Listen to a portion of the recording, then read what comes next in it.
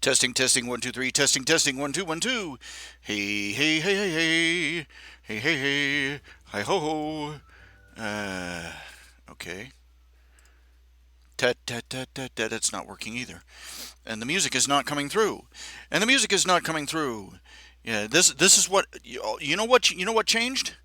I unplugged my headset and plugged it back in again.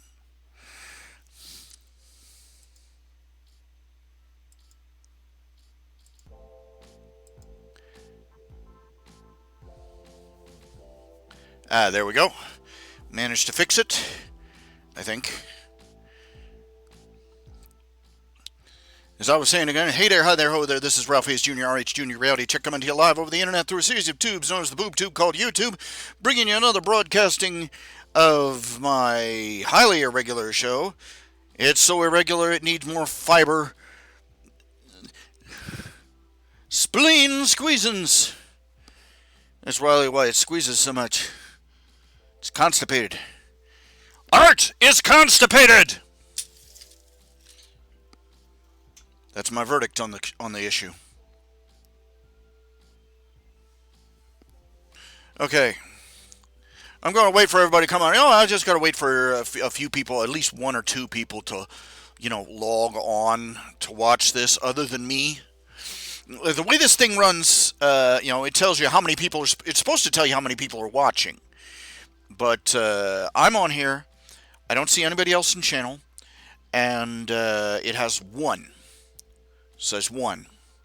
It's me on a Monday night.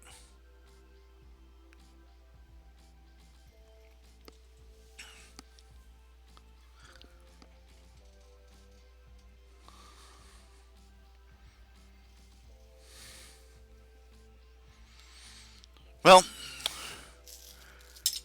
okay.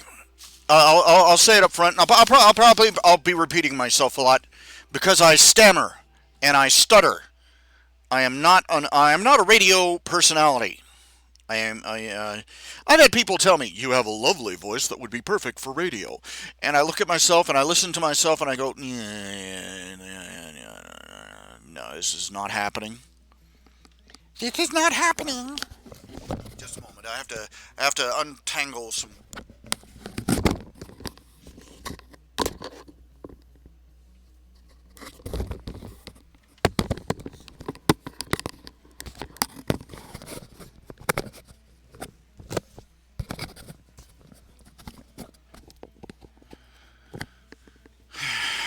Swift kick in the butt is what I needed. Oh, it feels like I had one. Okay. First off, I may be going to the hospital tomorrow to get my leg looked at, and if I do, there's a fairly good chance that, like the previous two times, they will keep me for at least 2 or 3 days while they pump me full of antibiotics or something for observation and shit. Because apparently I pick up all sorts of apparently I pick up nasty infections so easily in the festering swamp I live in. So I might be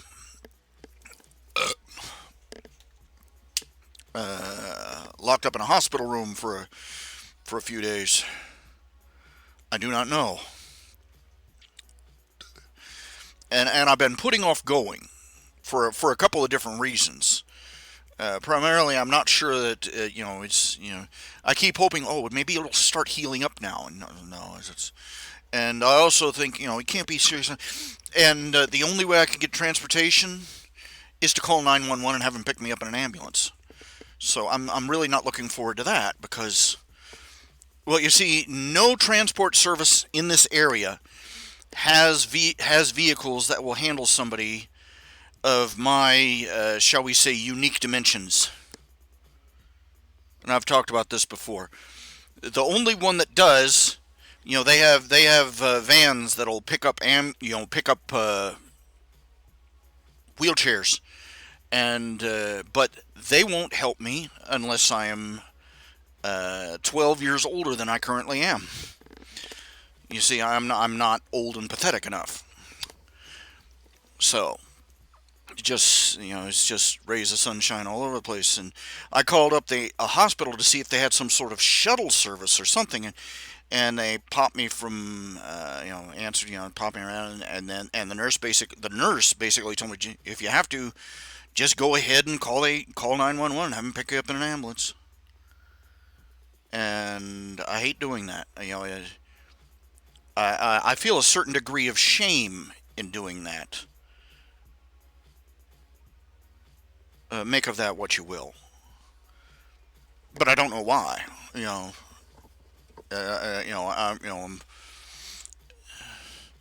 I'm still mortified at the idea of going into the ER for anything less than gushing wounds. So, and yet I've ended up in the ER at least way too many times. But anyway,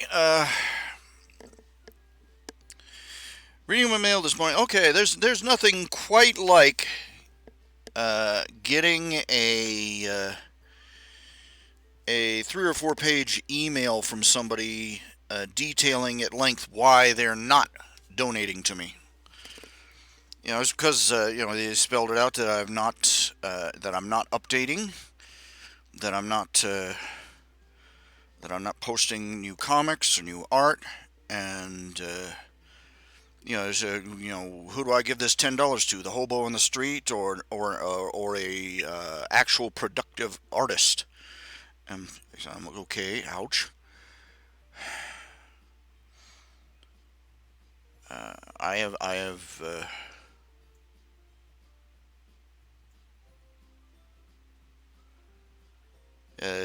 Nothing like that little, just a little ray of sunshine in my day, right there.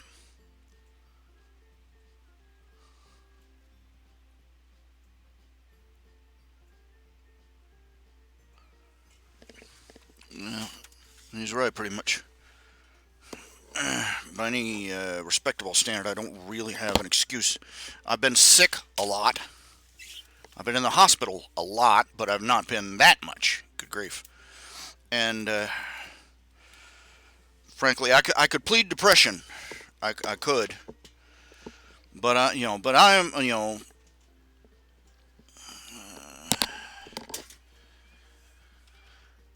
I've never been to any doctor that's diagnosed me with depression. I've uh, just feeling like you want to die. I think that qualifies. I've been spending weeks just dragging my face along the ground behind me, and no reason why.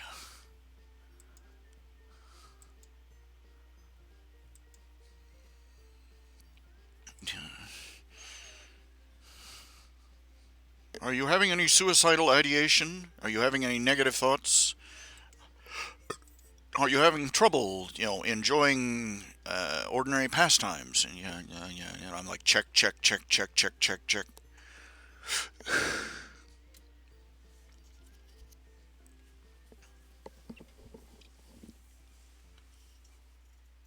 But I'm not going to plead depression any more than I'm going to plead diabetes, because I don't have, I don't have diabetes. What I'm saying, I've never been,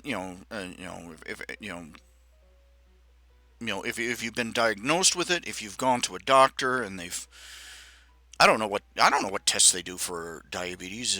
I mean, not diabetes, depression.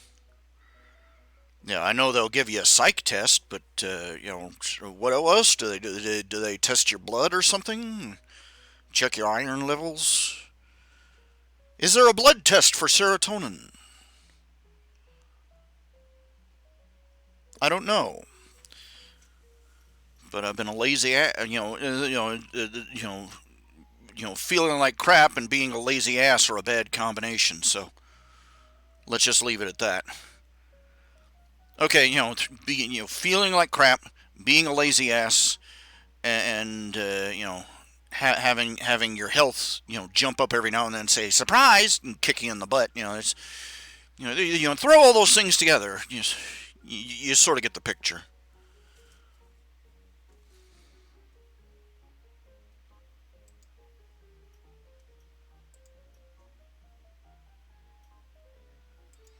Stop there. I've got to check something here. It says,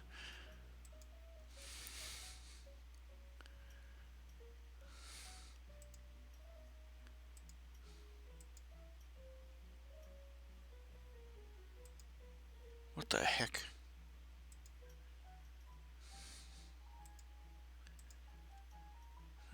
Manga draft settings.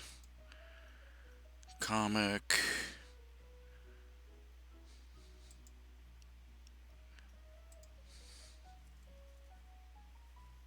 And I've got it turned the wrong way.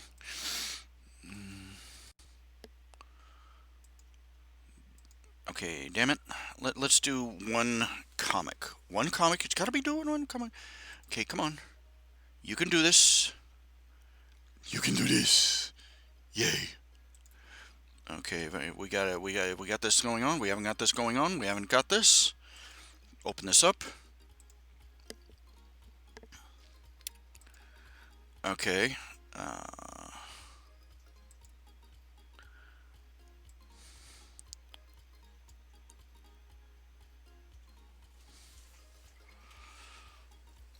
I have not been, clinically diagnosed as depressed, but I have, I have,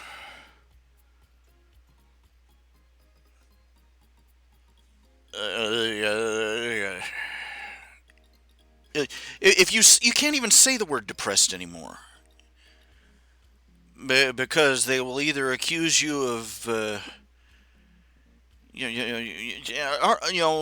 are we permitted to self-diagnose ourselves as feeling like absolute crap for an extensively prolonged period of time, or are we allowed to do that still?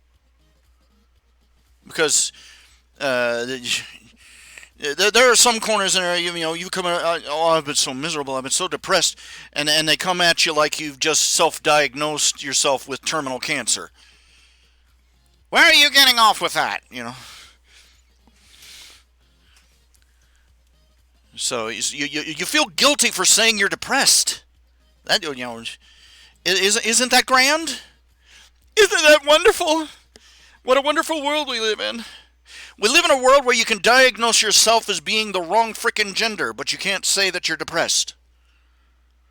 Without having to pull out a psychiatric, a psychiatrist certificate of clinical depression.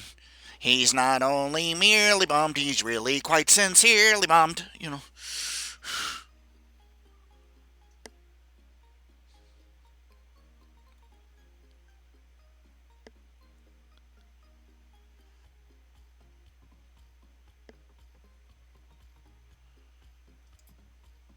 Figure that one out. I don't know.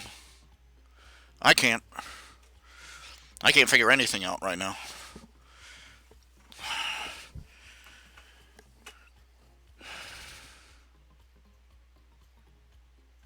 Yeah, it's okay. I've been basically feeling like the universe has been out to kill me.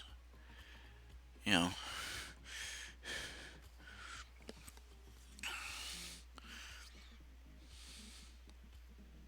And not in any grand meteorite falling from the skies, or boils, or lice and plagues, and and that crap. But just by inches, you know.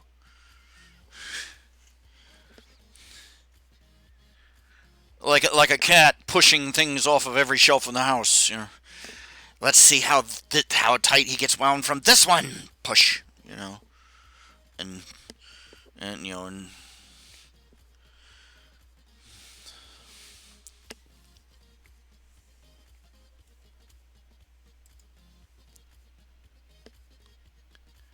Please, somebody out there, please, if you can hear me, log on. Tell me you're watching. Say hey. I need to hear a human voice today. well, not a human voice. I can't. We're on the internet. Darn it! It's all text. You schmuck. Yeah.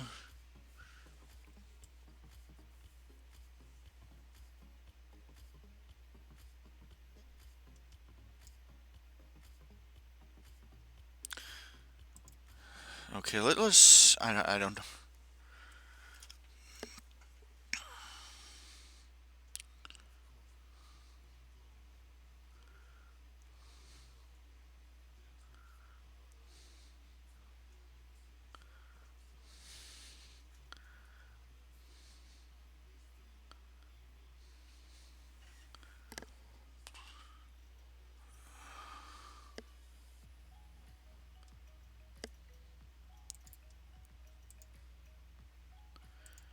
Do you love me? Do you love me now that I can dance? Okay.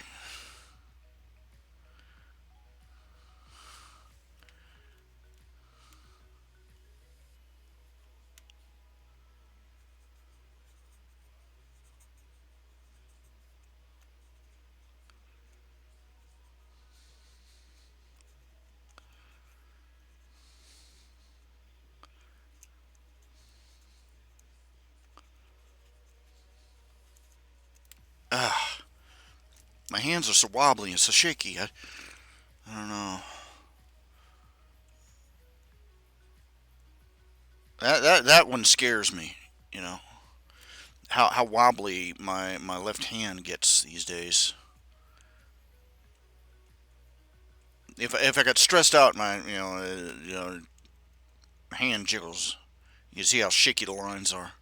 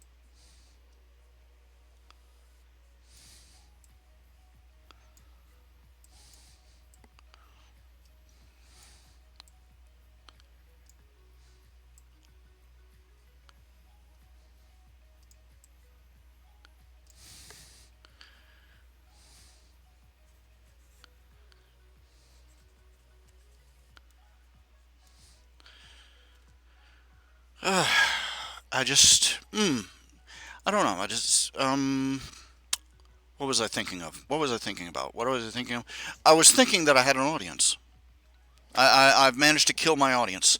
A month of next to nothing updates, just a few scribbles here and there, few typed words. I didn't even do any. I haven't done any actual writing on anything in not fan fiction or anything else in a couple of weeks. I'm just so my personal ass kicking was way overdue.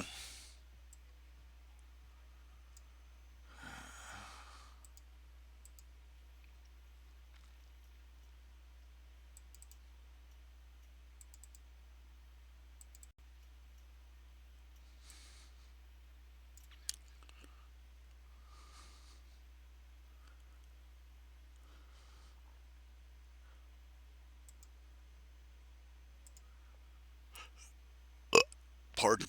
Yep, the old flowery hat.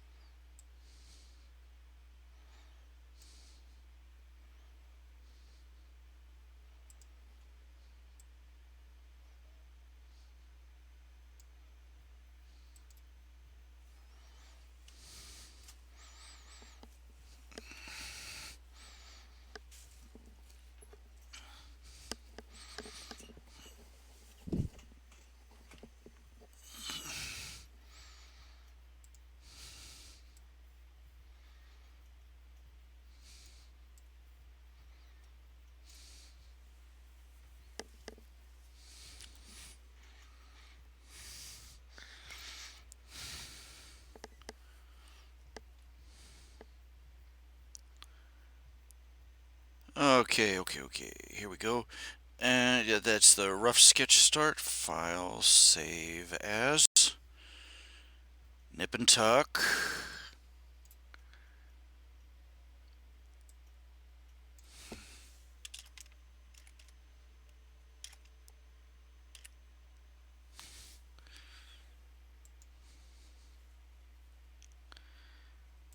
Let me see what. Make sure we haven't got it too far. Instead, just.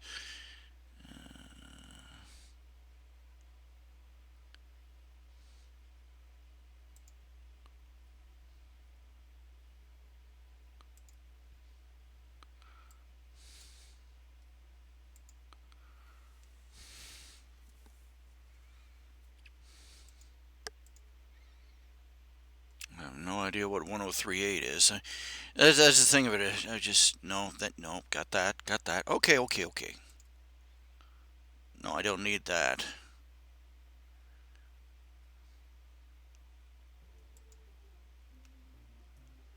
File, open. Okay, now I've managed to screw up the numbers here. Screw up the number order here. File, open. Delete. Actually, I got it right.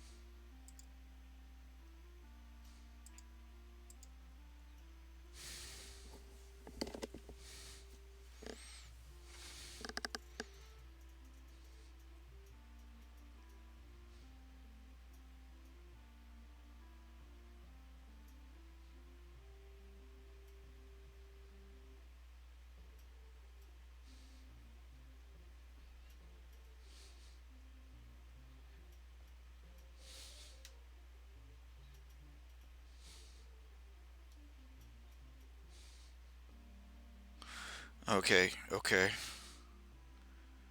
Okay, let's see here. Uh, I'm falling too quiet for this show. I'm falling too quiet for this show, and I am still lacking an audience. Oh, this is interesting. According to South Korea is filing a claim that Disney is a monopoly. Well, they might be over there. They're an annoying behemoth over here, but they're not quite a monopoly.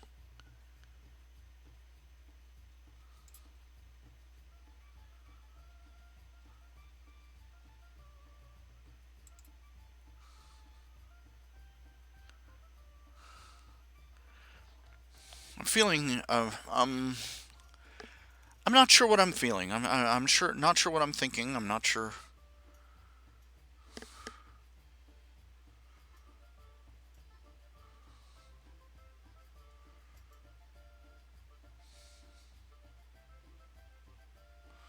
You listen to me whine and wither, dither. You listen to me, and this is what it does. I'm trying to make an income here, and I'm not making an income because I'm not making anything because I stopped producing, I stopped creating,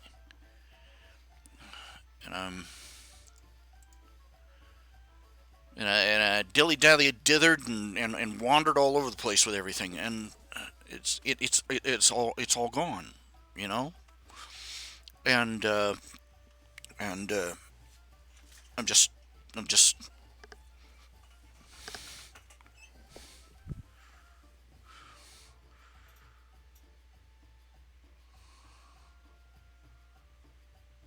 I hate what I've become, and I'm terrified of what I might become if I go much further, and I don't think I have much further left. I'm sick of I'm just a man who's really, this you want to know why, everybody always says, talk to us, tell us if you're struggling, trying to reach out to people who are like depressed or anxious or suffering, or suffering emotional problems or psychological problems or various syndromes and you say and they reach out to you. But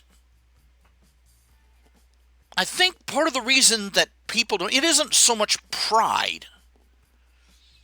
Maybe it's not so much pride.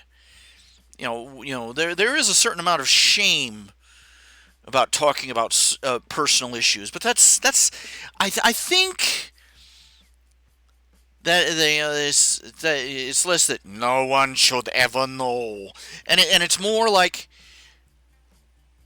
I'm so sick of listening to my own voice. You know,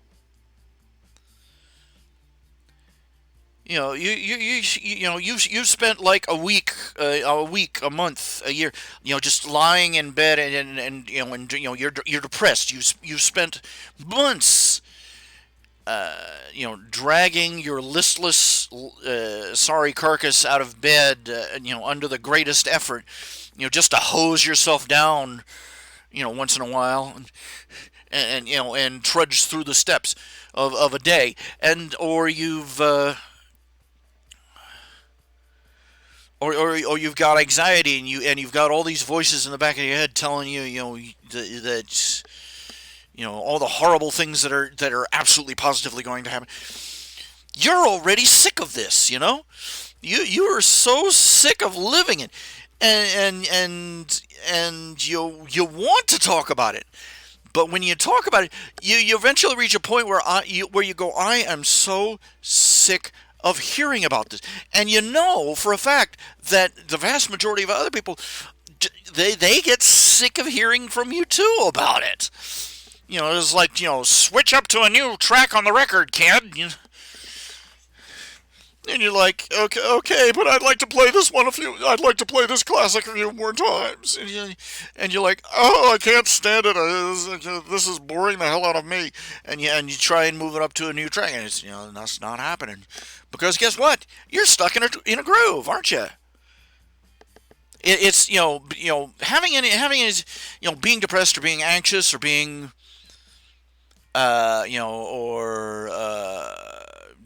dealing with, I don't know, autism or dealing with what other than depression and anxiety is the go-to for these days?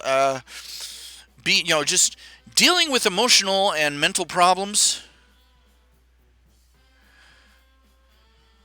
It's like being on a diet. It's all you can think about and all you can talk about.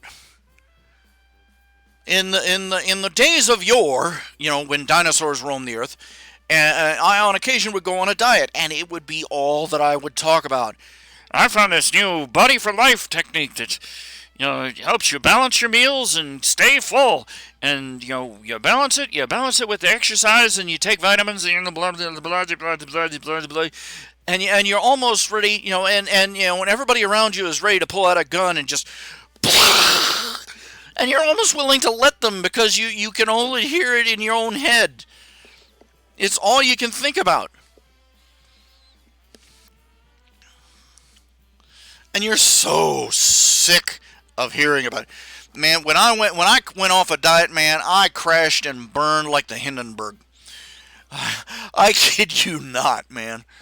There was one day I had forgotten to pack a lunch. And when you were on that particular diet, you missed a lunch, you suffered. You know what I'm saying? Because, a couple of scoops of rice, a little salad or something. And I was working at a pharmacy at the time, at a drugstore, Rite Aid, and I was going through their freezer, looking for anything that would be on my diet. and and my stomach was like, and I said, they had like, and all they had were like, the only thing they had that, the junk food, and I couldn't stand it. I grabbed like a couple of those frozen one-person pizzas and big old jug of, I just, it's lunchtime. I'm going to town.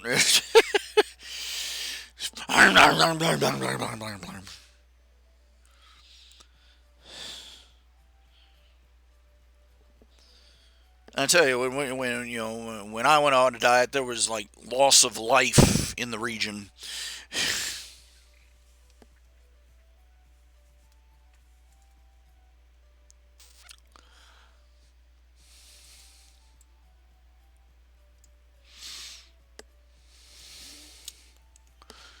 It's like no.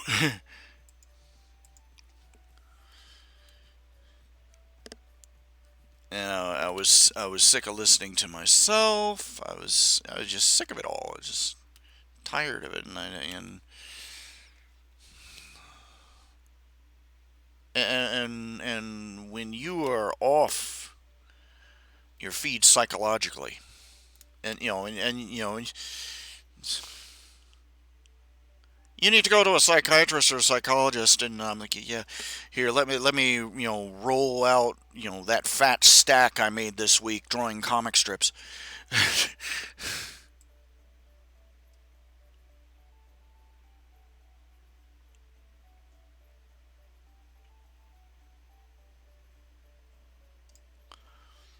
Let me draw out that fat stack I made this week.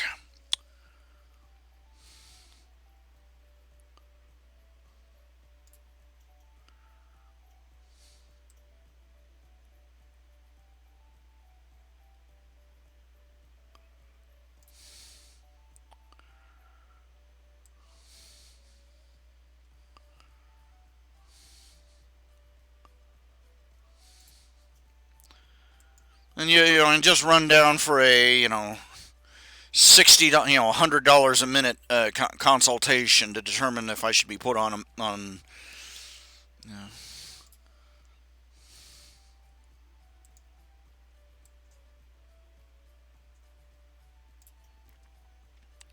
I know for a fact that government run healthcare is inevitably a disaster. I can read a history book. I can read a current frickin' newspaper, for crying out loud.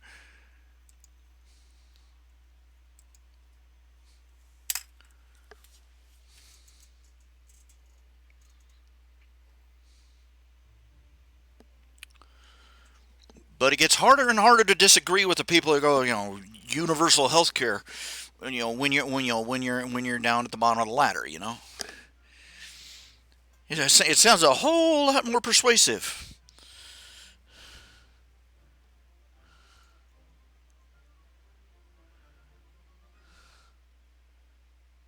You got to go back and remind yourself on occasion. I mean, you want to cure yourself of that. Just 10 seconds of footage from a Cuban hospital will cure that particular ailment for a few days. But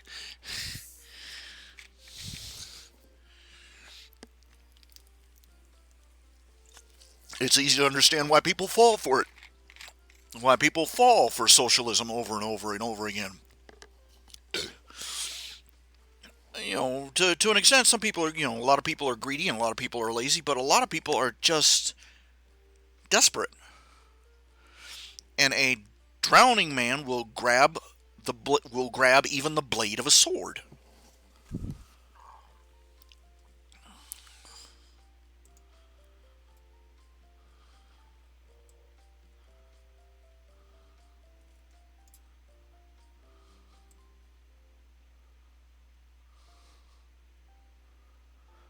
So, but I'm thinking, I mean, I've, nobody likes to talk about the serious problems.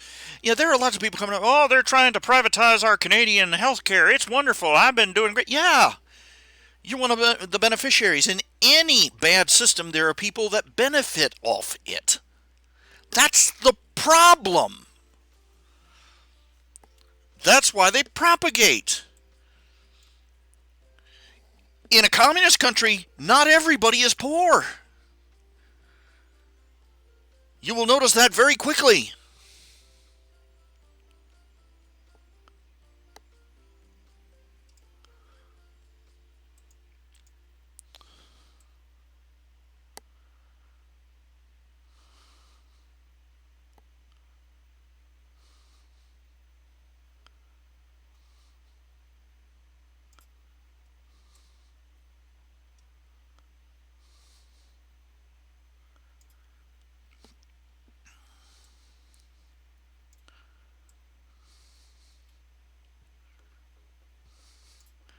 So, of course, there are people who are going to support communism, that are going to support socialism, that think that, government run healthcare is the greatest thing since sliced bread.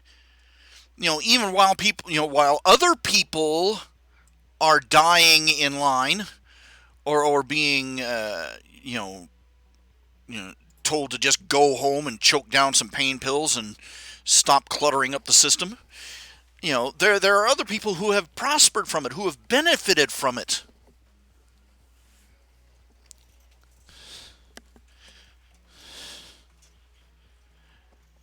But they're benefiting at the cost of everybody else. I'm on Medicaid. I won't lie. I'm on Medicaid. But to be fair, I did spend a good portion of my life in the workforce. No, I wasn't a big earner. My work was unskilled labor.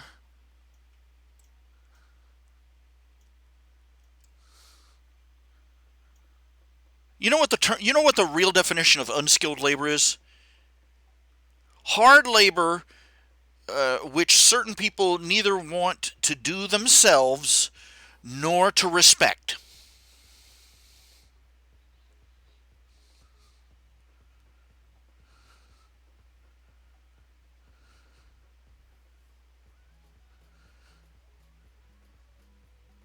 If the people of Seattle had to brew their own damn coffee for one day, there'd be rioting in the streets.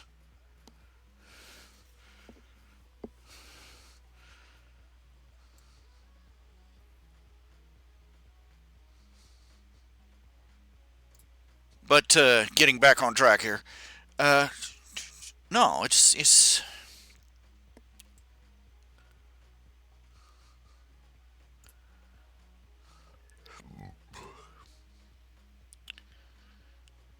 I've seen what a disaster government-run healthcare eventually becomes, and the idea of government-run psychiatric care just makes me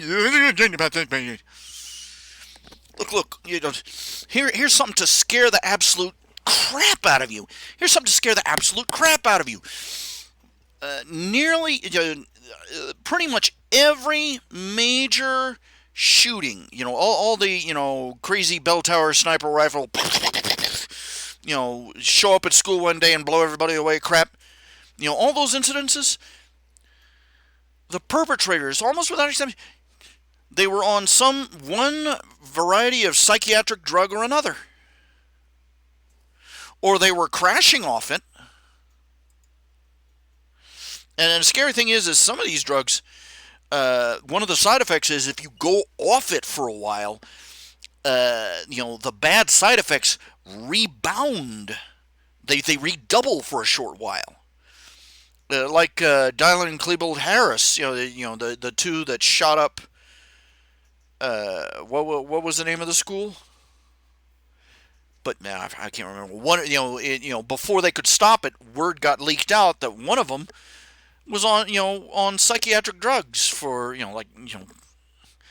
and several of them listed among the side effects, bad side effects, as in crazy bad side effects, like megalomania.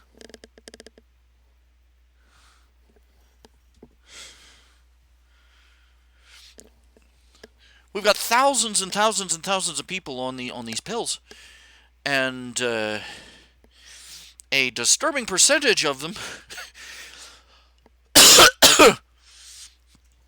go cuckoo for Cocoa Puffs. Oh, was that insensitive? Yeah,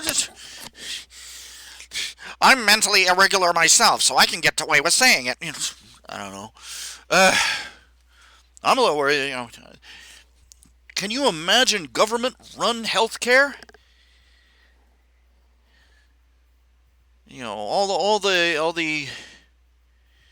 All the efficiency of the DMV and all the compassion of the IRS, and misdiagnosing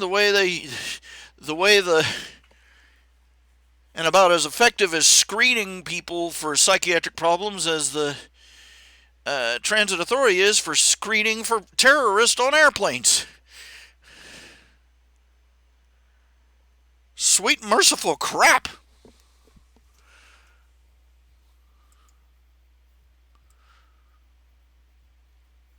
I won't lie. Our healthcare system has a lot of problems. But if you look at it, if you do a little digging, you'll find out that most of the problems originate pretty much right about where the government starts getting involved.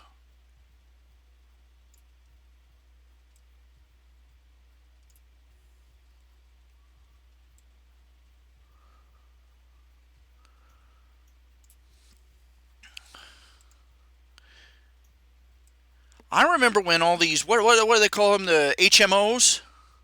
HMOs, yeah, the HMOs. I remember when the HMOs were presented as a solution to the problem of rampant healthcare costs.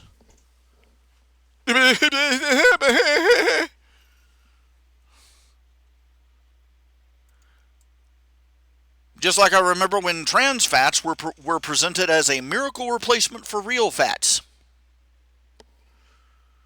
And so they started taking out all the lard and tallow and all the beef tallow and everything and replacing with trans fats.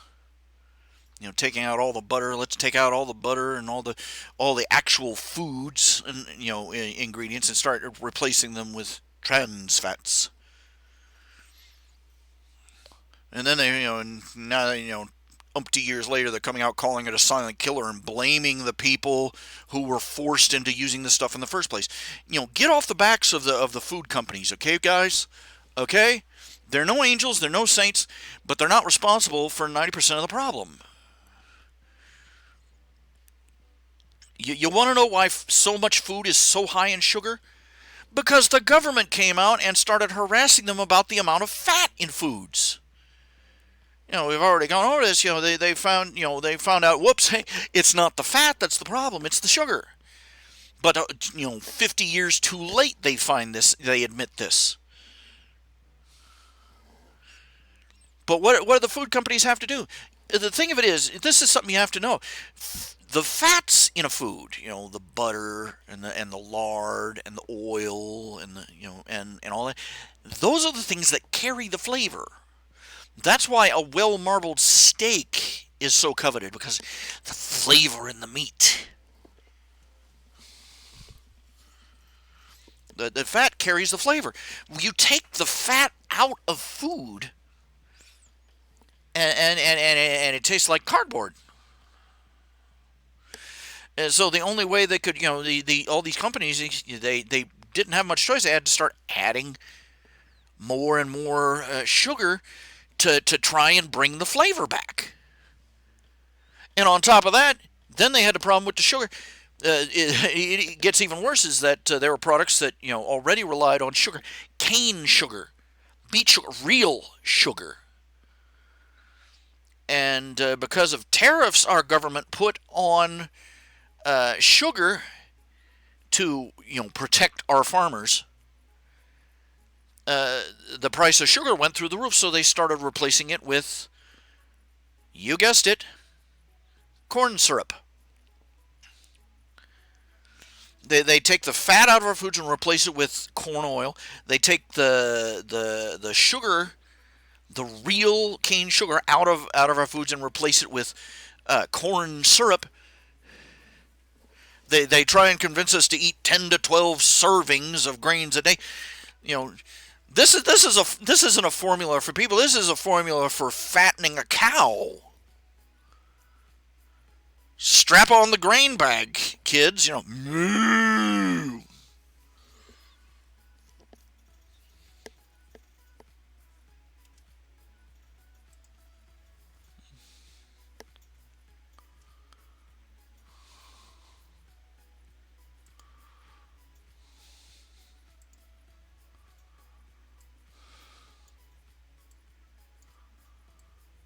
I don't know what I'm going to do.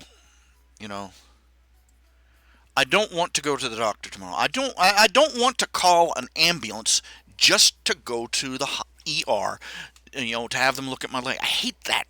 It's It's mortifying. You have they pull up into this. I've had to call it for serious. I hate the idea of calling them up here just to haul me out there for to look at a sore in the leg that might be infected. That's not an emergency. That's not. But I can't find any other way to get to the hospital or to a doctor. This is my excuse now. I called them up and I asked the hospital if there was a way. Do you have a shuttle or something for people in my condition? Who can't fit in a regular vehicle. No. And the nurse on duty just told me just go ahead and call the ambulance and have them pick you up. And I'm like, ugh.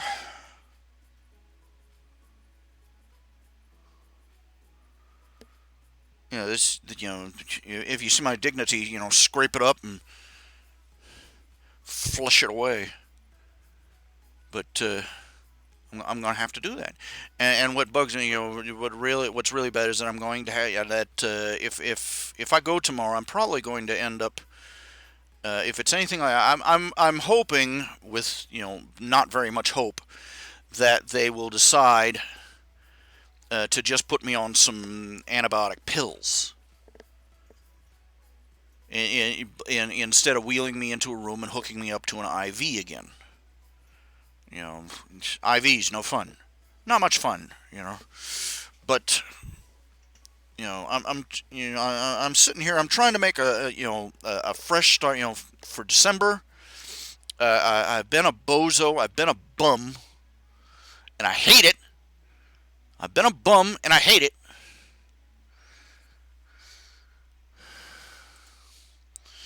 But I'm going to have to toddle off to a hospital, and I may end up getting stuck there for I don't know how long, and that unsettles me, and I'm like I can't seem to every time I get my ducks in a row, something comes along and runs the ducks over.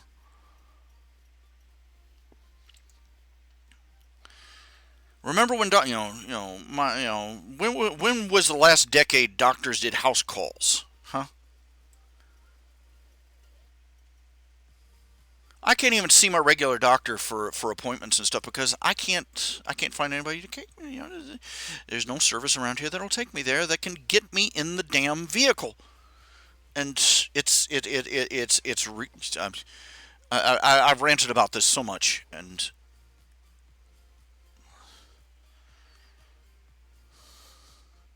Uber doesn't I've checked. Apparently, Uber doesn't serve this area. You know, po redneck Ohioans don't apparently don't Uber enough to bother.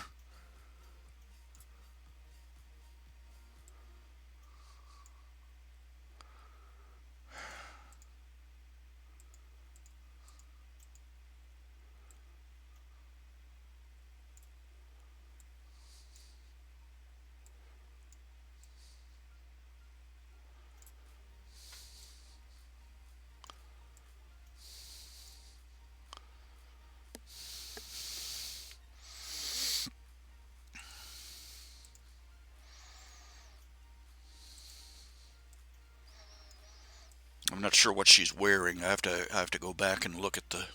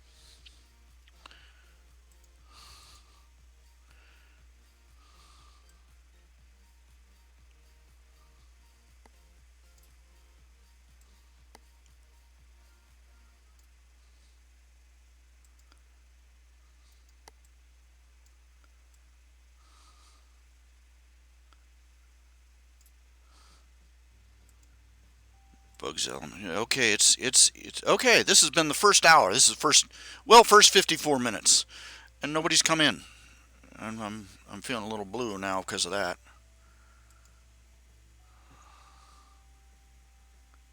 Tweet.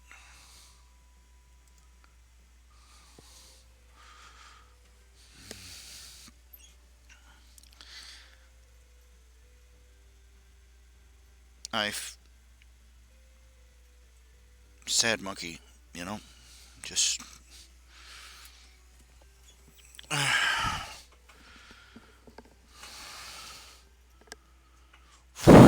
like to talk about a few other things here. I'd like to talk about some of the pop culture things that are popping up all over the place. I'd particularly like to take a minute and talk about has been the latest indie sensation among animation fans online. Has been Hotel.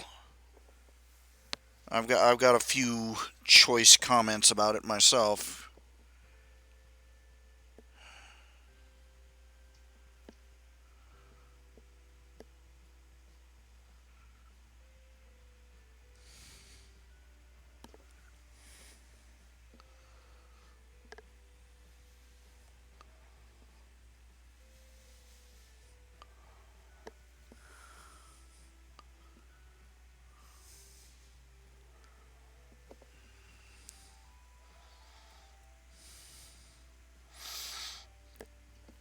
It's a bit old, you know, going like this.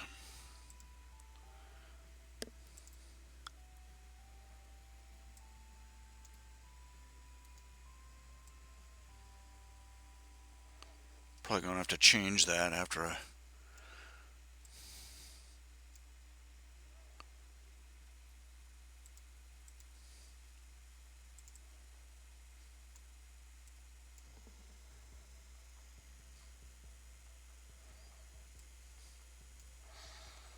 Okay, and my computer is starting to make a sort of a burring, buzzing noise. It does that every now and then. I don't know if it's the fan or what. Can't fix it. Certainly can't replace it. But if my computer blows out, I have my laptop. I have my old laptop. It was old when I got it. Not saying that I got a new laptop and an old laptop. No, what I've got is a laptop fully on it, and I can sling together a system from that. So it's not a complete disaster. If old faithful here finally gives up the ghost, but it's not going to be a bundle of laughs. But you know,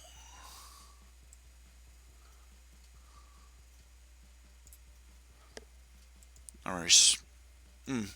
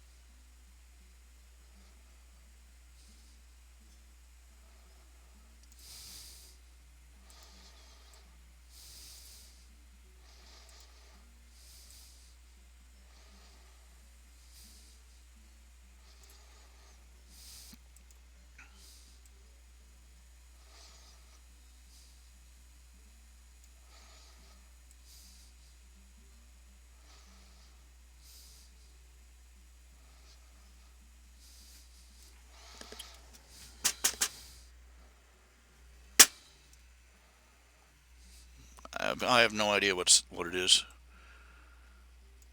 Might be just an old fan. Might be a old motor in the hard drive. I don't know. Just one of those lovely little worries.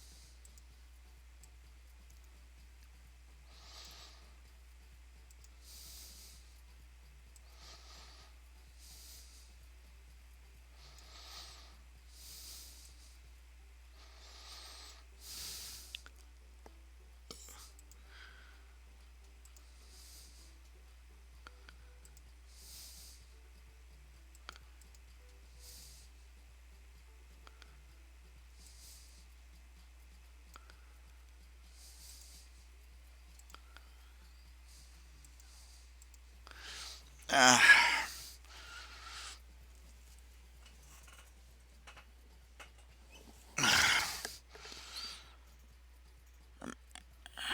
I'm angry at myself. I'm tired with myself, and I'm on pins and needles, wondering, what's going to fail next. Am I going to get another horrible infection, or is my roof going to cave in? Which is going to happen first? The excitement is palpable.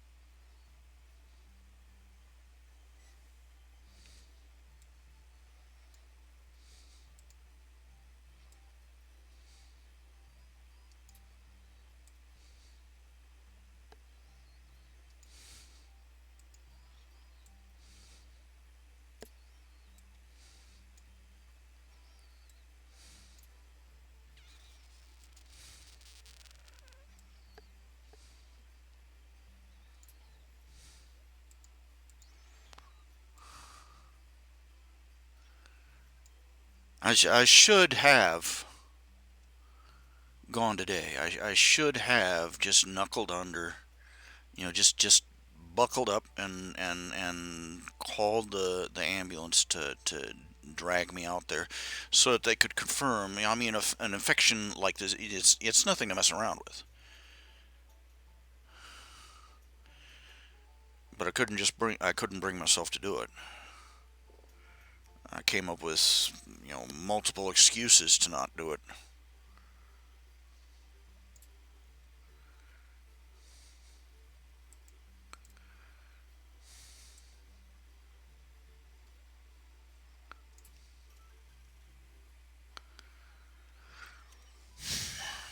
Now I'm going to have to try and force myself to do it tomorrow.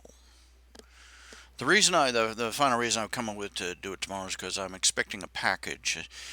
It's basically a box of pads I'm using for bandages.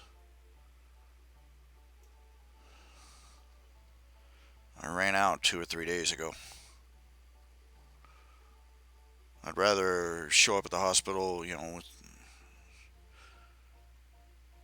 don't want to show up at the hospital with a bleach washcloth for a bandage.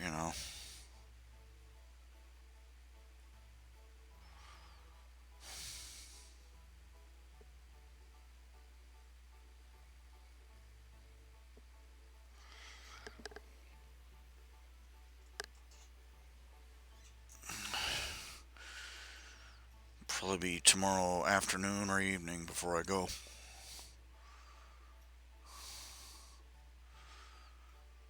Having to go through that whole ridiculous.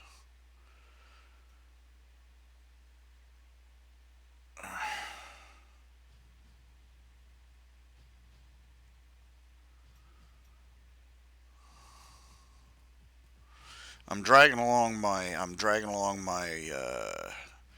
tablet, and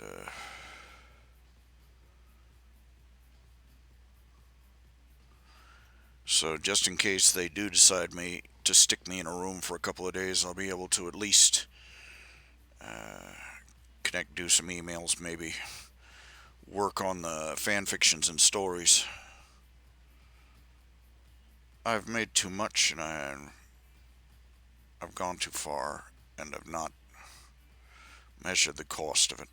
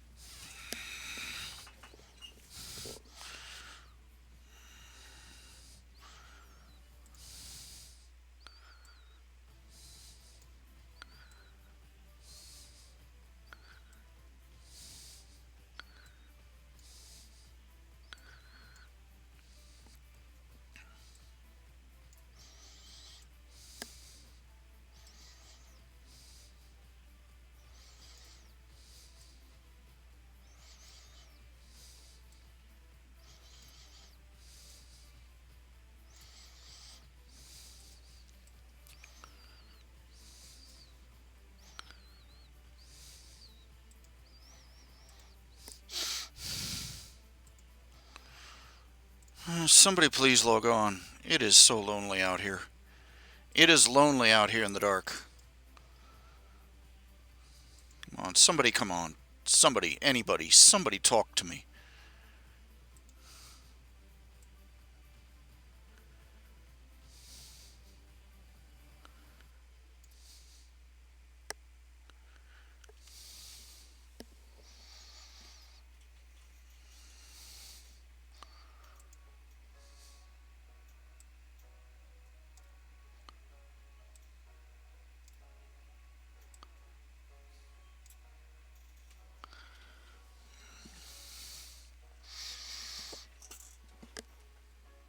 I'm,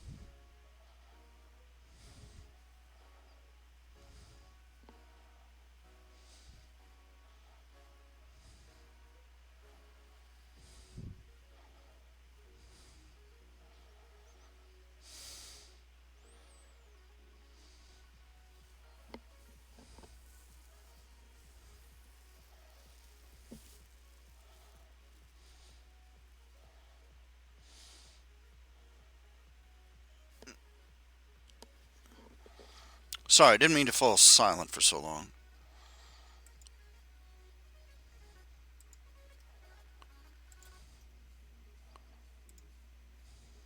Please, somebody talk to me.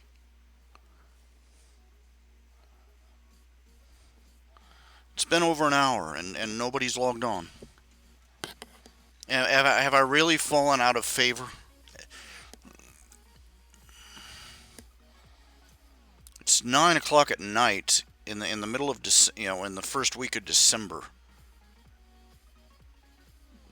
There's got to be somebody out there.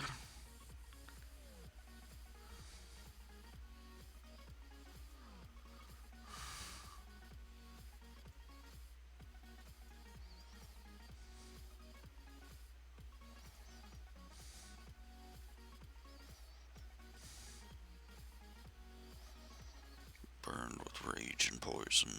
Mm. I've, I've let my life fall apart.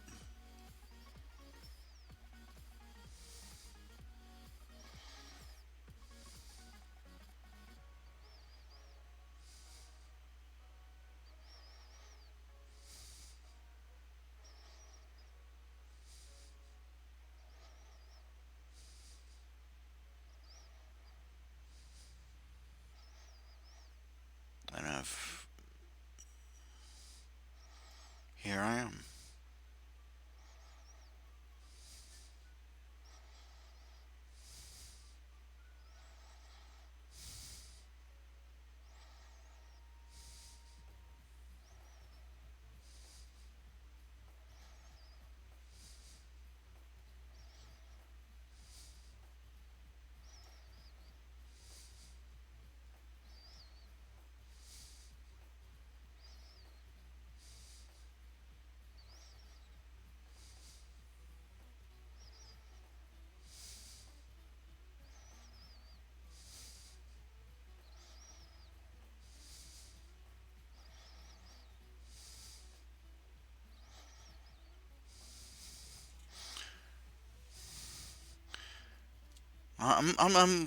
I'm debating some points here. Debating on whether to just keep going or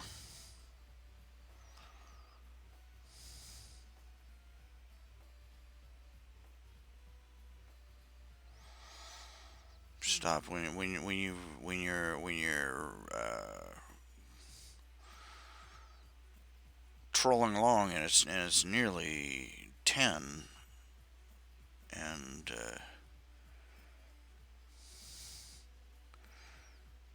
nobody's even taking a passing interest in what you're doing.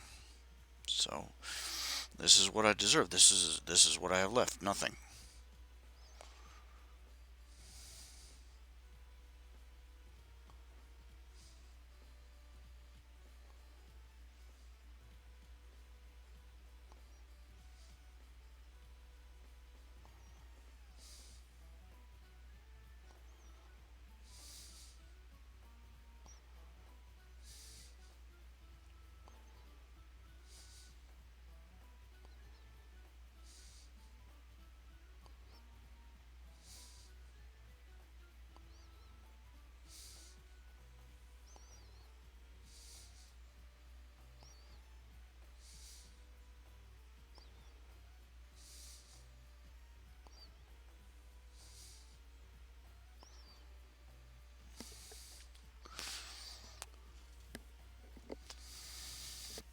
I let myself.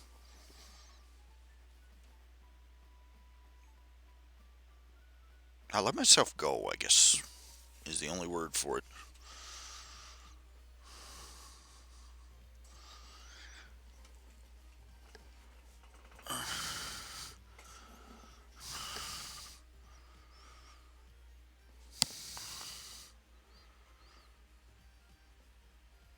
I didn't have a grip on anything my whole life, but at least I could fake it with the best of them.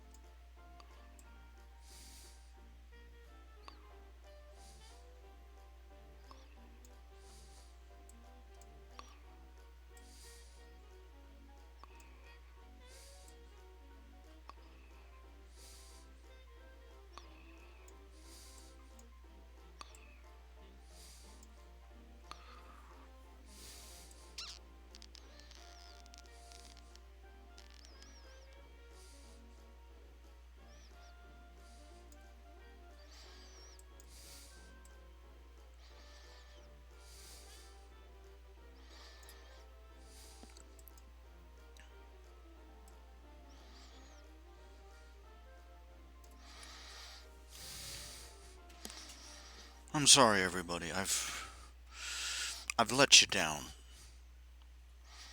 I've let you down. I've let myself down. But I let you down first. And I kept making excuses for myself the whole way down.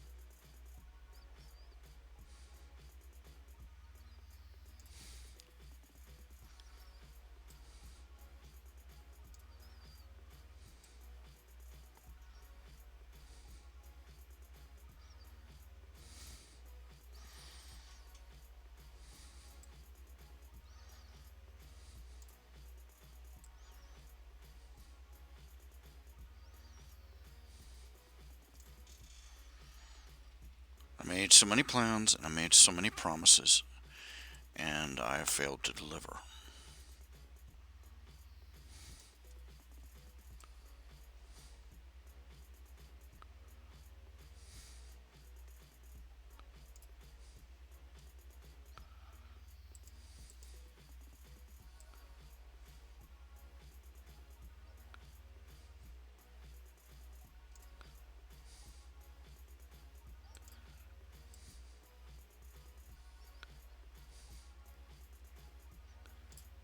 Eh.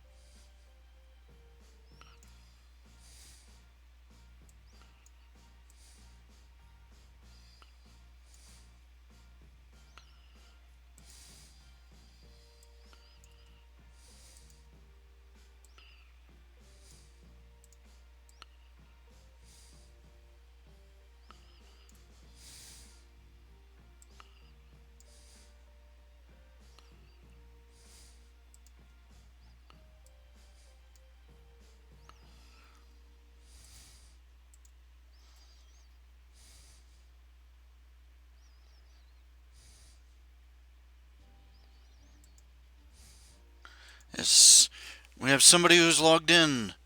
Would the somebody who is logged in please speak up in channel so we can see who you are and say hello and all that noise? It's been a bit of a wait. I've been waiting an hour and 23 minutes for the first person to log on. I've really managed to alienate my audience, haven't I?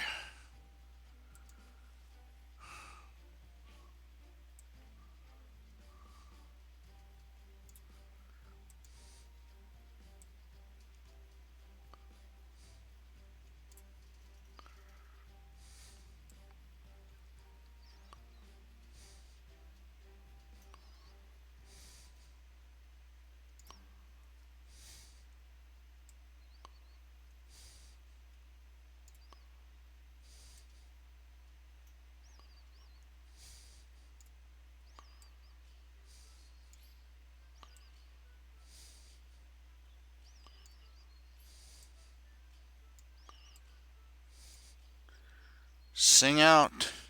Say it loud, say it proud, say it. Hello. Are you there? Come on, who's there? Show me.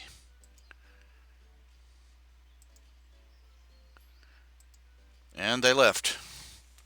Oh, hey, MDBGC, JC, MDBGC, Majibazirajie. Pleased to meet you. Pleased to see you here. Hand's too small. Redraw that.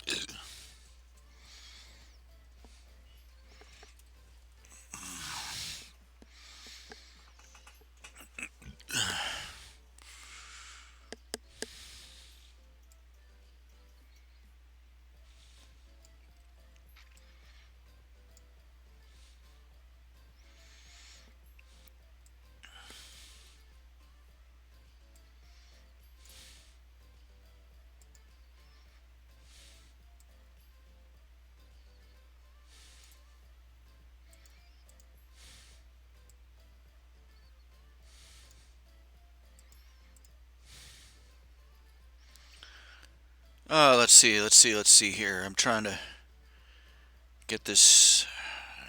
I've set a goal to just finish a nip and tuck strip for this show, and then finish. I'm set a goal for 3 strips for the end of the show. 3 different strips, 3 different somethings. I don't know what. Oh, pardon. Oh, and a mighty wind arose in the land. I'm just saying. I'm looking to. Are you still there? Are you still there? Because the count just dropped to 2. Well, it's back up to 2. I don't know what it's doing. I don't know what the channel is doing because the channel thingy is changing the number of people in the channel over and over and it's not telling me nothing.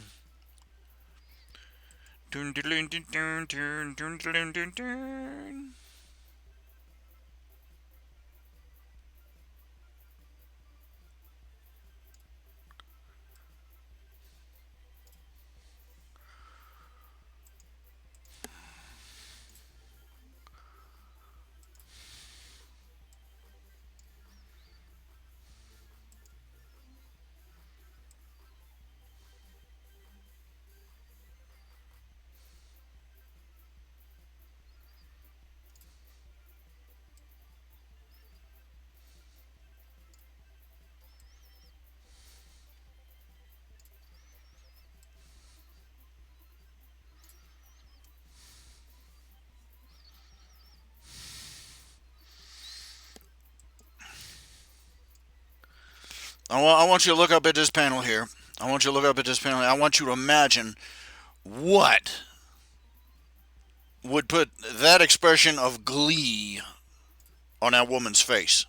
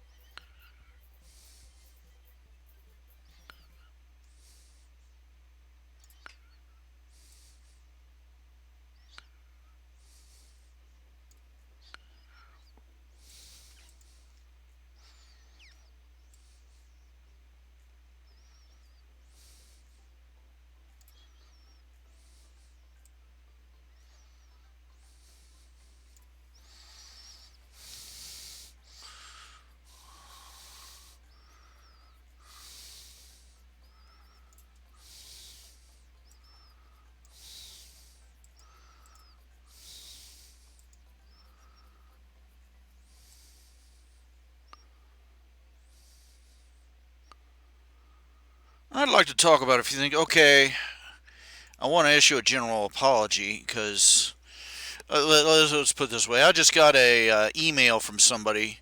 It's basically, well, not an email, it was a posting in my archive of our own forums. And he basically, response columns. He basically uh, spent about 2 or 3 pages of typing telling me precisely why he wasn't donating to me. And yeah, he just basically say, I've got $10 in my hand. Am I going to give it to the homeless guy in the corner or to the artist who doesn't produce anything? So I can't dispute anything he said. I can't. So this is me trying to, clean slate. Start over from the beginning.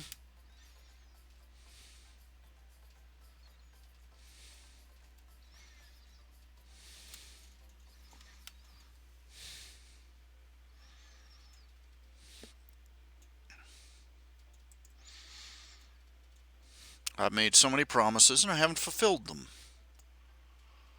And I don't like that. I like that less than anybody else does, and it is a source of shame to me.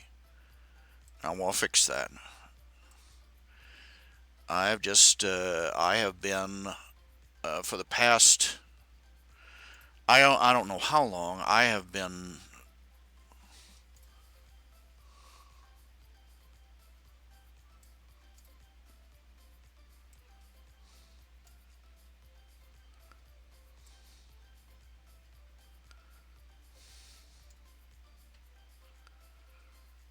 I've just been just a mess. I still am a mess. The thing is, I may be going to I'm going to be trying to get to the hospital tomorrow. Have a wound on my leg looked at. I may end up getting stuck there for 2 or 3 days while they pump me full of antibiotics again. This is my life.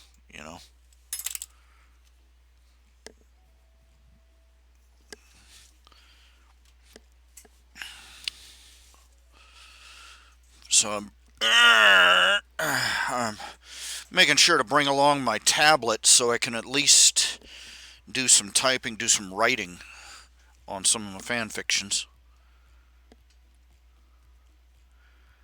I don't know what you mean by traditional art. I still do. I still do commissions. You know, I do all my, all the things that I still do them. I just, do I do paintings? No, all my work is digital computer stuff. Drawing on Wacom tablet, that kind of thing. I don't know if that's the question you were asking, but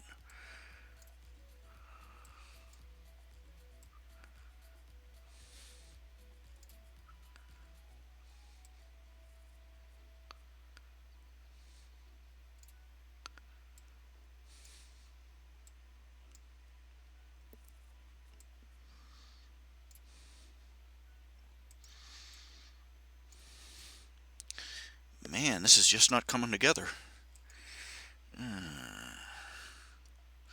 I'm having to draw it with the mouse right-handed because my left hand is so shaky lately.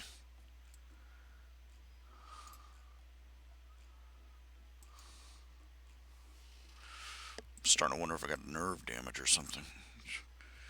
Well, just another little joy in my life. But just this is me. Just wondering what part of my life is going to fall apart at the seams while my back is turned next.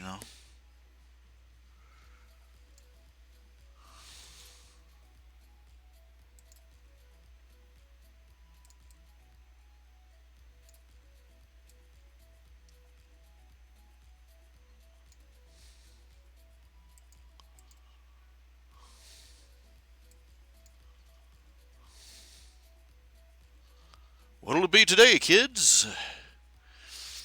Will you get a horrible new infection in your leg and be stuck in a hospital for days?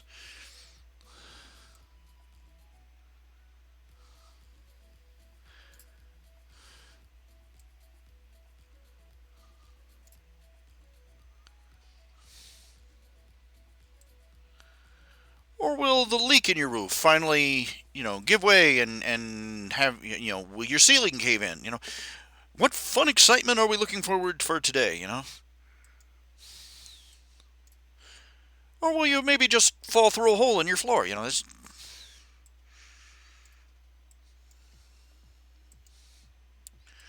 As one of the things that another writer put it is it's for a person who's got their finances together and everything. Things like a leak in the roof or a flat tire is an inconvenience and a expense. For somebody down at the bottom of the ladder, it's a calamity.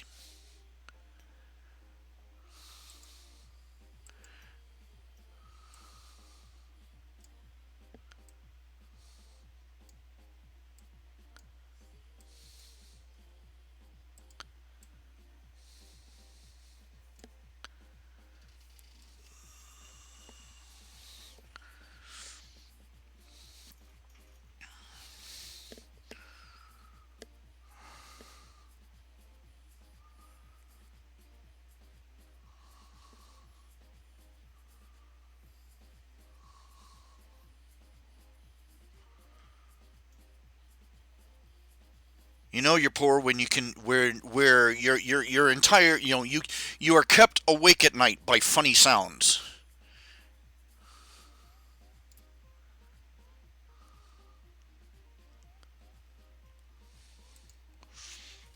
As in not I think those are prellers.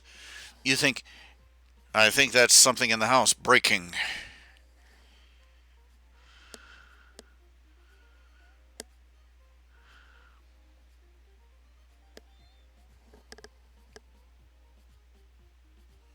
I'm tired, I'm angry, I'm bitter, I'm stinky. I just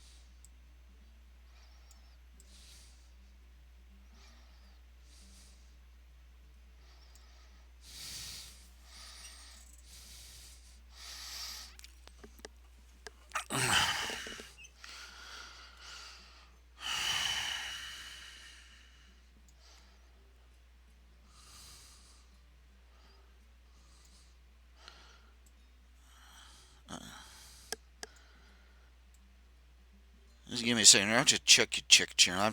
I have to hop back and forth between the drawing program and the chat program. Drawing on paper, I can, but I don't usually. I haven't picked up pencil and paper in ages. My hands would probably be a lot steadier at it. Pencil and paper, pen and ink. I don't think I have a functioning micron pen left in the entire house. I'd have to go buy some. I'd probably be better off, if I think I'll take along some paper. If I go to the hospital, I'll take some one of my old pads of paper and some pencils.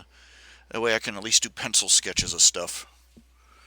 Have it ready to scan in and draw anew. Scan it into the art program. Man, when I bought into the when I bought into the computer age, I bought in wholesale.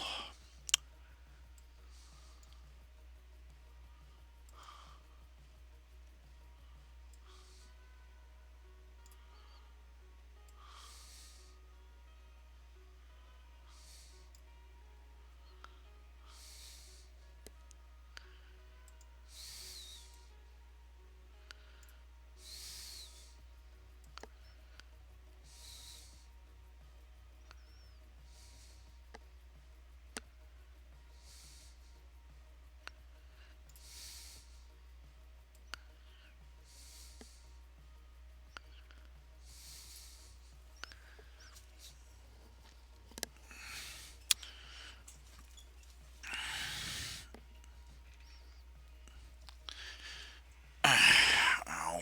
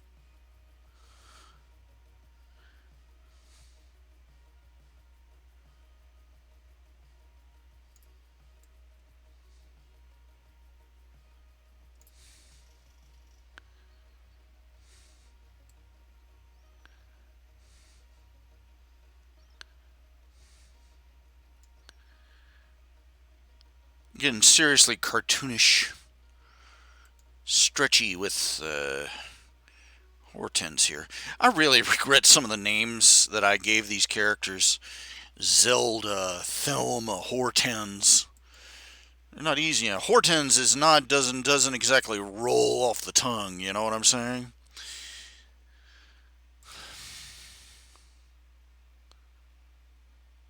But I was shooting for back hill hillbilly sounding names.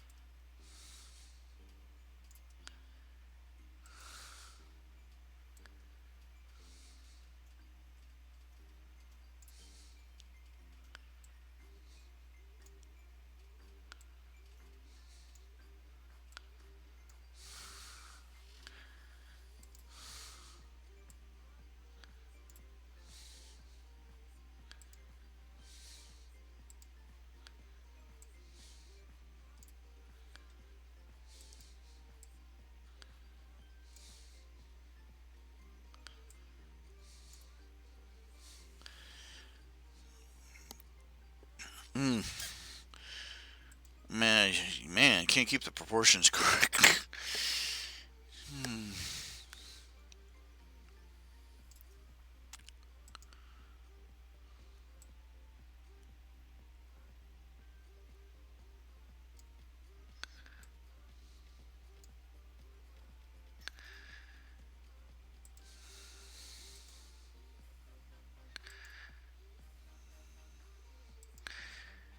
Getting old.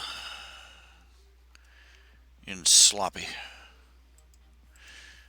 As soon as I finish this inking, I'm gonna switch topics for a little bit. So you see what good at. There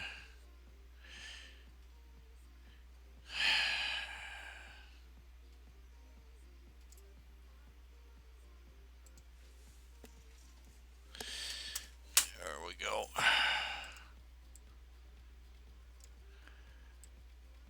Basically ready for the text.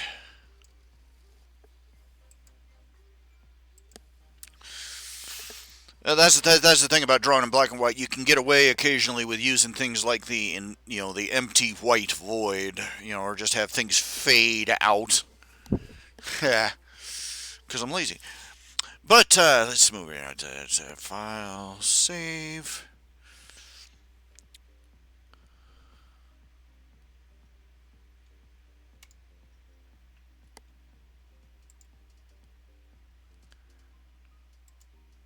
I'm going to turn this off for a minute. Okay, let's talk about. Want to talk about this latest thing. Everybody is talking about it on YouTube. Everybody is talking about it in Tumblr, and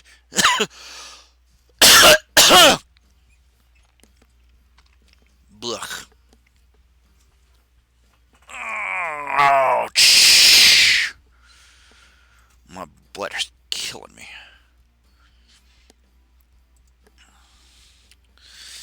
But the latest rage of the age has been Hotel. Okay? Let's see here. Header, window capture. There we go. Let's see. Window capture. Get this window capture. Let me turn that around. It doesn't seem to be helping anything to.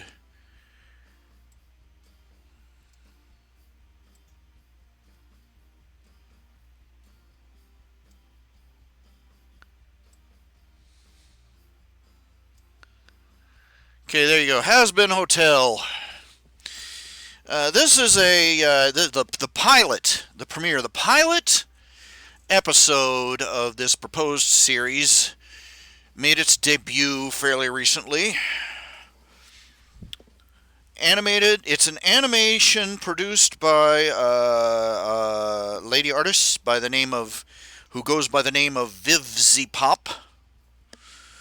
No, I'm not going to spell it for you. The basic premise, the elevator pitch. I figure the elevator pitch was something like Disney Princess in Hell.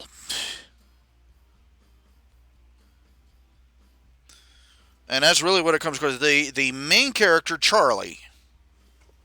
That's Charlie right there. She is the Princess of Hell. She is the daughter of Lucifer and Lilith. And she is, for all intents and purposes, she's basically a Disney princess. She even breaks out into musical numbers. And the thing of it is, the premise is this. Is that hell is overcrowded constantly. And more people get dumped down there. And every year, angels, or something they're calling angels, shows up and kills as many of the demons living there as possible to keep the population under control. And Charlie wants to stop the slaughter. Her plan is that she creates a hotel. She calls it the Happy Hotel. And her objective is, it's basically a halfway house for demons and sinners, which is, same thing in this scenario. And reform them so that they can go to heaven.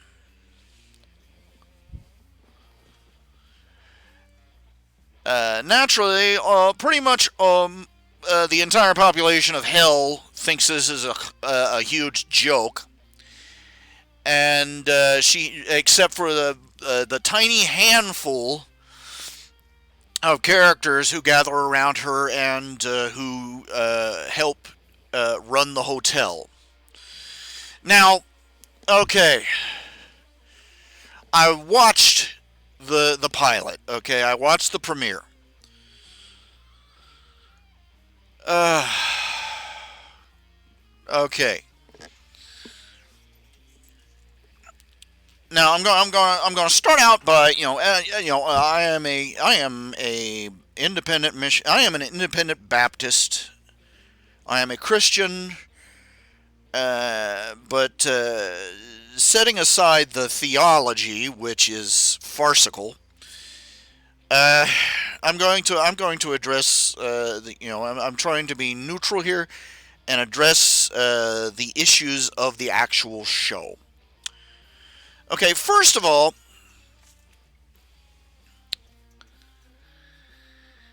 there is no way, there is, I have never been a fan of Vivzy Pop's art style. I've seen a couple. She's done a couple other animations online on YouTube, and she has a very distinct style. Unfortunately, distinct is not always necessarily good. Her artwork is it tends towards the highly detailed to the point of being cluttered. And it's very difficult. In all the animations I've seen by her, it's very difficult sometimes to tell what's going on because the screen is literally packed to the gills with details, which to the point of superfluity.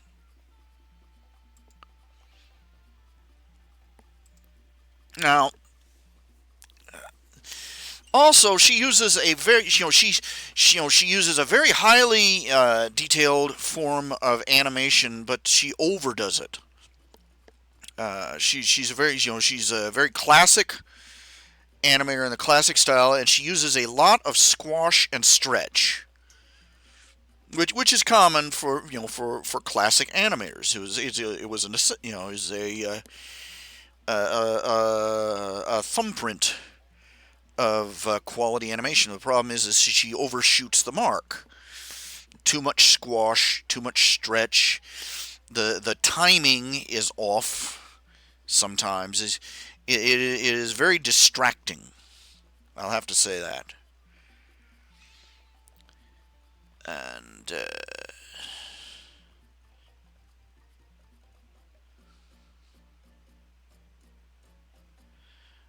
her artwork is very stylized to the point again where it is sometimes very difficult to see what's going on.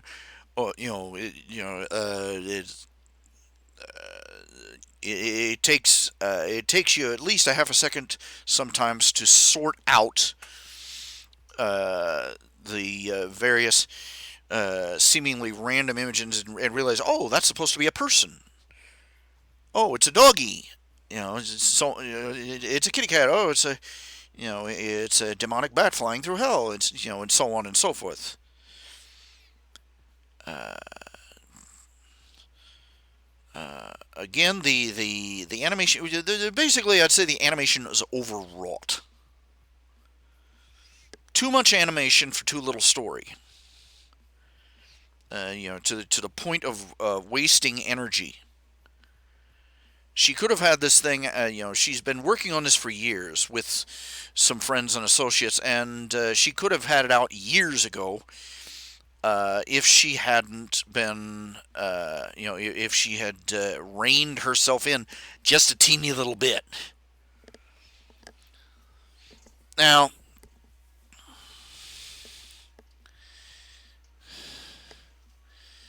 on top of that, she used, I don't know who did their sound effects, but they used the Foley board like a monkey on crack. Just again, overdoing it.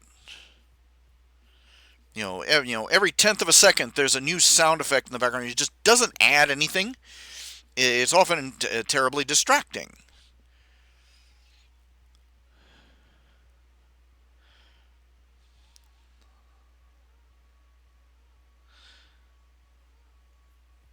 In short, just the whole product is overdone, and her stylistic choices and her shortcomings as an artist mean it's not able to the actual animation is not able to live up to what they're dumping into it. You hear a lot of people praising it, but I'm sorry, with what they're putting out these days as so-called professional animation, two half-assed flash animation as professional work, it's a very low bar to set. You know, uh,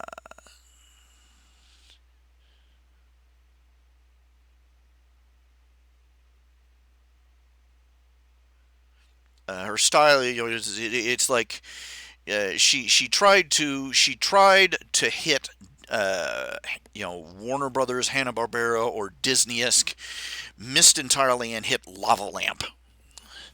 Now,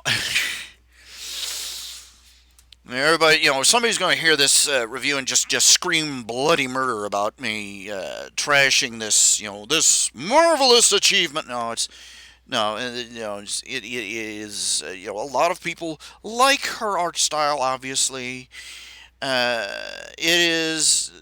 To say the least, not my cup of tea, and it's probably not going to be very. It's not going to uh, get very far. If she's hoping to be syndicated or picked up by a larger studio or anything like that, she, no, they're not going to be able to do it. It's just, the animation is over detailed, overwrought, and it would bog down an animation and over detail. The details alone would just bog down an animation studio to where they wouldn't be able to keep up a quality schedule. So no. Now we get into the story itself. Okay, I'm not the first person to notice that it bops around like a toddler on a toddler on espresso. It's got it's completely ADHD, completely ADHD. Uh, it starts out with the opening starts out with a Disney-esque song by the lead character Charlie, singing quite beautifully about how she's always been a failure and struggled to, and you're like, okay, if you've read the synopsis of this story, a halfway house in hell, basically. You're going, what the hell does this have to do with the story? And and then it just boom drops into the action, and it's nowhere near the main characters. And then for the first 5 minutes, they do nothing but introduce characters at random, and you don't know if these are just bit characters who we're never going to see again, or whether they are important to the story later on. Whether they're going to be part of the TV show of the series. Pardon me, TV show. Whether they're going to be a regular part of this of the cast or series or not. They just boom, hi there, hey there, hi there, hi there. Here we go. Here's another character. Here's another character. Oh, look at how nifty this one looks. Just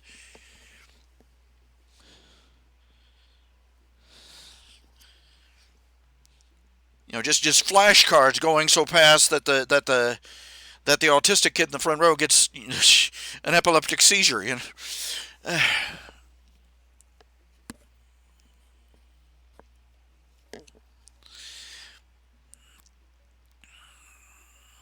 The pacing goes from manic, completely manic to incredibly slow pace without warning. Just whoosh, whoa, whoa. You know, you ever been in a car with a teenager learning how to drive stick shift like that?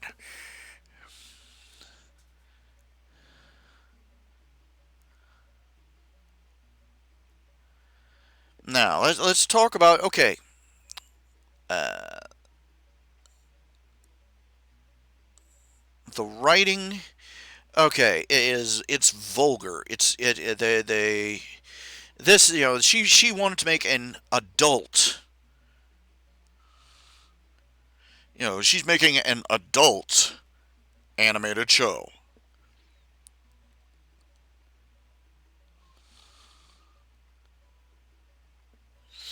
And what she made is a show for sniggering 12-year-olds.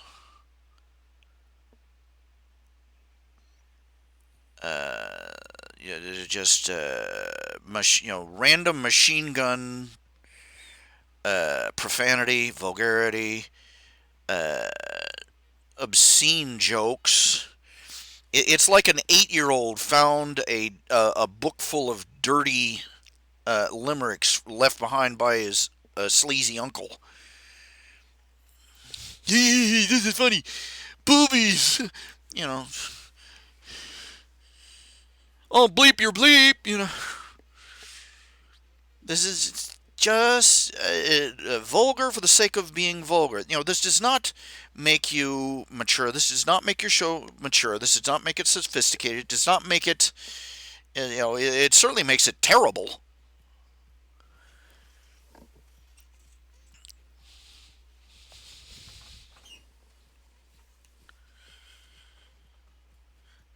Many of the voice actors, just overacting voice actors to top it off.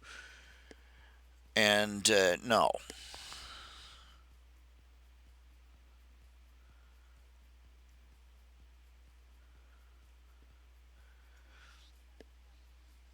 and it's obviously not going to be, it's not going to be coming within a million light years of any theological theory. But and to top it all off, it's just this was supposed to be, her masterpiece. It was her and a half a dozen other people sitting around make the dog gag jokes.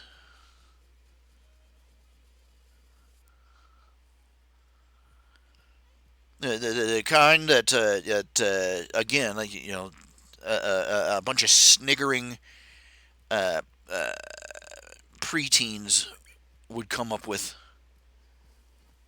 The kind that just makes you want to smack them. To top it all off, the premise, the cosmology of the story makes absolutely no freaking sense. The premise of the story is that there are so many souls being dumped into hell, and again, they make no distinction between lost soul. You arrive as a lost soul, you're immediately a demon. I don't know where they came up with that one, and on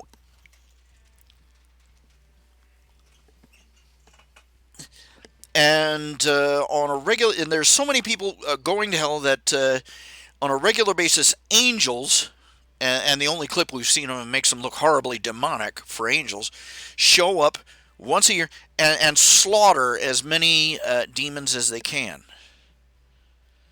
so that to prevent hell from becoming overpopulated.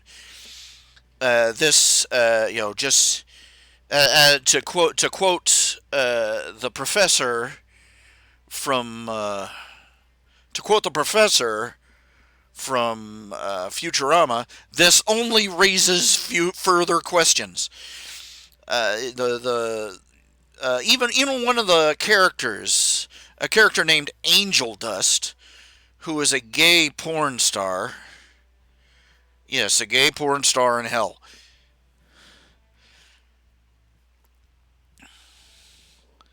No, but as in he is still performing gay porn in hell. And Lampshade says, too bad. One of the characters says, "I want to kill him." He says, well, too bad. I'm already dead. What, if you try to kill me again, what happens then? Do I get double hell? No answer. No, not even speculation. Not even anybody. Just no answer to what this question is. If hell is in danger over, why are they sending? If and the thing of it is, for all that this is supposed to be hell,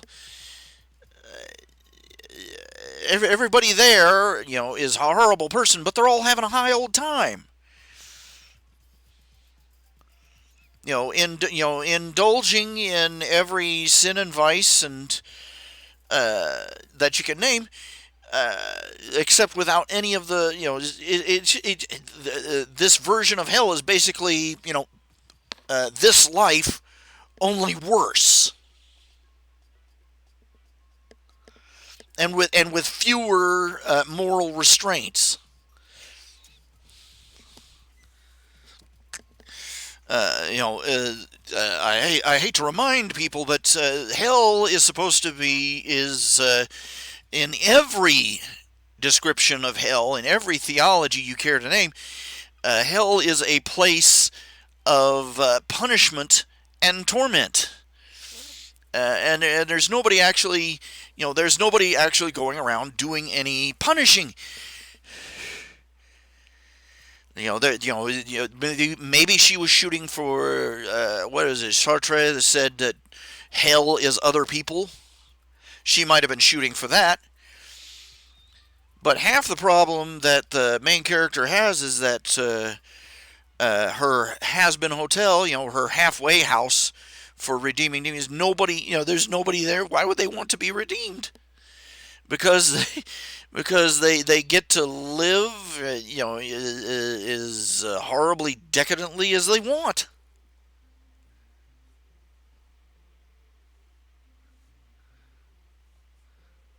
And if hell is overcrowded, why are they bothering Why is the celestial bureaucracy, whatever it may be, dumping people in hell anyway? Why bother if they're just going to come back a year later and slaughter as many of them as they can?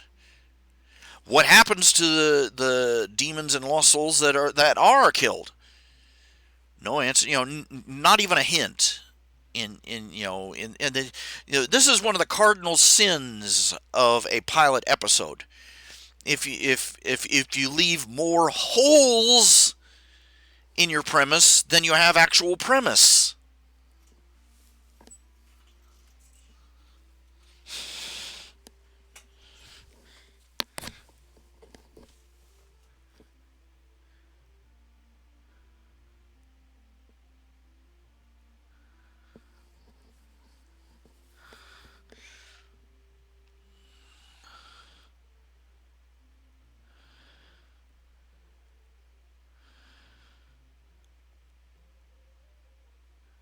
It's just, of course, she's been, Vivzy Pop has been attacked. They calling her homophobic,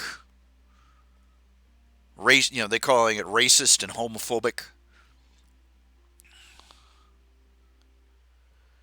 Why? Well, Charlie, the main character, is a demon princess. She has a girlfriend. She's a lesbian. Vivzy Pop, being a product of our day and age, just had to burn the pinch of incense, or in her case, a whole garbage bag full of it, to the gods of LGBT. So the majority of characters here, are either gay, you got gay character, lesbian character. You got two lesbian characters, a gay porn star, uh, and multiple characters that openly state they went out and had a gay fling with some character to get something done.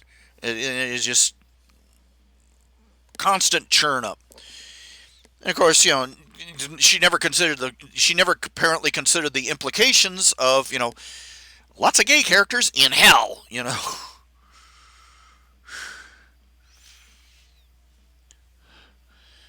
Of course, they're all, but they're not calling her gay particularly because of that. They're not calling her a gay basher because of that. They're calling her homophobic because there's one character, a newscaster, 666 TV. I forget what the character is. She was a forgettable character. Is just a stereotypical nasty character. Charlie tries to shake her hand and says, Ew, don't bother. I don't touch the gays. I have standards.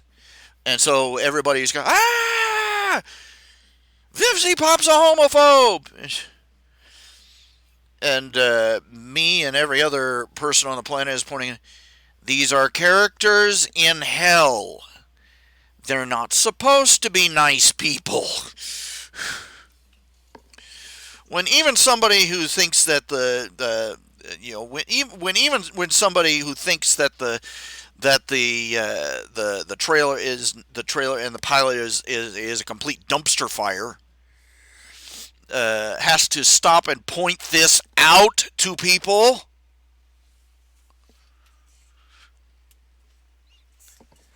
It's gotten a trifle stupid.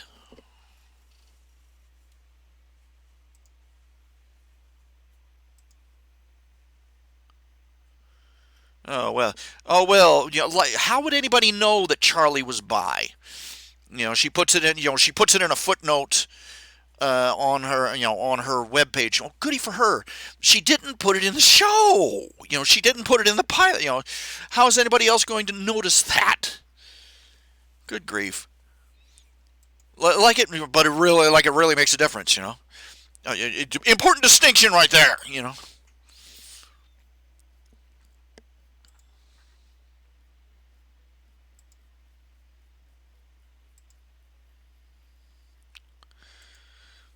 It's it's sad. There are thousands of people out there producing good animation, or trying to get their projects off the ground, and you should see a picture of her, of Vivzy Pop.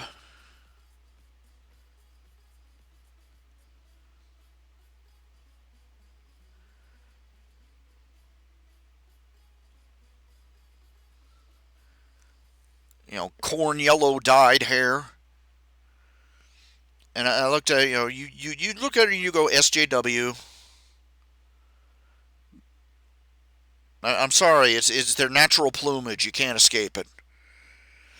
And her it's bad enough that she's going to you know that she's got this screwball image of what hell is. And that's to be expected in our society with so few people with any so few people who have actually attended church, or studied theology, or learned anything about the Bible, or about heaven or hell, or any of the other things that are addressed by it. You don't expect somebody who's never darkened the door of a church to know their way around the Psalms. You know what I'm saying? But it's that her vision, her world building is, I mean, so incomplete, so patchwork, so more blatantly than J.K. Rowling was bad about this. She tried to build a world in her stories, and she did it sequentially. Just with each new book, she introduced new, slightly new details, and paid very little, if any, attention to the ones that came before. That's why so many people find so many problems with Harry Potter and the world of Harry Potter these days. Critical analysis. This was not a well constructed fictional world, but Vivzy Pop takes it to a whole new threshold, to a whole new level.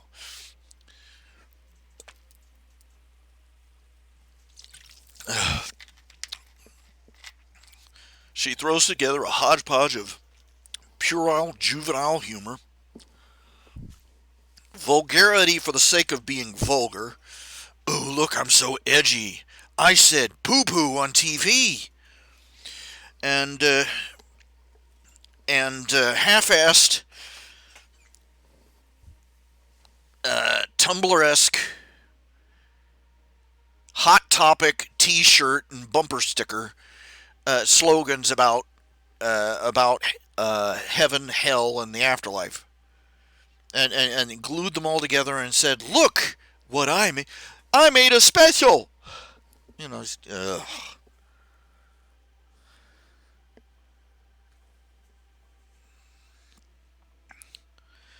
Ben, let's hold off that discussion. All right, you really don't want to go there. I spent the first half of my life living in the same house as a man with a doctorate in theology. Okay? I used to know by memory more passages of the Bible than most people have read.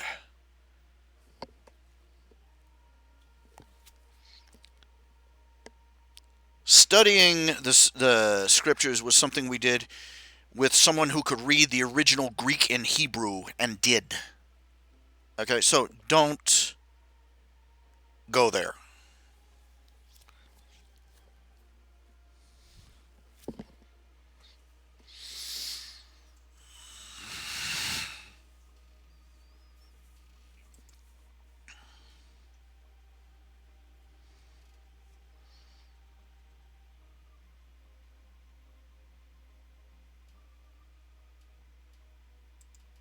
Anyway, we're getting off subject. This kind of thing. What is this? It's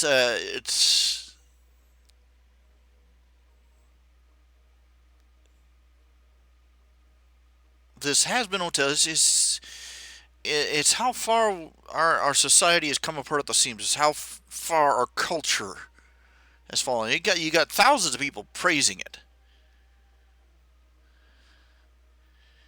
I will admit that the cartoon, it does have some snappy jokes, some clever bits of humor, some eye-catching bits of artwork. But there's not enough there to make a coherent or digestible whole.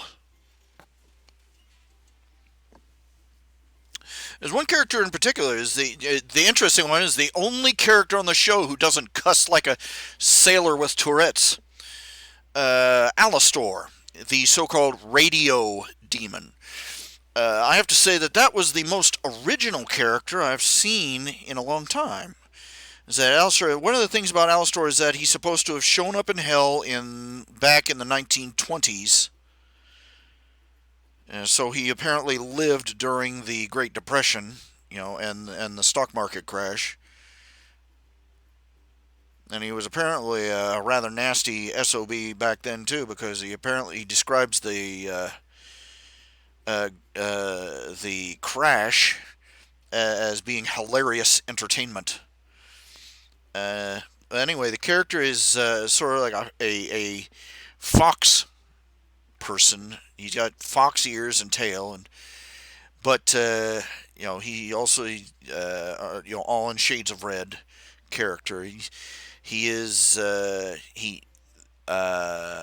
speaks with a voice like an old vacuum tube radio, and he talks like an old time radio announcer. And he has probably some of the best lines in the entire animation. He is a deal maker. He is one of the most powerful demons in the city in hell, and he signs on board. He signs on board to work with Charlie on her has-been hotel, not because he believes in it, but because, in his own words, for the entertainment value when it all goes to crap on a stick.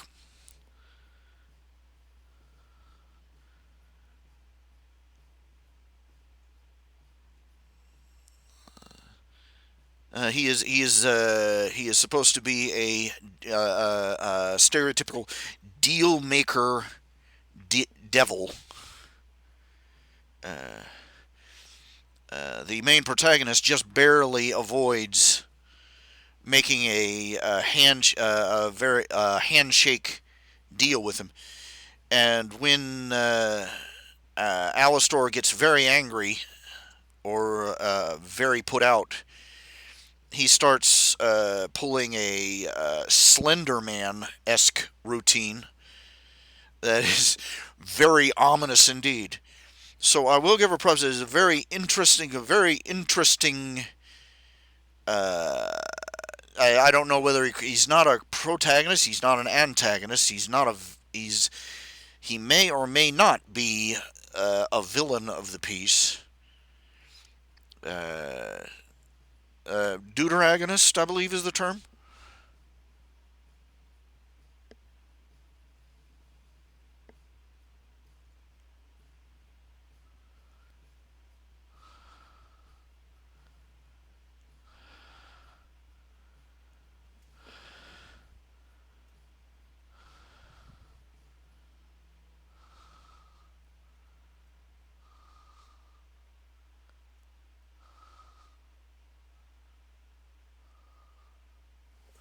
Anyway,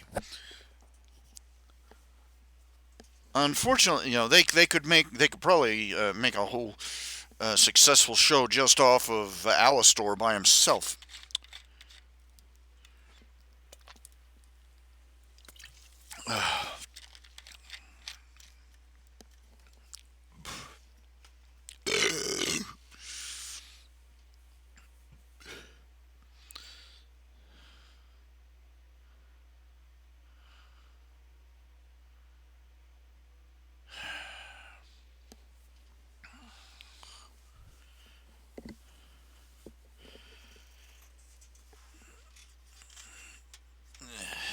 Ironically, he's the only character that isn't openly vulgar, doesn't do anything particularly violent until he's threatened. In other words, he's classy. Ironic to say.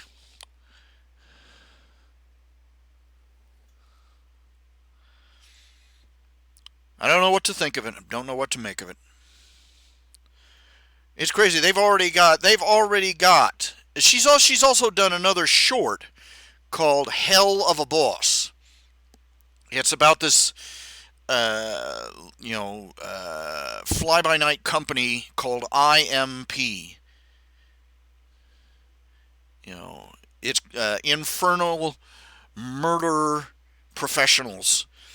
They make their living by various people in hell will pay them to go back to Earth and take vengeance on people for them, to murder them.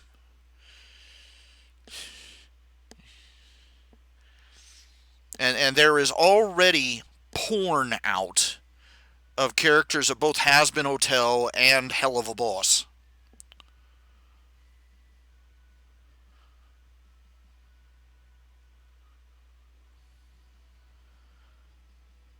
Did not take any time. There's fan fiction out. I've seen a fan fiction is a crossover between Worm and Has Been Hotel, where Taylor Hebert, the hero from Worm, ends up in hell, and basically it turns out that because Scion, the alien horror that was going to destroy her world and that she defeated, saving all the world and all its alternate worlds, Scion didn't have a soul. So somehow that meant she ended up getting all his evil deeds laid at her feet. And apparently, the cosmology of Has Been Hotel means is that the more evil, and horrible a sinner you are, the more powerful you are in hell. And so she hits Has-Been Hotel, gets a job there, and it turns out she's basically the apocalypse on two cute little feet. She's been turned into a cute little bug girl in a hoodie.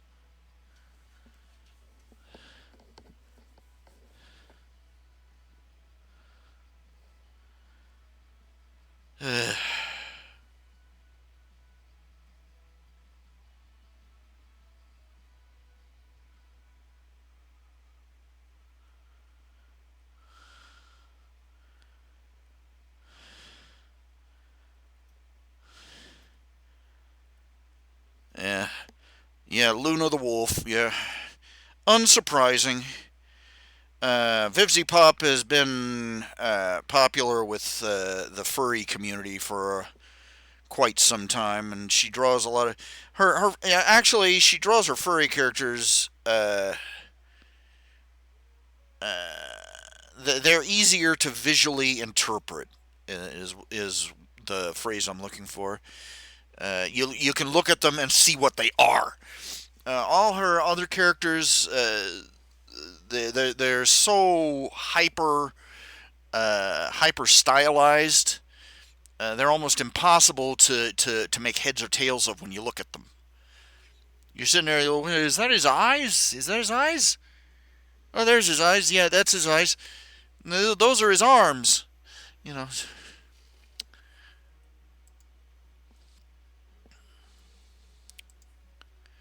what can you do? What can you do? What can you do? And what can you say?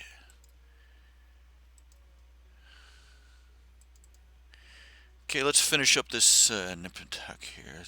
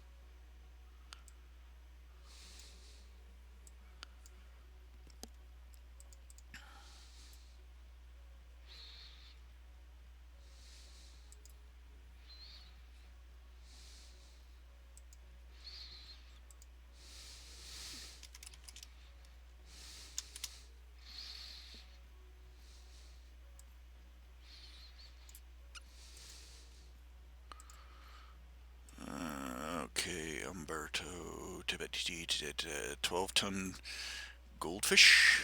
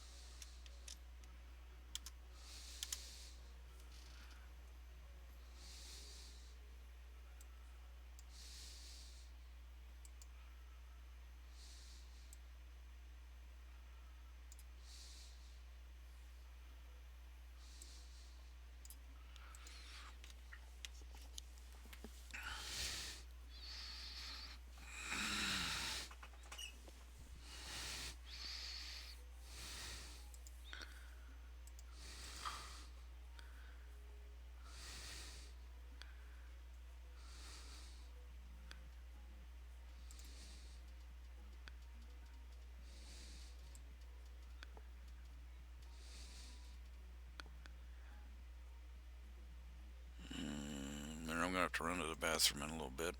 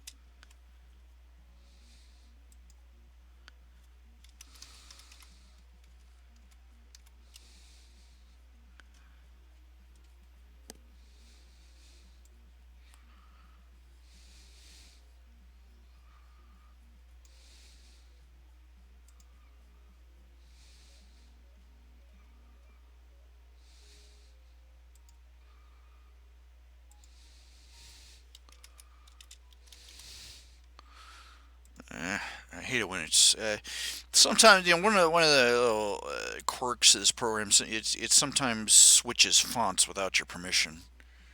You have to go back there. No, not that one. This one! I don't want that one! I want this one!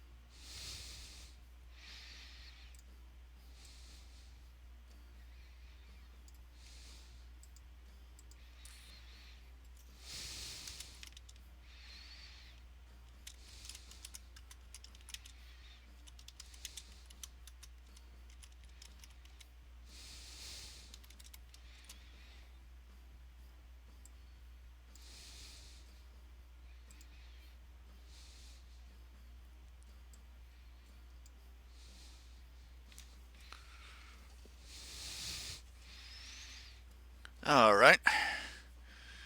It only took me a blue moon to make this one comic.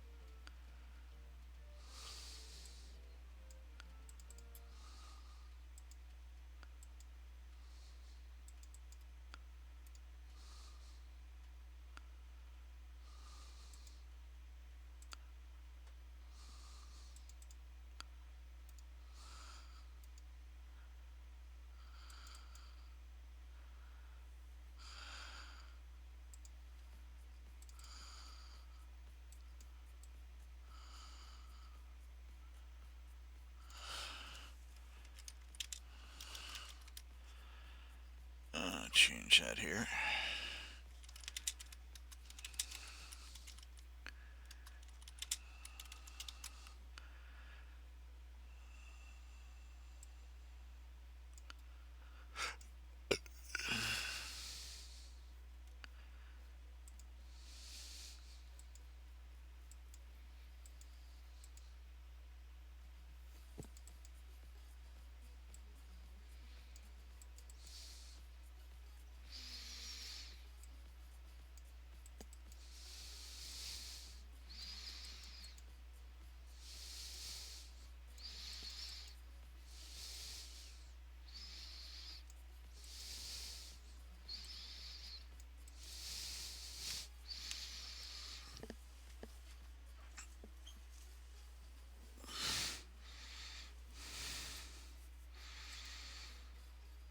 Merge layers. Now we save. Okay, are you able to? No, I didn't let you see this. Oh, I'm sorry. Window capture. There you go. Just added the text and dialogue, and then I fell dead silent, didn't I? Sorry about that. Had the wrong window open. Nuts. Let's see here. File, save as. PNG.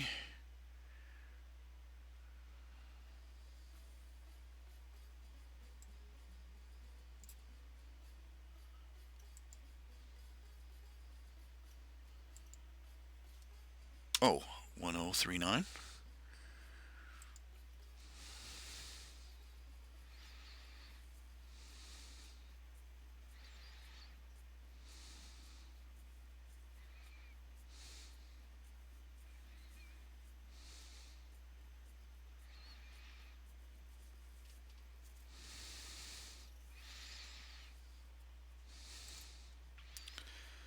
Okay, and now we deposit. We put the. Oh, just had the caps lock on. Okay, now we go over to the web page, and for the first time in a month, we update an actual comic.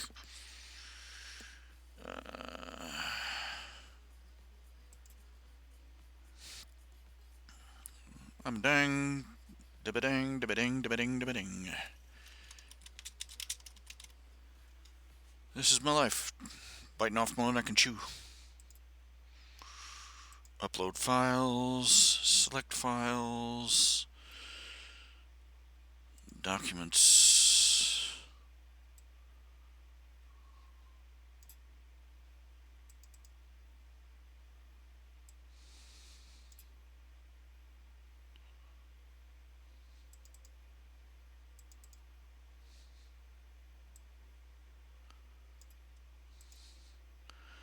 Until 1039. Yeah, you're rough.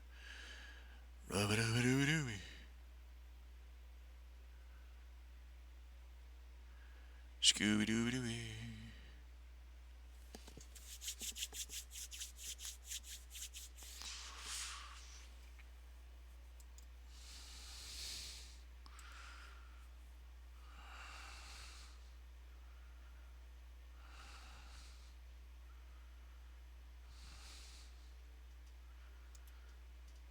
Nip and tuck. Publish. And away we go. Yay! Are you excited? I know I'm excited. I'm all a Twitter.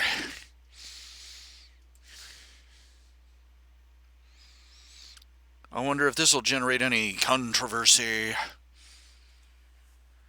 Uh, uh, man, you can't read nothing on this screen. That is blurry.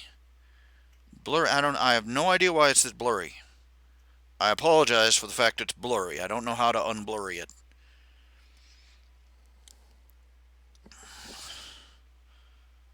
When it comes to running this system, I'm like Wile E. Coyote, holding on to the bicycle handlebars on the back of a giant rocket. You know,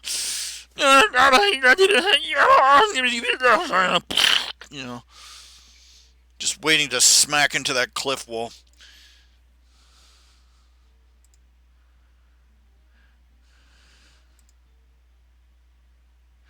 Now, everybody loved Tiny Toon Adventures. I remember when Tiny Toon Adventures came out. Tiny Toon Adventures came out about the same time that everybody was doing, baby versions of their show. I mean, they had Muppet Babies, and then they had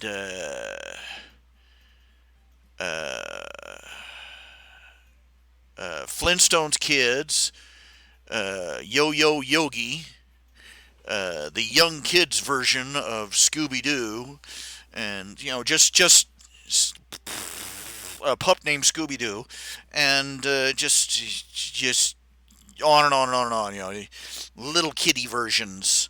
They even had a little kitty version of Roseanne Barr, an animated Roseanne Barr, and they had Camp Candy with John Candy as a camp counselor in a camp full of kids. And trying to make little kitty versions of everything. Even Little Shop of Horrors, they made an animated kids show out of. With Seymour and as a little boy, and just but and what was it? Where was I going with this?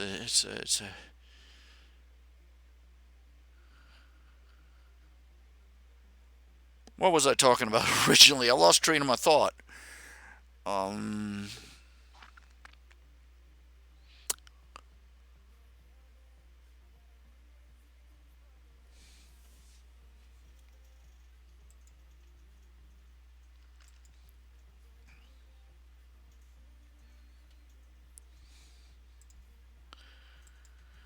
oh, what was that? What was that? What was the kids show? Not Muppet Babies. Not. I've lost my train of thought. I was talking about Muppet Babies. Before I was talking about Muppet Babies, I was talking about Flintstone Kids and Young Archies. I remember that one too. Uh, Everybody was making their show into a show with little kid versions of their main characters. What I lost my train of thought. Did you hear my train of thought? Because I lost it. Uh, that's going to annoy me to death.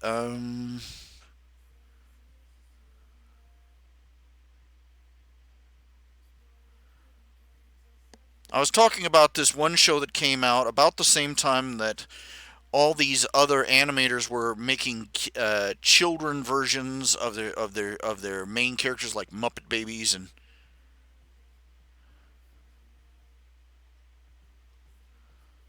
Muppet Babies. Was not before Muppet Babies?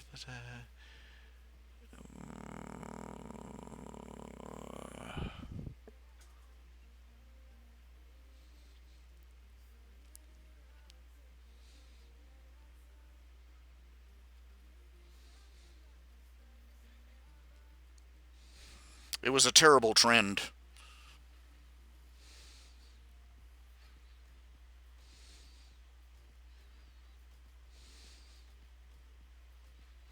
But I wasn't talking about Looney Tune Kids. Not Looney Tune Kids. They were called Tiny Toons. I remember when they came out, and it was the most unoriginal thing I had ever seen. It was basically just the same old the same old Warner Brothers characters dipped in a new coat of paint. You know, you had Dizzy Devil and and Babs and Buster Bunny and Plucky Duck. The most original character, ironically, the most original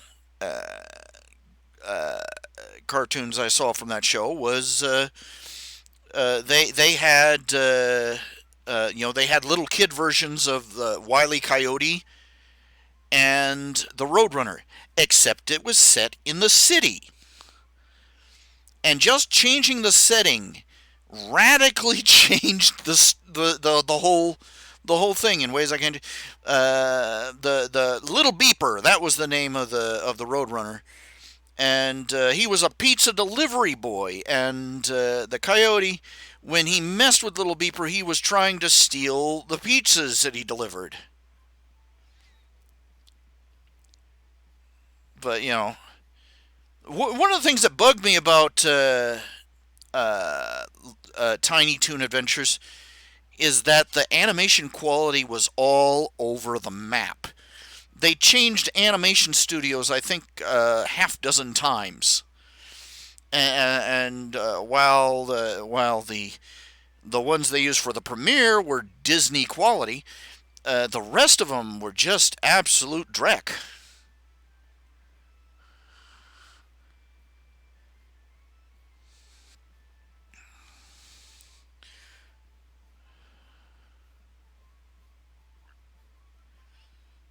Now I remember they made their they what was the show that taught history? The Warner Brothers show that taught history with cartoon characters. Uh, Hysteria. It was a just jointed number, but I really admire. I really thought their advertising campaign was brilliant. They had this one kid who was yelling all the time, and he'd come on. They'd be running the commercial. And he'd say, "Don't let your parents find out you're watching this, or you'll get in really, really big trouble." Yeah. The fact that the Tiny Toons weren't always trying to kill each other. Yeah, that was a novel twist. but they all fell. They all tended to fall into the same ruts. I'm sorry. I mean,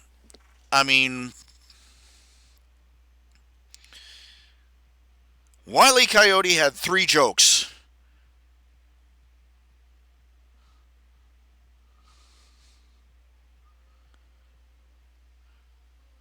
Blow him up with something, drop something on him, or drop him off a cliff, and that was it. No, I don't use film fiction. The friendship is magic fiction. No, no, I don't. I don't use that site. Don't bother going back. Too much dross to value. Too much chaff to wheat. Ratio.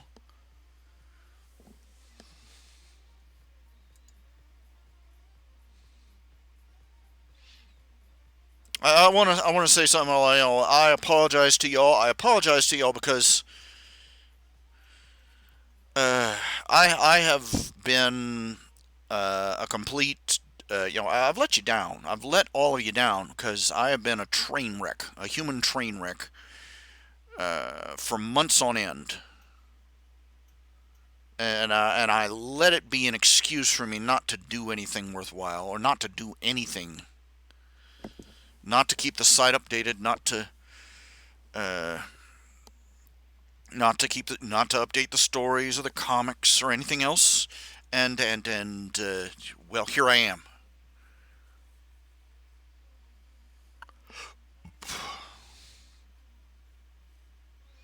The only thing I really did in the past couple of weeks is move over a couple of my stories from copy a couple of stories from uh, archive of our own and sufficient velocity over to spacebattles.com. It's the same stories. I just put them over to get more readers.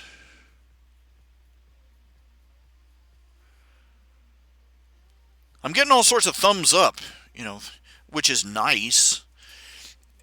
I got to say though, thumbs up. I'd really rather, I'd really rather have people make comments. I really would. But that's what it is. The thumbs up buttons on YouTube. That's nice. But the feedback below is pure gold. You know what I'm saying?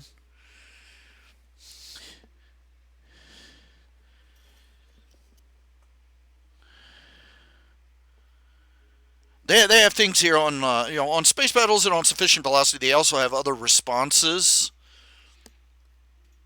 that like you can mark you can give it a thumbs up, or you can give it a heart, which means hugs. For a sympathetic post. Or you can put a light bulb, which means insightful. Some people can also put a kitty cat, which means meow, but I don't know what that's all about. Coincidentally, we just finished the next Nip and Tuck comic strip. There you go.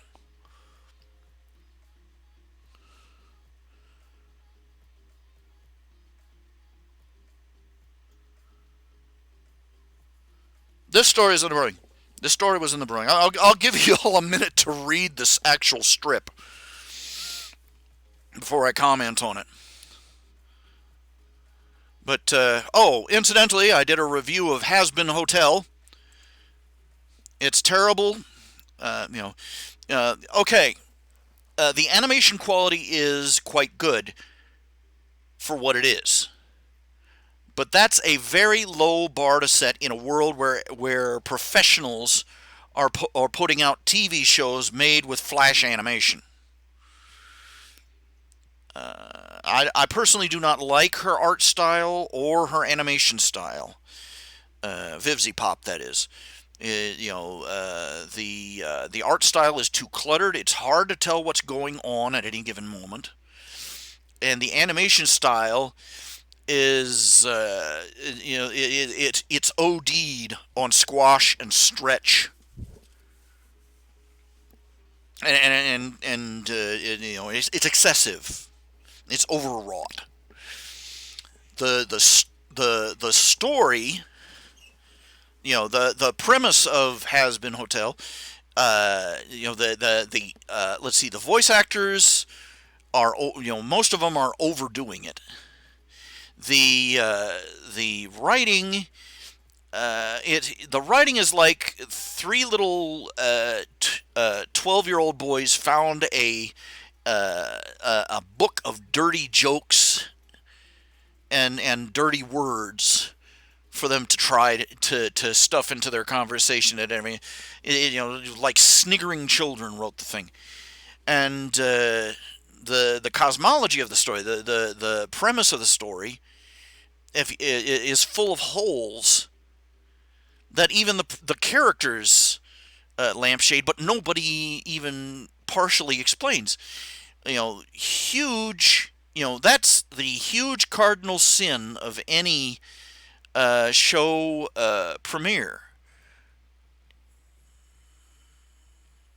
You should in the first in the premiere episode, in the first episode, you should give a lump explanation of the setting, the world, and everything else, and avoid dropping any plot holes, unexplained plot holes on the watcher's head, because But even before the premiere episode is over, people are already asking questions. But what about this? But what about that? This makes no sense. It doesn't work like this. Why does it work like? Why How does it? How it doesn't? It doesn't make any sense. They railroad through. Every character is uniquely drawn and has its own individual style, and you can't tell which characters are really important and which ones are just going to be there for the first couple of episodes, or just going to be background characters, because they just grab armloads of them and throw them at you, one right after the other.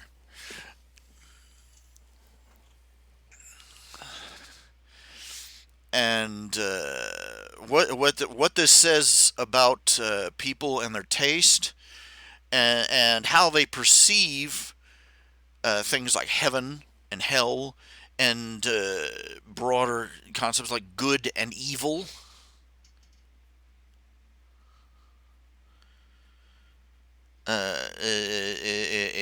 It's just a nightmare. It's just a disaster. Uh, there's a difference between making an adult animation and making a puerile one. And what she's done is she has spent an excessive amount of energy and talent making a puerile animation.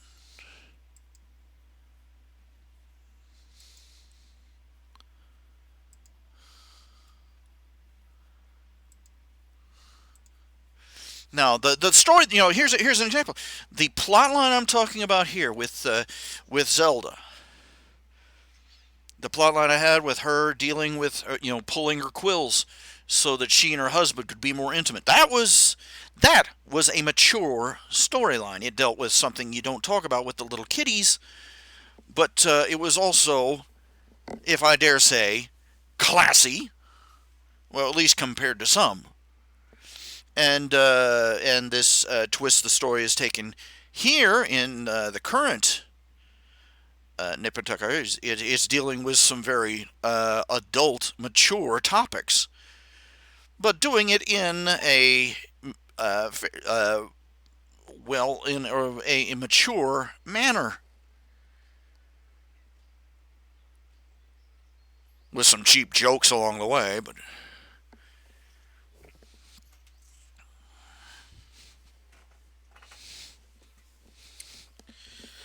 When one of your main characters' most clever line is "I can bleep your bleep," no, you're not making great art here. Frankly, what she's created is would be considered baseline for most animated, most art college animation studio animation students. No, I've seen I've seen some stuff by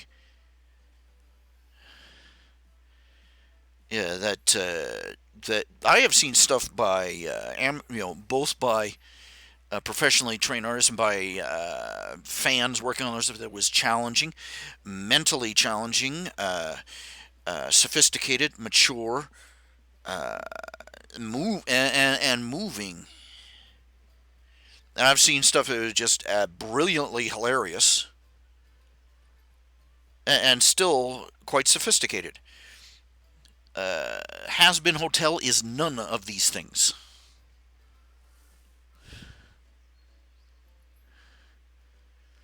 Has Been Hotel is a naughty little girl standing on a soapbox, screaming all the dirty words she knows,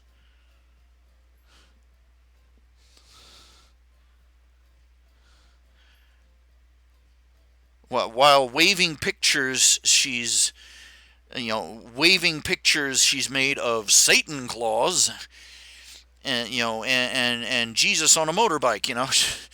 She's she wants a cookie for being offensive.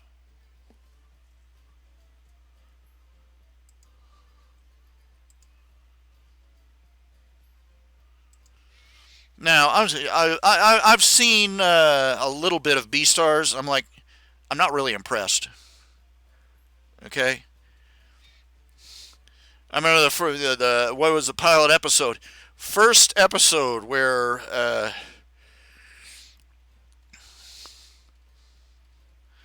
I mean I've watched a couple of reaction videos too.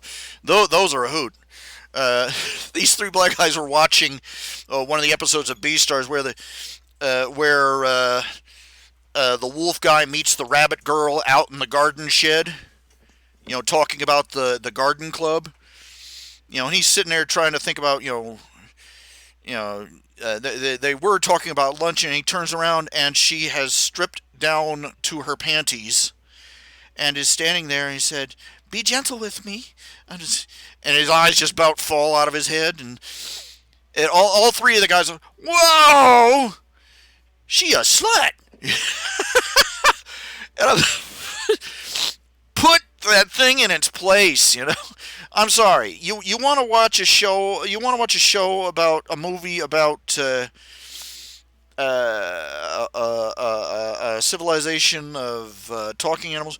Go watch Zootopia. Spare yourself trying to rationalize B-stars, because you know that the vast majority of them vast majority of the people watching the show are just waiting for the episodes where the rabbit doinks somebody.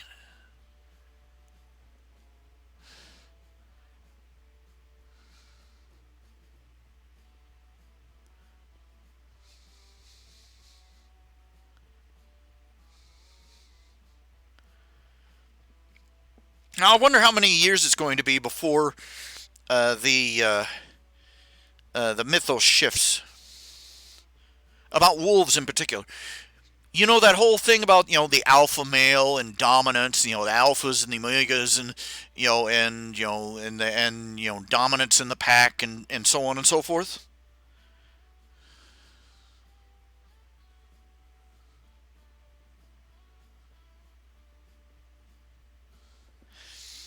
The interesting thing is that all that premise, about how wolves supposedly, wolves in the wild behave, they got it wrong. You see, what they did is that it was an honest mistake, true, but they made a colossal one, a colossal honest mistake. What they did is that the guy that was doing the research, he wasn't researching a pack of wolves. What he was researching was a bunch of wolves that had been put in an enclosed pen, a fenced-in area prior to their relocation. And what they had done is they had grabbed random wolves from hither, thither, and yon, and thrown them into this fenced-in area. And basically, what they were, he wasn't getting the social interactions of a wolf pack, which is basically almost, pretty much almost perfectly identical to how a human family operates, and an extended human family operates. What they were watching was basically how a bunch of prisoners establish dominance, because none of these wolves were related to each other. None of them knew each other. None of and there were a bunch of strangers thrown into a pen and forced to live together. And so this whole alpha omega thing, that's where that came from. But all the research they've done about wolves has been colored by that, been done through that lens. It's almost as bad as what they're doing with dinosaurs now. I repeat for you. They found one fossil of one species that had little fronds sticking out. Fossilized little fronds that kind of, sorta looked like the cores of a feather. That's as far from what people have jumped to conclusions with as you can possibly get, without finding out that the feather was these imaginary feathers were drawn on with a magic marker. Because they find this one dinosaur with frills sticking out of its scales, little spikes actually, and out from between their scales, and everybody and their cousin is going back and drawing all the dinosaurs in the books with feathers all over the place, like their grandparents had sex with a turkey.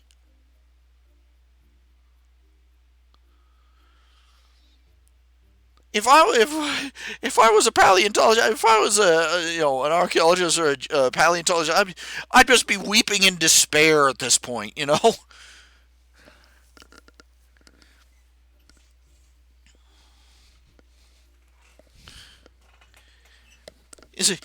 see, the scientific community, for all its pretensions and arrogance, is just people. Back in the day, they've done this dozens of times with supposedly human fossils. The Piltdown Man, the Java Man. The Java Man, they built an entire skeleton out of one tooth. They found a cave. They found a couple of spearheads. They found a tooth, and they constructed everything from that tooth. And what a surprise! He looked exactly like they expected him to. Big, hairy, hunched over. Monkey Man, Ape Man. And then they looked at the tooth again. It turned out it wasn't what they thought it was. It was the tooth from a pig.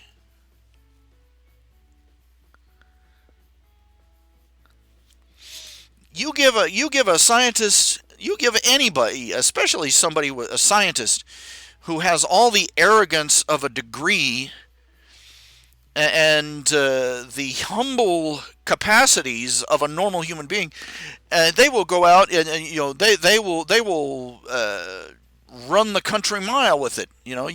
They'll take every inch of rope and run it out a mile. Eli and T-Mug, I don't know. Email about recordings. I may not have seen it. You may want to resend it.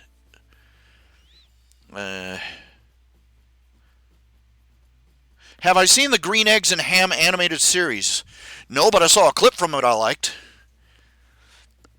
The little guys ask, I'm looking for green eggs and ham. It's the greatest dish ever. Here, would you like to try? As soon as I find it, I'll mix some up for you. And the other Whoville creature says, she says, I'm a vegan. And he looks at her and says, oh, I'm so sorry. How long have you known?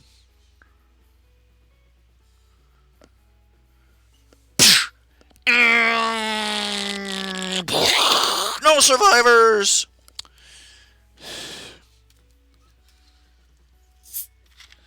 I'd find it more funny. Eli, T-Mug, I would find this kind of thing more funny if we weren't stuck in the middle of it. if we weren't stuck at the point where everybody's running around sticking chicken feathers all over tyrannosaurs, or making up imaginary skeletons for bits of bone smaller than a teacup.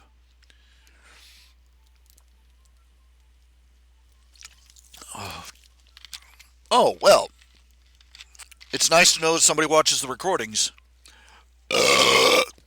Pardon? That was just for you. Specially brewed. Uh, I may be going to. I'm probably going to the hospital tomorrow. The sore on my leg is not healing, and I'm worried that it is a cellulitis infection. So what I'm going to have to do is I'm going to have to call 911 and have them send out an ambulance for me, because that's the only way I can get to the emergency room or to the hospital at all.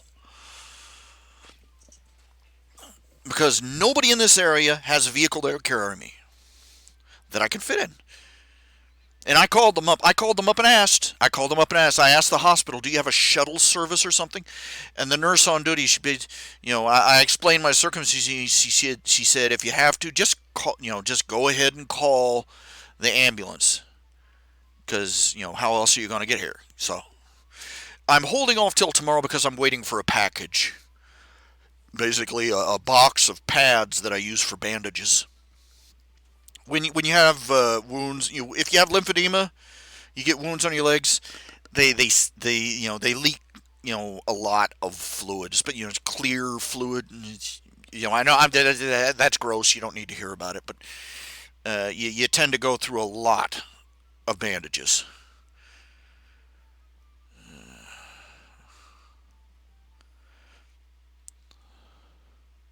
Oh, of course. Nowadays, you don't have to be you don't have to have actual science to back you up. You have to have a vivid imagination, and that's true with paleontologists and environmental alarmists, and everything under the sun.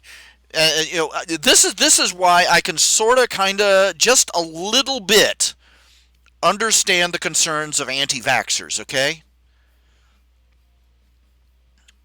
It was one thing when oh yay, we've got a vaccine for polio, yay, we've got a vaccine for the, and suddenly, you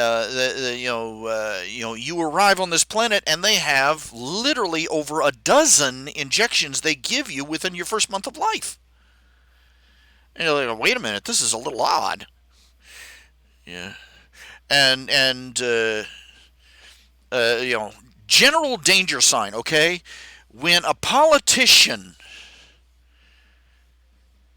comes hustling up to you with a big old smile on his face and something he wants you to inject into yourself, it's time to you back off just a step and check things over, just for the sake of argument. You know what I'm saying? And the vehemence, the reason I was, the vehemence with which anti-vaxxers were greeted, even their most mild questions, burn the heretic, burn the infidel, confiscate their children and sterilize them. I kid you not, man. This was not the response of a rational society. You know what I'm saying? So I can understand why they're alarmed. I can understand why they're perturbed. I am pro-vaccine. I'm definitely pro-vaccine. I like not dying. I'm rather fond of it, and I'm particularly happy about being polio free.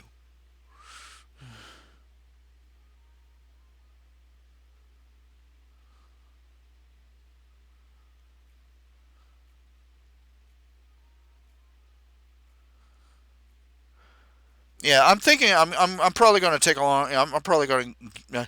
I've got art supplies here that have been gathering dust since like the 1990s. I think I'll dig a few of them out and try and use a few of them. That way I don't have to take along an entire computer setup wherever I go to. But anyway,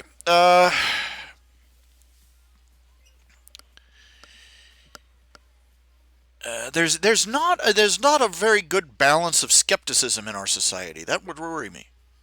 That's what gets me. Now, yeah, here's an interesting thing to consider. You know, the rise of the flat earthers. The rise of the flat earthers.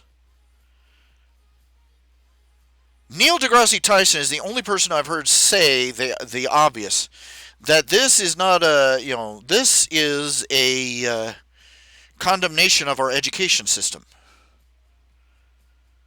I submit to you, every last one of us has been taught that the earth is round at some point in our education. Has anybody taught us? How many of us have been taught how to tell that the earth is round?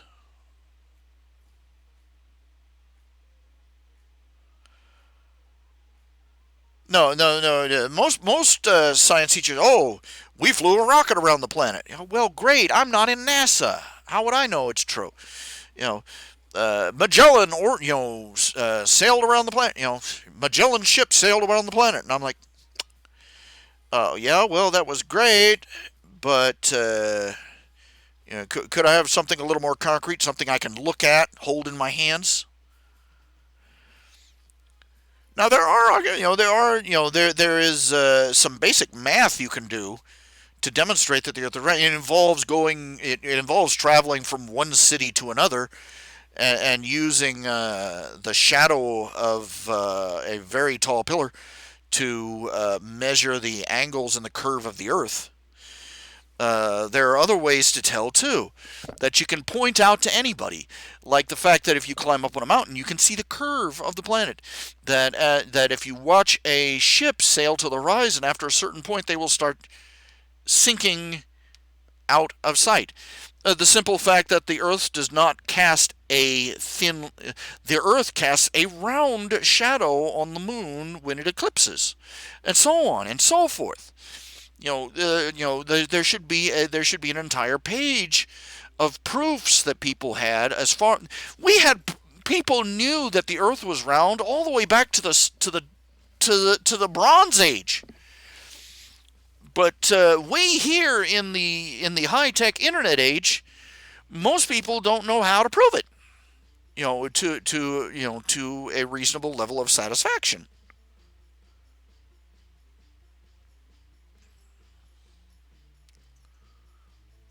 Indeed, indeed, indeed.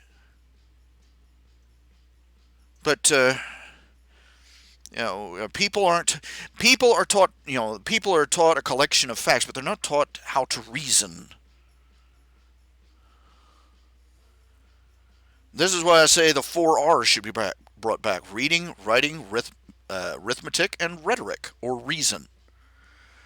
Rhetoric is a study of how to compose a logical argument. People don't know how to do that. Of course, we got a problem with people coming out of the education system going into adulthood, not knowing how to, as they put it, adult. They don't know how to balance a checkbook or sew a button or change oil in their car or any one of 1,000 things that the average adult is expected to do, right out of the gate. And we mock the millennials and the Generation Z for not knowing these things. We mock them for taking classes in how to do them, but why is nobody stopping to ask, wait, why are they having to take remedial courses in things we were supposed to be taught in school and in home? You said, what you hope for the books? My writing.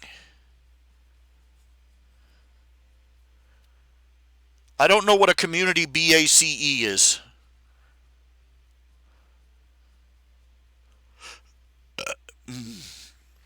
Your comment of your hope for the books? I have no idea. I'm not sure what you said. Sorry about that, Eli. T-Mug. Whichever you are today.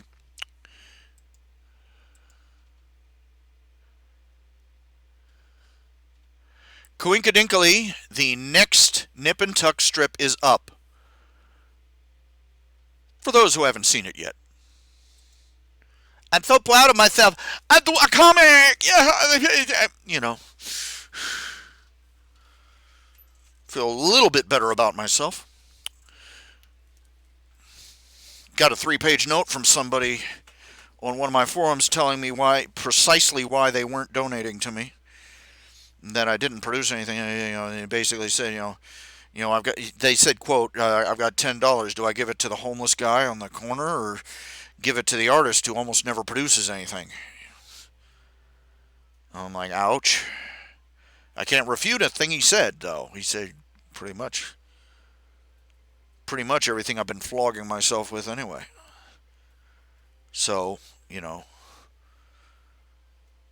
swift kick in the pants, necessary, called for. Uh, anyway,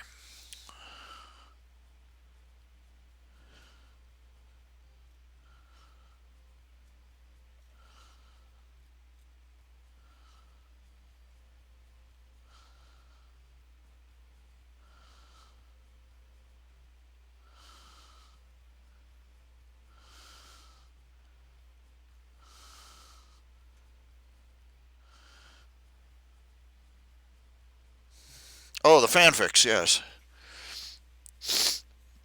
I'm tempted, I put notes on the bottom, stop by my website, stop by my Patreon, hint, hint, you know. But beyond that, can't be too explicit about it because eventually somebody with a lawyer and too much time on their hands will get bent out of shape.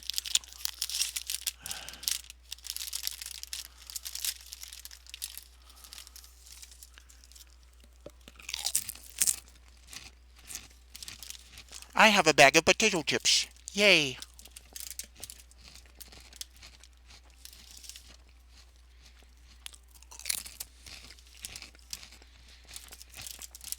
I needed a potato, I needed a saline, needed a salt.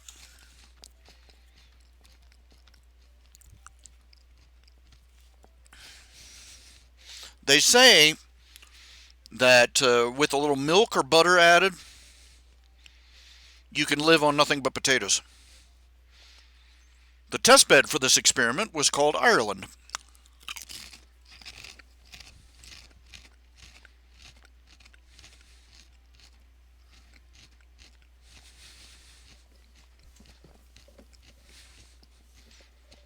Yeah.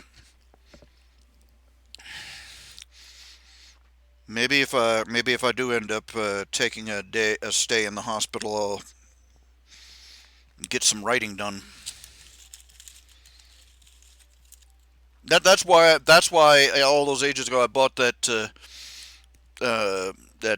laptop and that tablet so that you know emergency backup possibilities.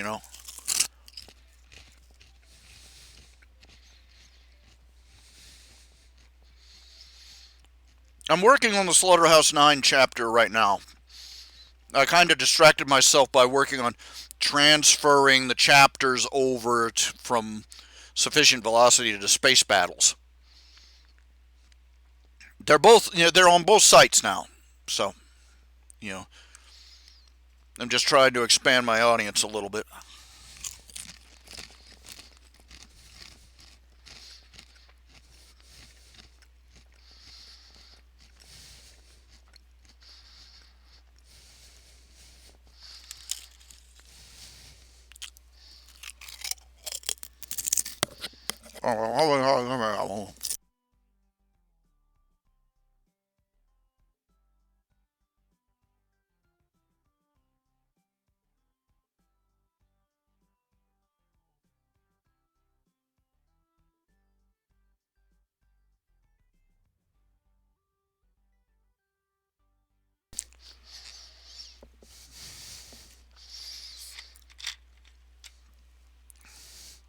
I've got two or three.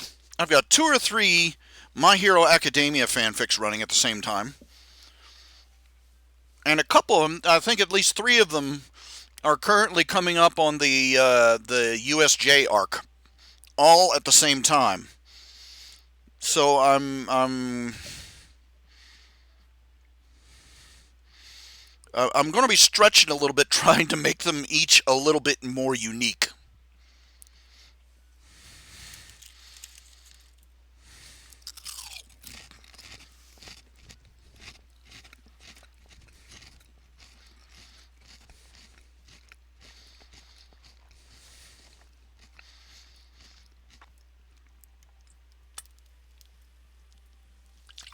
Oh, in the next verse stories, yeah, those ponies are like kind of like earthbenders. If you read up to the chapter, if you read if you read Cheerilee's class, the most recent chapter is of Apple Bloom, and Diamond Tiara getting in a Earth Pony duel.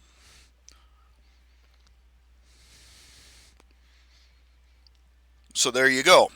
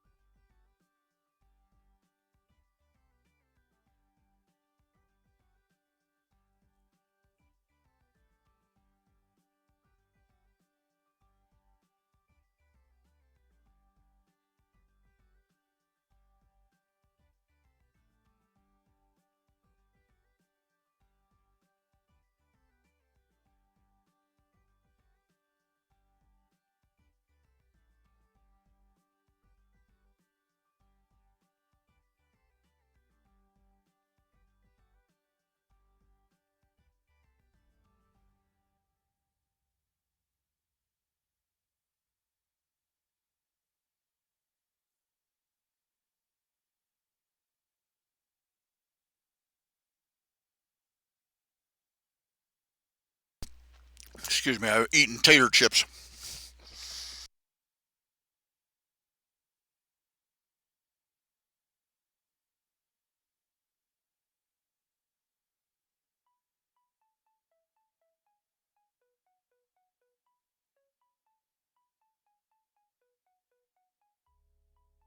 Yay, tater chips.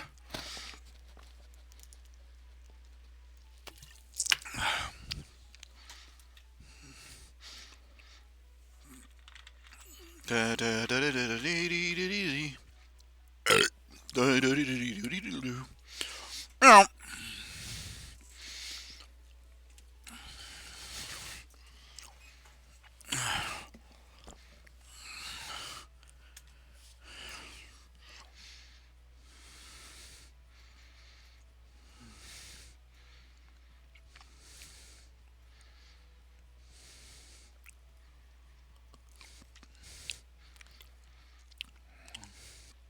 okay, now, hmm, I lost my train of thought again. It's out there somewhere, hiding, plotting.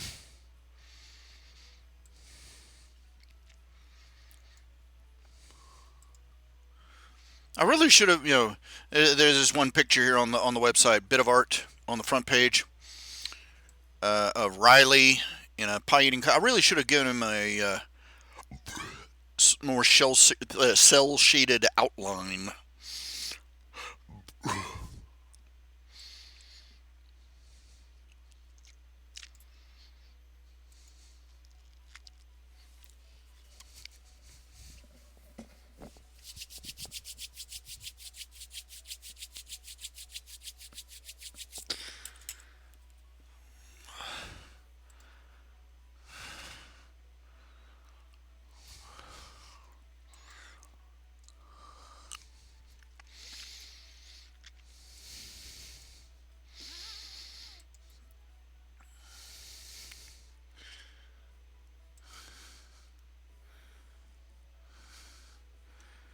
Okay, this is not good. No, wait a minute. I actually managed to. Oh, this is no good. I've got the Nip and Tuck page crossed over here somehow. Let's see here. See if it. Dang it. For some reason.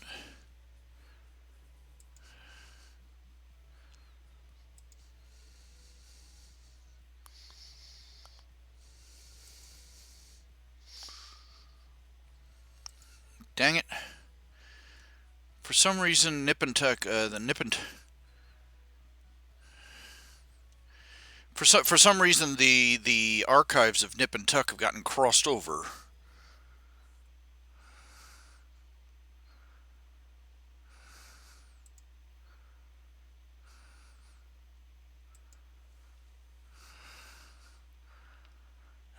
Dang it! Dang it! Dang it! Dang it! I don't know. I have no idea how to fix this.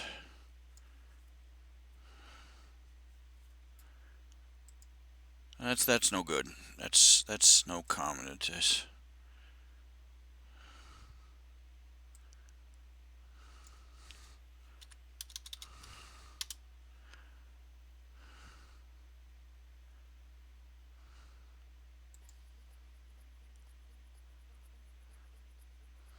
oh, for crying out loud! The archives are all gribbled up. I don't know what's wrong. They're crisscrossed with each other.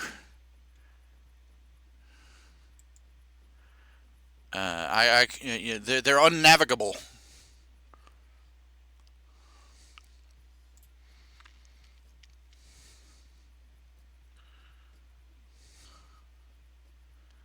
I don't know what the hell happened. I'm gonna have to ask Daniel Meyer to take a looky loo and see if he can figure it out. You're working on an animated film on Warcrafter, but right now you're doing a comic on it. Did you sent pictures of some of the stuff? I haven't seen them. Uh, do go ahead and send them again. I haven't. Just.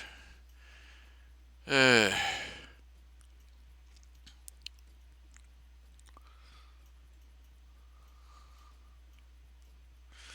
I don't know what I'm going to have to do to go back and fix that catastrophe of the archives.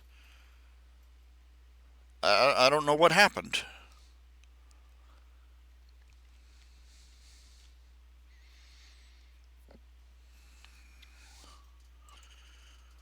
That's no good.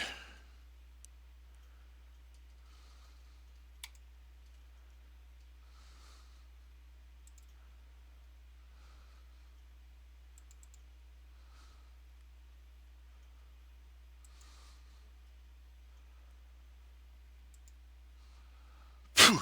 Ah, there's another gnat. Shoo, shoo, shoo, shoo, shoo. Damnable gnats.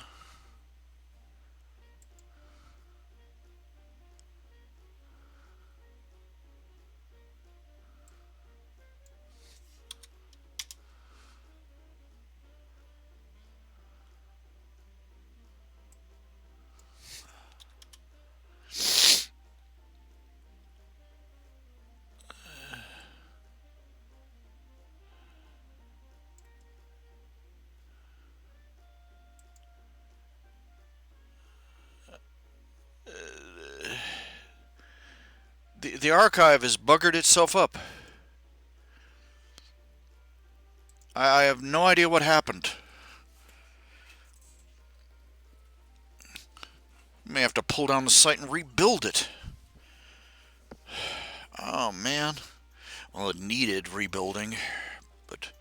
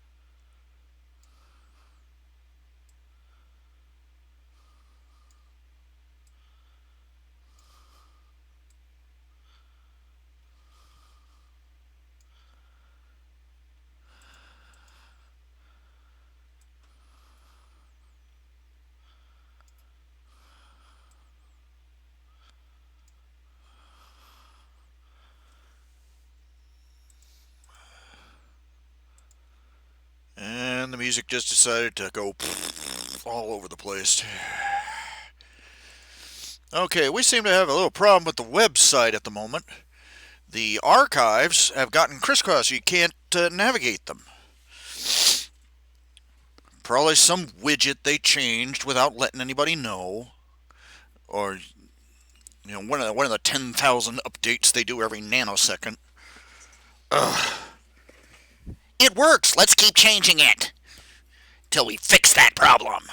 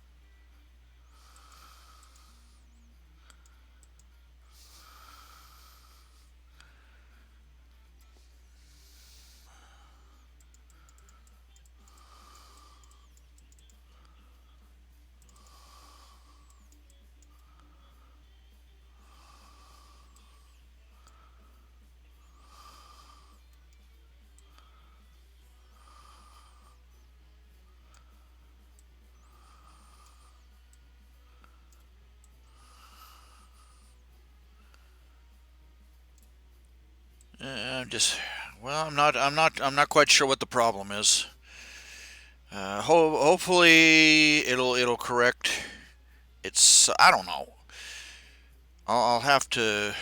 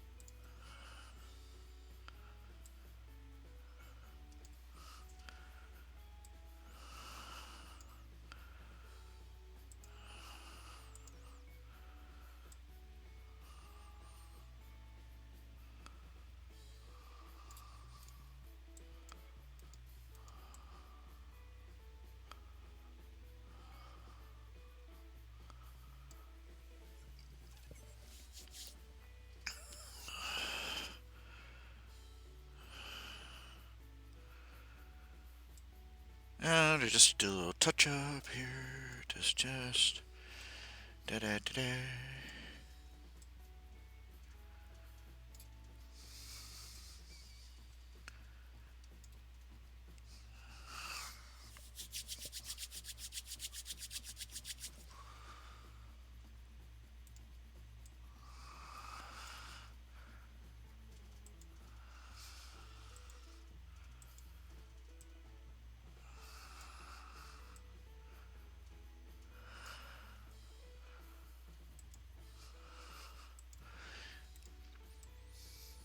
Got something here that's bugging me. Here, let me just adjust this.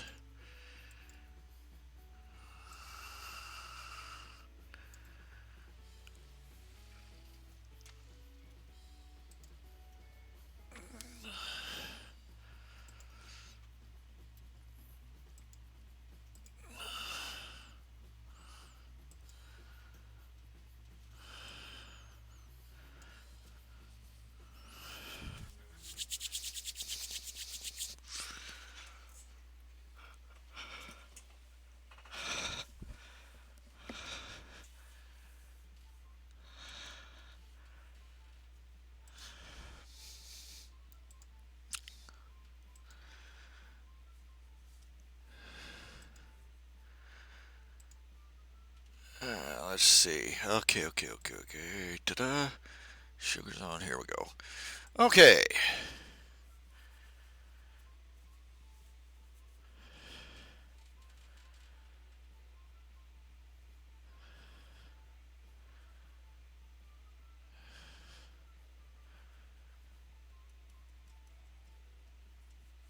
I really hope they're doing maintenance. I really hope they're doing maintenance because that's aggravating. It just site just goes without warning. They can't bother to tell you, or they post it someplace in a clutter that you can't find. Any books I would recommend? Books, fanfics. I read a lot of fanfics these days. Uh, there's a lot of them, but the problem is you go around looking for fan fictions, you find a lot of unfinished work, and a lot of them have been unfinished and just been sitting there, neither canceled nor continued for 4 or 5 years. You think I'm a slow updater? Just hang around for a bit. I'll introduce you to a few people. uh,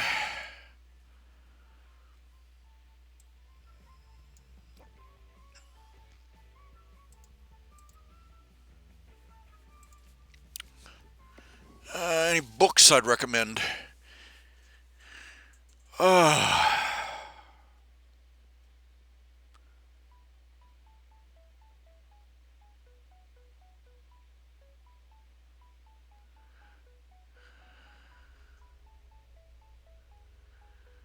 Now, there's one fan fiction, My Hero Academia, called Yesterday Upon the Stair, or Yuts by its fans. It has the premise that Izuku did have a quirk. He did have a superpower, only he could never really tell anybody about it because he has the power to see. He sees ghosts. I see dead people. And he has one little ghost in particular, has a very distinct resemblance to Irma from the comic strip. And she's his, she's been his quote unquote big sister since he was barely 5 years old. And it makes for some interesting radical changes. For one thing, now for those of you who've been watching My Hero Academia, they've reached the fourth season, and the season with Eri, Eri. And you recall in the originally the first time they see Eri, she ends up back in the clutches of the villain.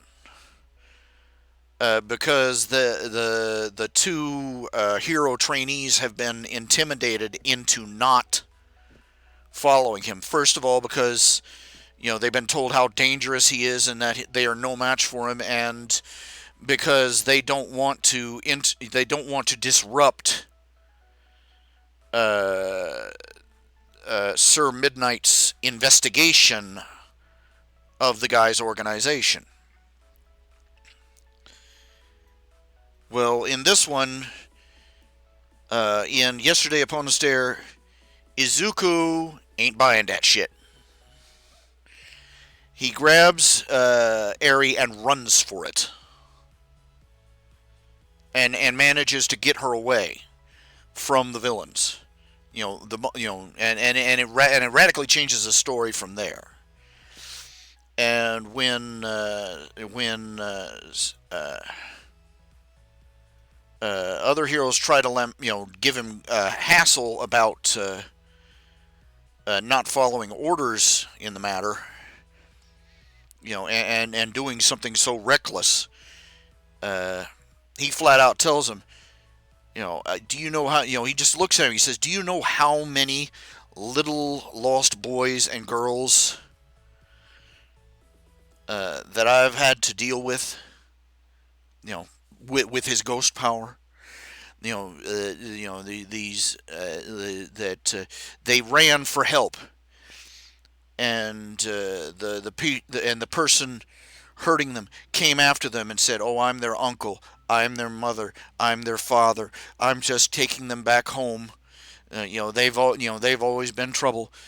And then a month later, they find the kid's body, buried thrown into a ditch. And Izuku has had to deal with all the ghosts of these little dead children, crying and asking where their mama is, and why, this awful thing happened to them. And he said, like hell, I'm going to see. I swore, I became a hero because I swore I was never going to see one more dead child.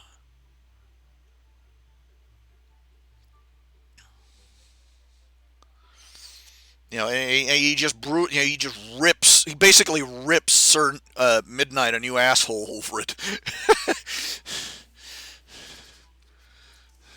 Pardon my language, but really,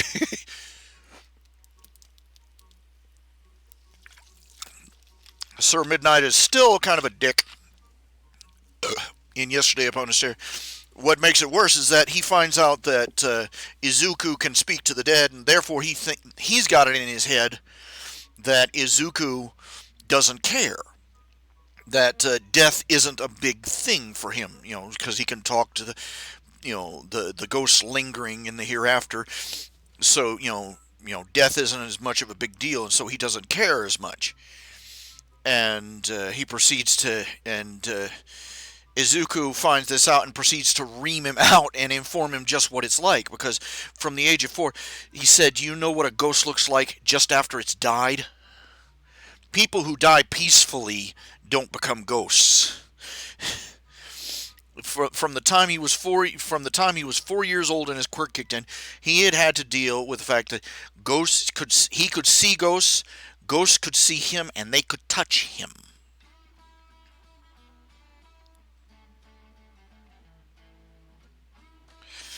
And usually he could see how they died. And they never died peacefully.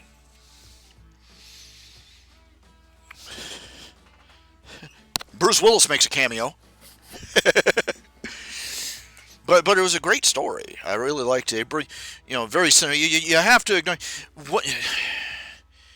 Okay, basically they try and make it out that the writer tries to make it out that there is some a relationship, a alternate gender type relationship between Izuku and Todoroki. The ice kid, the ice and fire kid, and the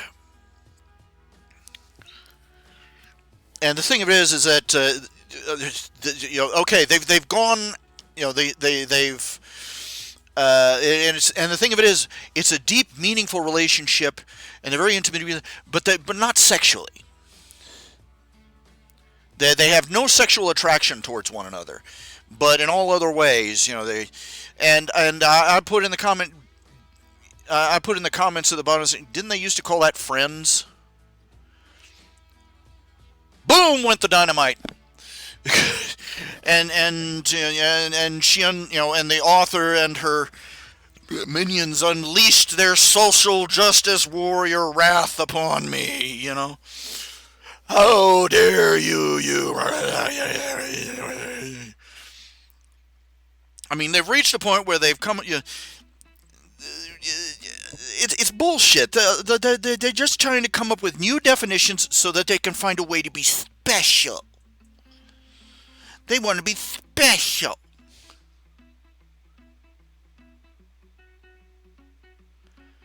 They want to be a special little snowflake. And they'll redefine everything. I mean, they reach the point where they have come around, and he's a he's a female lesbian trapped in a male heterosexual's body, and they loop back around and say, doesn't that mean straight? And and the mighty Tukey bird flies up its own rear end. They've come all the way. I saw a post recently. This girl was asking, is there a gender terminology for a girl who likes, I'm asking for myself, is there a gender terminology for a girl who likes every other gender but her own? Somebody wrote them straight.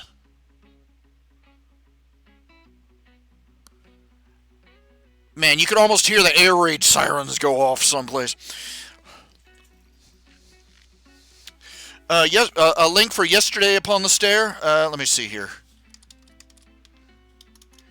Yesterday Upon the Stair. It's Yesterday Upon the Stair by Pit Piper of Doom.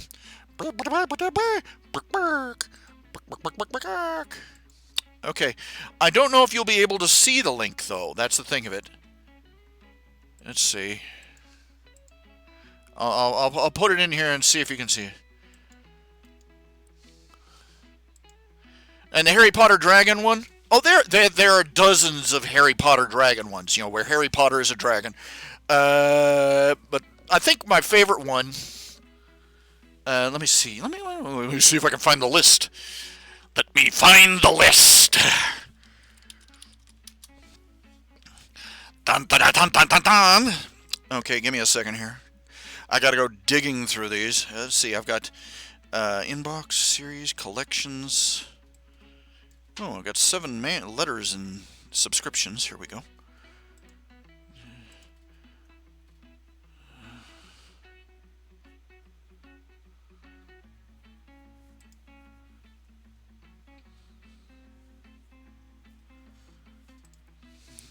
Let's see, I don't have...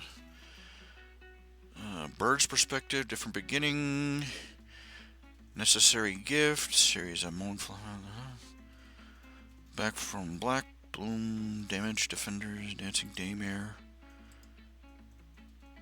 Man, I've got a buttload of fan fictions just waiting for an update.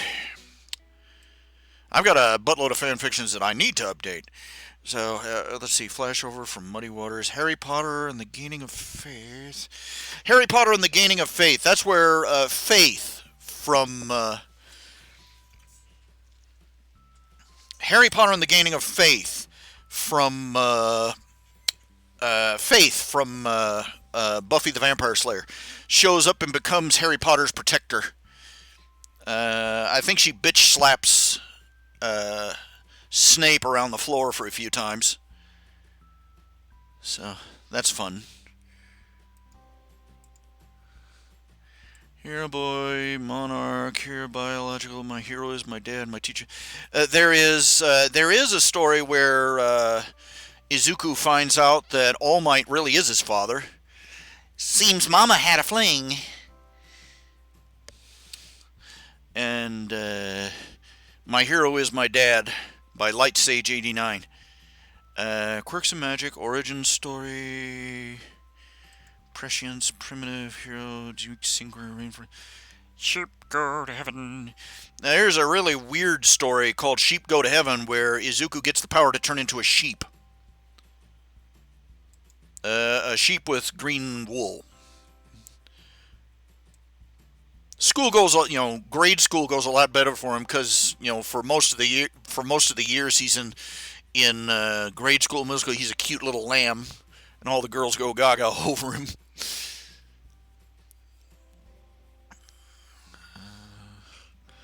Stormbringer, cupboard underneath.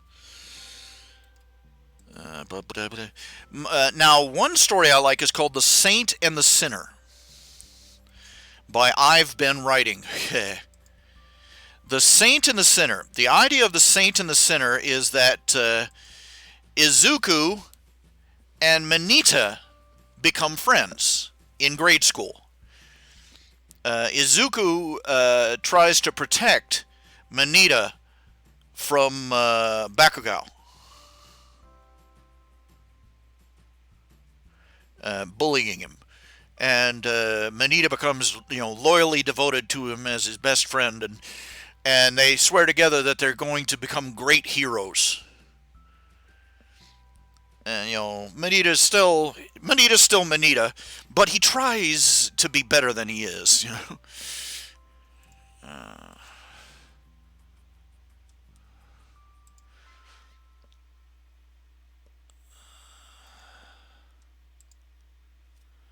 This is the Saint and the Sinner.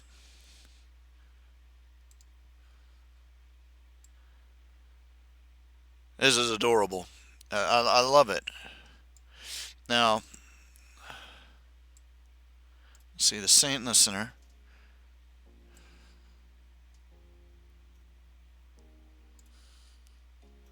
Cup it underneath my.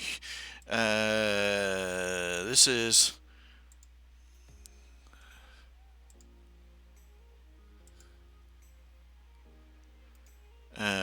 Paste. This one hasn't been updated in ages. My hero is my dad. Harry Potter and the Gaining of Faith is complete.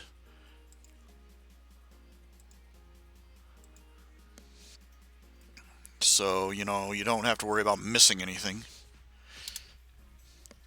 There's another fan fiction out there floating around where, what's his name from the,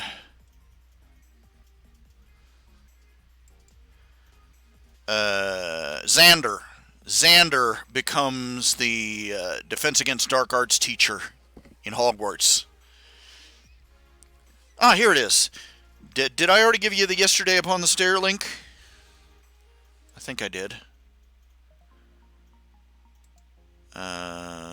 Okay, let's see. It's not in here, so it must be in fan fiction. I frequent several fan fiction sites because I'm a junkie. I gotta have my fix. Gotta have it. Now that I've alarmed the hell out of you. Alright, let's see. Favorites. Here we go. Favorite authors, favorite stories. Yeah. Dodging prison and stealing witches looked interesting at first, but it bogged down, and a lot of Harry Potter fans seem to be determined to write the next great American novel featuring wizard politics. I can't think of anything more boring than politics. And these people write these mile-thick stories.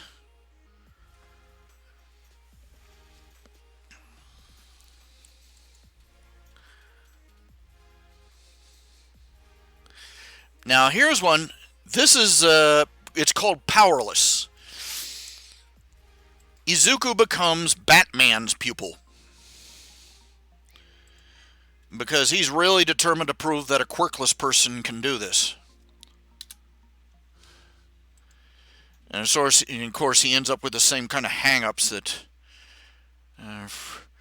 let's see. Celestial Worm, Fair Lady, Colors and Capes, Crack of Thunder, Basilisk Born, Instinctive... Magic School Days. Where the Cutie Mark Crusaders end up going to Hogwarts, thanks to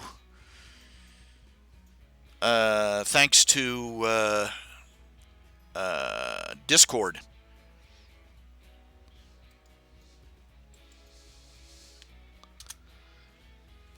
And things get really batshit insane from there. And it snowballs fast. I kid you not. Harry Potter, The Princess Slytherin, Izuku Smash. Rather substandard. Snuggles a Symbiote. Greg Verda, My Hero Playguy. Lex Marks the Spot. That's a fairly good one. Basically, Xander... during the costume event, where everybody became their costumes on Buffy the Vampire Slayer one Halloween, Xander became Lex Luthor.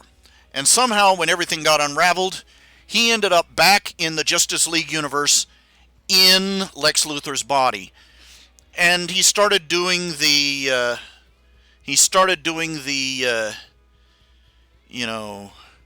only sane man routine to try and set the Justice League universe on a better path.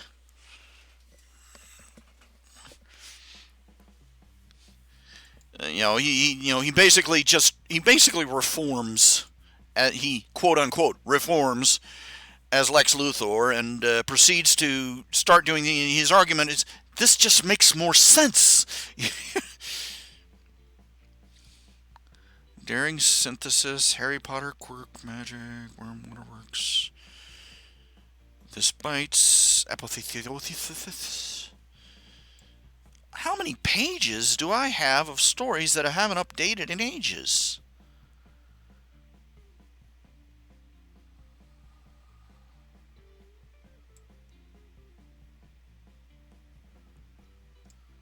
I've got stories that haven't updated in anything, you know.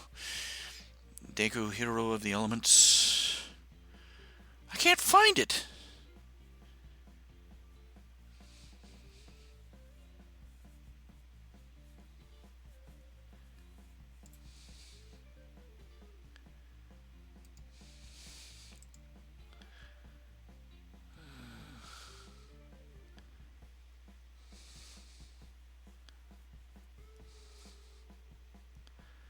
I can't find it. Doggone, where is it?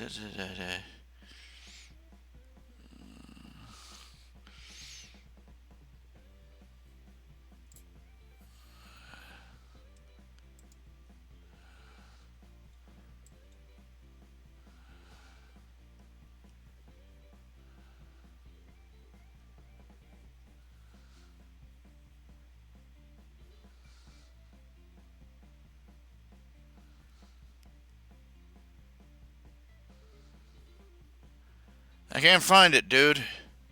I can't believe it's just a ridiculously long list of stories here that I've got stories on this list that I haven't updated since 2001. Man,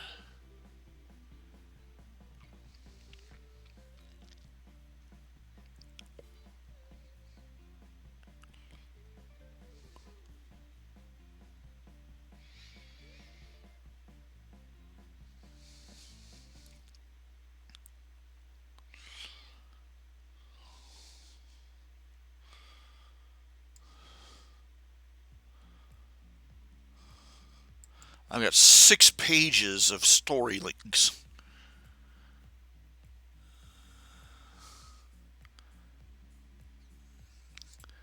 There's one called Like a Redheaded Stepchild. Basically, Harry Potter gets mistaken for one of the Weasleys because he has red hair like his mother. And it snowballs from there. It gets completely cracky after a while, but it's still a fun read.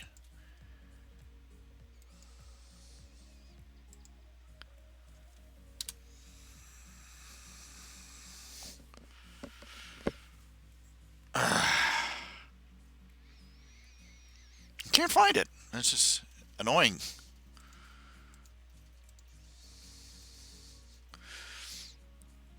Then there's one story by AC 1308 called Wyvern. It's where it's a worm story, but she becomes a dragon. A wyvern, actually, 2 legs. I've got a chart somewhere that describes how the names for different types. Dragons with two back legs, 2 front legs, no legs, 4 legs and no wings. Body shape, body size. It just seemed like something to keep. Bully doolly, bully dee dee dee dee dee, bully dee dee dee dee. Good name.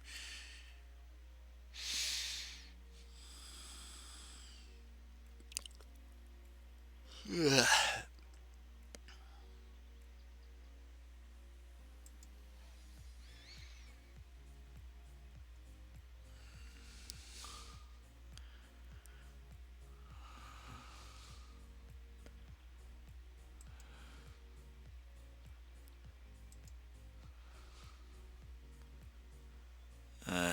I don't know.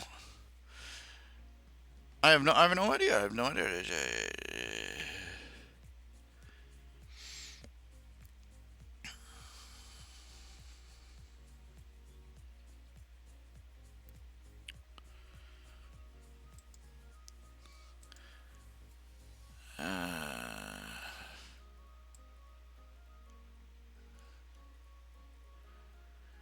Act 1308. He's a good fanfiction writer, but he doesn't he hasn't updated in a while. I don't think. ACK 1308. Can't find it. I can't find it. I'll have to wait for it to update before I get to. So very sorry. So very sorry.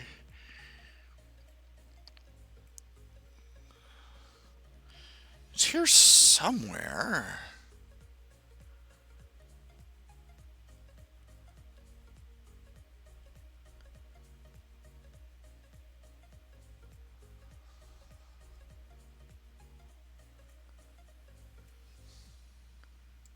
Harry Potter and the Invincible Technomage was interesting. Hasn't updated since 2018, though.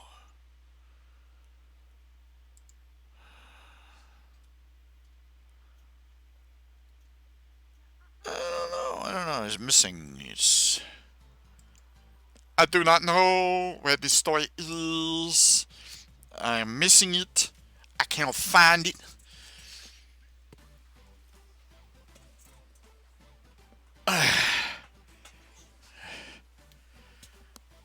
Now, here's a funny one. It's The Tick versus My Hero Academia.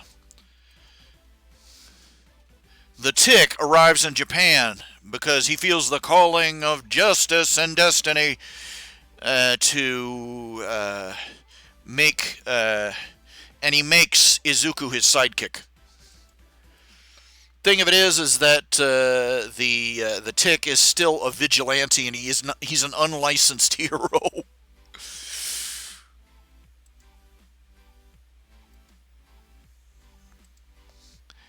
And it gets real goofy real quick. Okay. Rather than Dragon Child. I can't remember.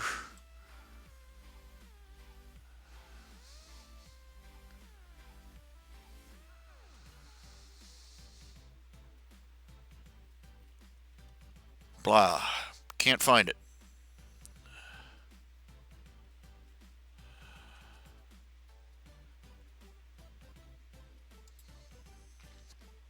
I'm sorry, dude. Don't know where it is. Not happy about that. If I can't find it, I can't read it.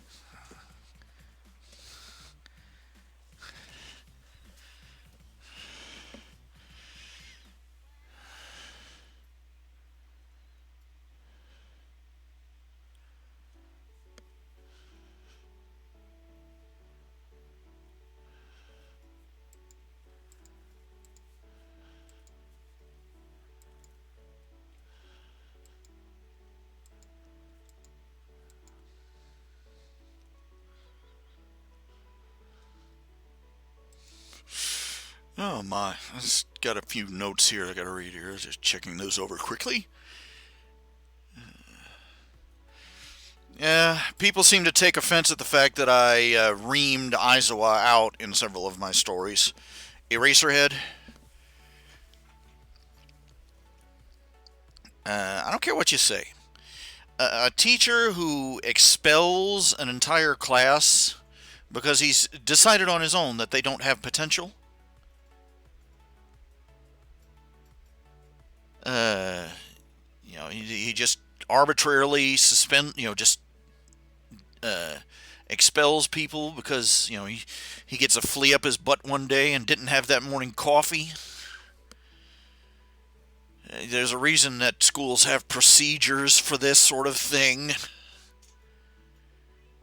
You can't tell me, expelling 20 kids. Now think about it. These kids are being trained to be superheroes in a world where superheroes are a important pillar of the law enforcement community. And the attrition rate for getting in just to graduate with and get your license, is monstrously steep. So for 20 kids, to just disappear off the map of, for the future would be a catastrophe. And to say nothing of what it would do to the kids themselves. In Japan, kids commit suicide over not being admitted to the school of their choice. What do you think being expelled because your narcoleptic teacher is you just had a bad day? That's not a good teacher. That's an unstable and unpredictable one. That's nobody you want teaching the next generation of law enforcers and protectors. This is not the Spartan way. And the Spartans were retards, by the way, okay? For all the talk about how hard-ass they were and how badass they were, historically, they were lousy on the battlefield. They were vitally useful at Thermopylae, but that was it. And they were used for the one thing they were good at, standing there and being a meat wall.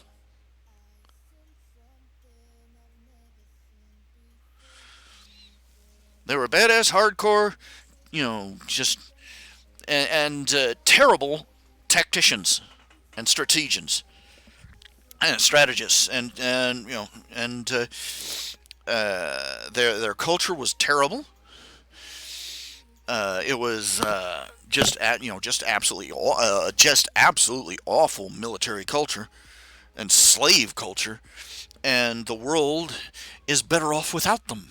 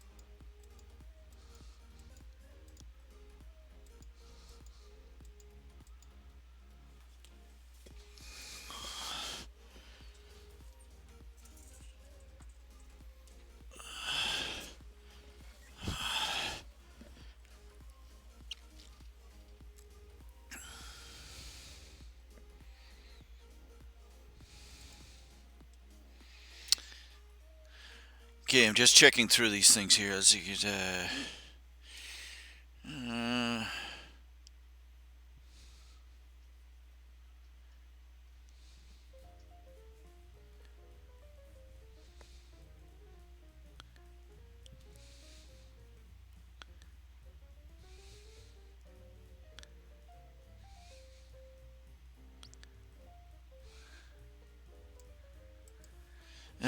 just another guy apologizing for Aizawa.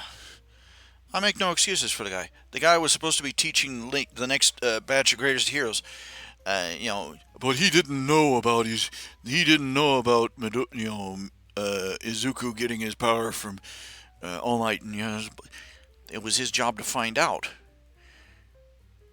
It was his job to find out the quirks, if you'll pardon the expression, of each of his students' powers.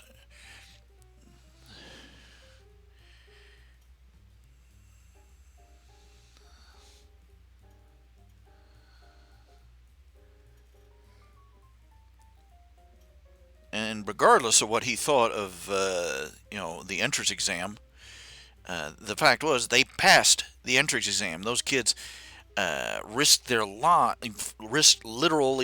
life and limb to crawl on broken bones through the front door of UA. And he took it upon himself, and his bitter nature to decide that they weren't worthy because they didn't have a big a stick up their ass as he did. No, don't give me this, samurai honor Spartan way bullcrap. Just out of my face with it. And don't give me this excuse. Oh, you saw how the kid broke himself, and so he was trying to, spare him any further. Bull.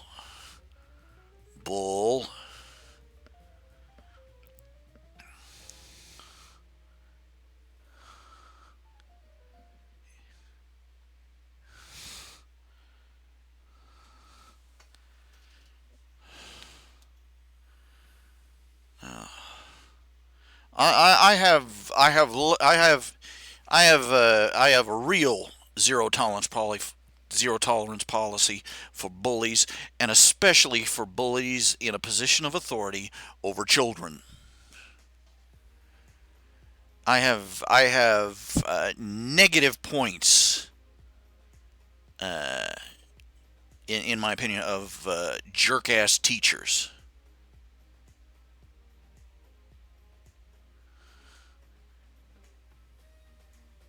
I've heard too many stories. I've seen too many people who had their lives just utterly derailed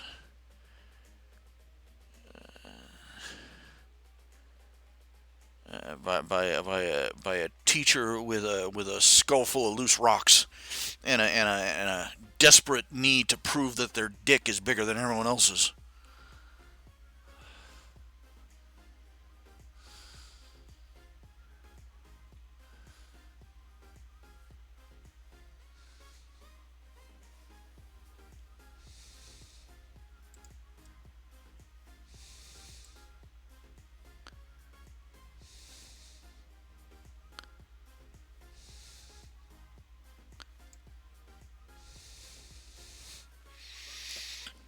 We got another guy. Zone Switch is making apology for Endeavor. How great he is because in canon he hires people that have powerful but hard to control powers. You mean like fire?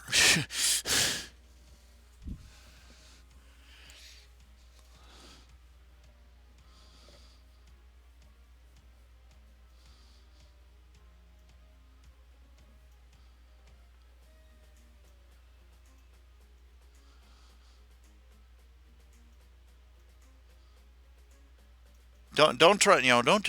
I don't want to hear what a nice person he is to puppies. Anymore. I don't want to hear about how Adolf Hitler was good with small dogs and children. We're talking about a man who beat his children and abused and neglected, who who struck his wife who beat his children, abused and neglected them, literally drove one to run off to become a villain. And no. Why? Because his entire life revolved around, becoming number one, the number one hero. It revolved around beating All Might, no matter what it cost. It got so bad that he was willing to accept. This was going to be his legacy, having his kid someday surpass All Might, even though All Might was already on the way out. And that was his goal, to be up on a pedestal with a little gold plaque under his feet that said "World's Greatest Sperm Donor."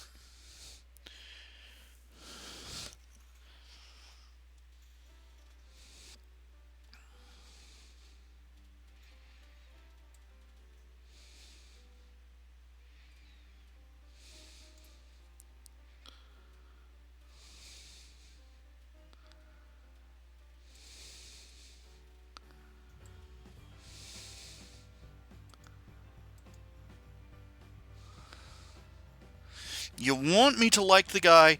I'm sorry. He's going to have a penitent moment. He's going to have a road to Damascus moment for to win me over.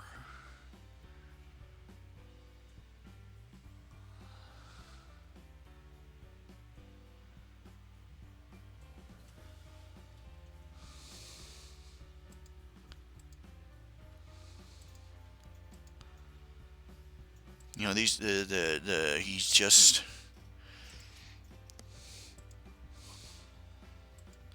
Instead of him regretting and changing his behavior, he just lets it all slide into the past. Oh, it's just history. That's old history. That's no, no, no, no, no, no, no, no. Your history is hanging off your ass, son, like poop off a goldfish. And it's not going away until you take a little effort to shake it off.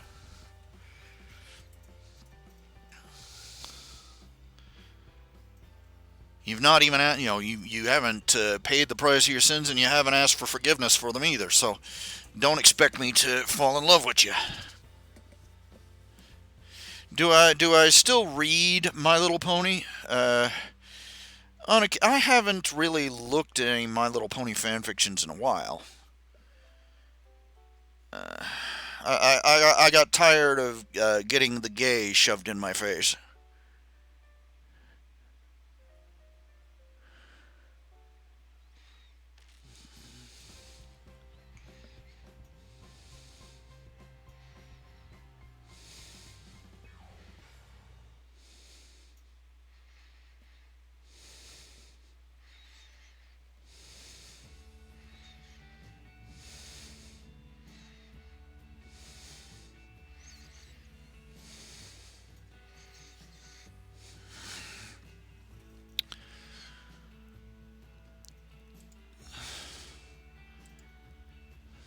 That's got to be so frustrating, even for somebody who thinks that the gay lifestyle isn't a problem. That has got to be so frustrating. You go to all the trouble to make these diverse, complex, and unique characters, female characters, and the only thing anybody can talk about is whether they muff dive or not. Oh, Rainbow Dash, she's definitely a lesbian. What was that again about stereotypes? She has a rainbow hair, and she talks in a raspy voice, and she likes sports. She's obviously a dyke. Uh-huh. Yeah. This is what passes among this is what passes among the lost of the world as open-mindedness.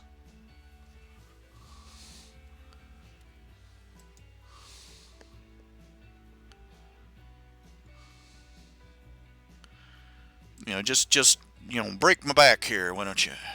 Yeah.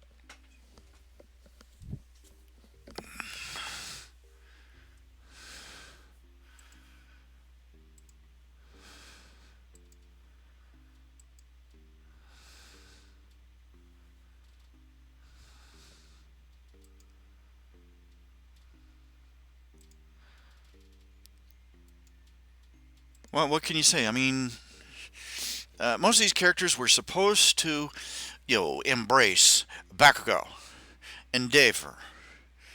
Uh, I'm trying to think of other characters in various anime or shows. Well, then there was uh,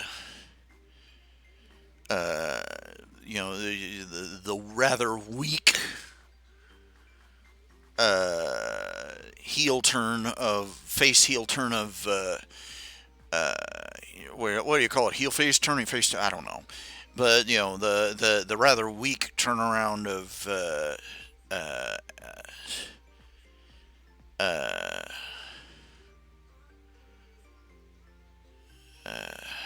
wait, my brain just went. Diamond Tiara. Diamond Tiara turns over a whole new leaf within one song. And we're supposed to feel sorry for her because her mother is so demanding. Yeah, I'm sure that's why she's a bully, is because her mother is demanding. And then there was Babs Seed, you know, and we were not only supposed to accept her 10-second conversion, we were supposed to accept that the Cutie Mark Crusaders were also bullies for fighting back. I'm like, you lost me, and you're not getting me back there.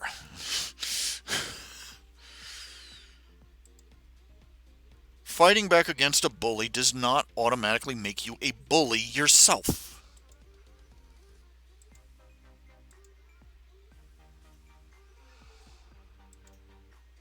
This is not a difficult concept.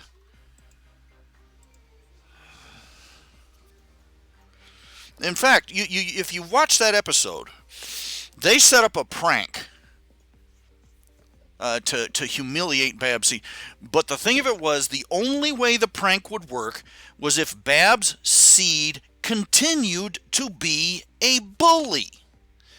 She had to climb up into the float, throw the Cutie Mark Crusaders out, and steal it for herself.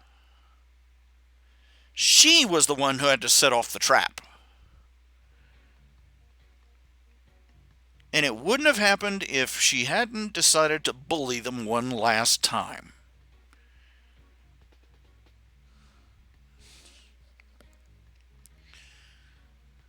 The definition of a bully is somebody who torments you when you haven't done anything.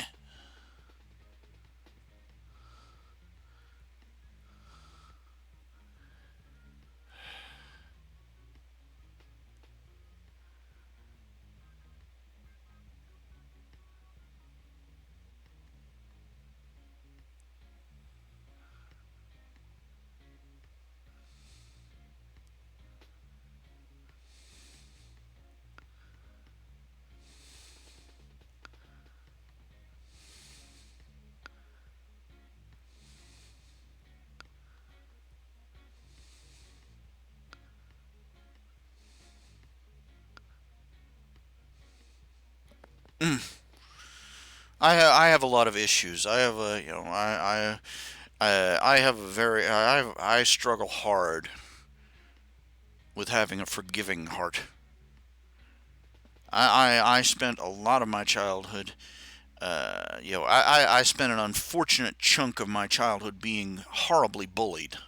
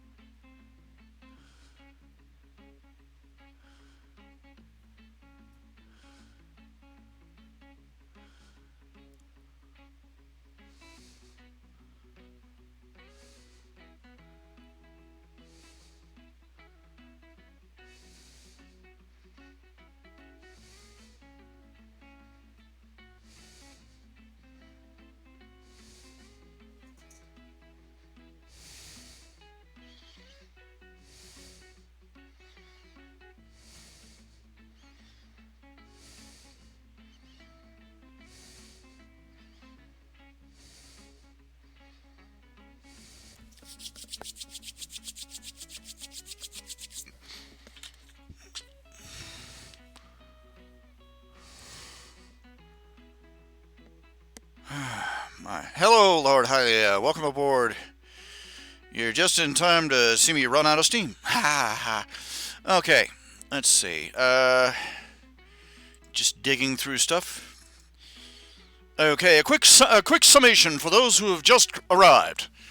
One, Has-Been Hotel is technically quite an achievement, but artistically is nothing more than a social justice warrior female standing on a soapbox, screaming dirty words and wanting a cookie for it.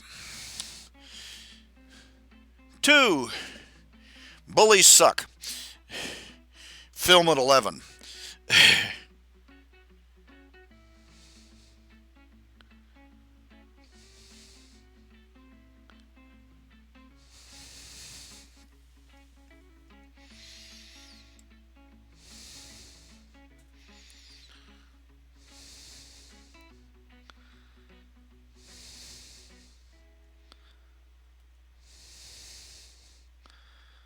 You're saying Penstroke wrote a sequel, another sequel, where a group of diamond dogs kidnap Nix? And I'm like, okay.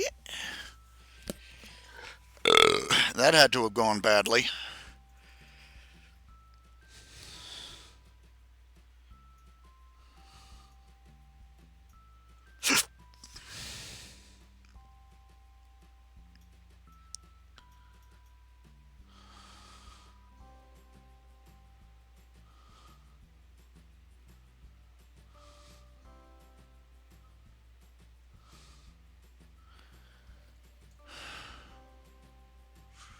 It's hard to forgive people that you think have hurt you, especially when they're in the abstract. When you're just seething with rage at some politician, and you're like, try for a minute to remember that they're a human being, not a wax figure.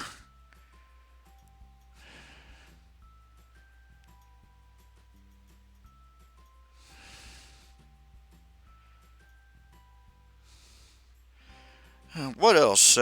We gave a long list of fanfics that I've read that are really actually pretty good. Uh,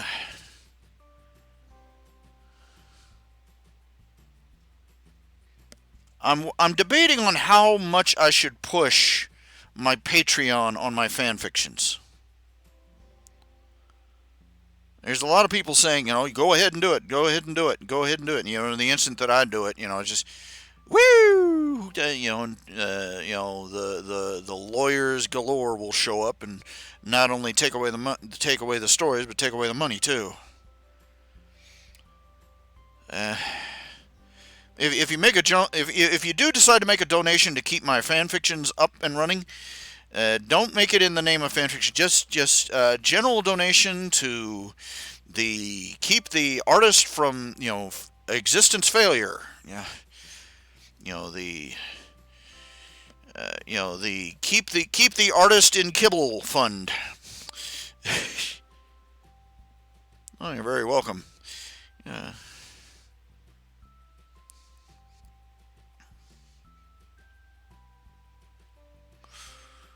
I was one of the things I was very pleased about in the Nick stories is that because of their nature, I was able to talk more about forgiveness,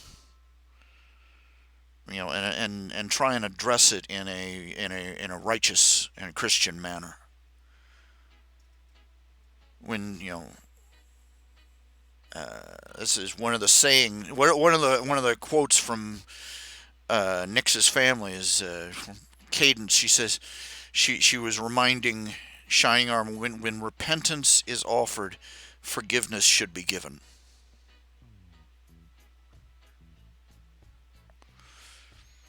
Trying to remind her husband that Nix was no longer Nightmare Moon and had nothing but regrets about it.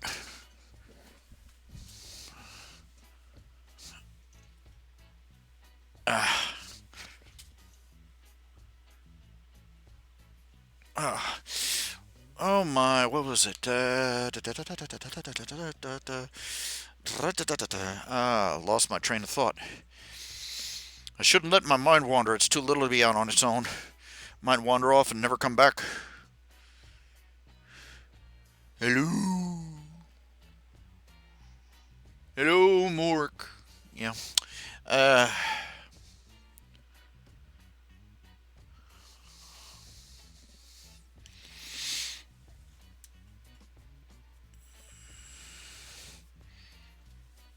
where do you go for where do you start looking for emotional counseling and stuff? Psychiatric or psychological help, like you can afford it. That's what gets me. It's psychiatry and psychology have to be the softest, mushiest of the so-called sciences, and yet they are the most expensive. My dad put it this way: they're verbal prostitutes. A psychiatrist for just a listening prostitute. You pay them a tremendous amount of money to sit there and pretend that they care. And the better they pretend that this was established years ago. That the one common thing that established uh, a faster recovery rate for and improvement for psychiatric patients was if their caregiver, the counselor, the psychiatrist, the psychologist, if the patient believed they cared. And the more firmly the patient believed they cared, the better they got, and the healthier they were, and the faster they regained their even keel. So basically, they're emotional prostitutes. The psychological theories, the psychiatric theories, they're window dressing. And where they're rigorously applied, they do more harm than good.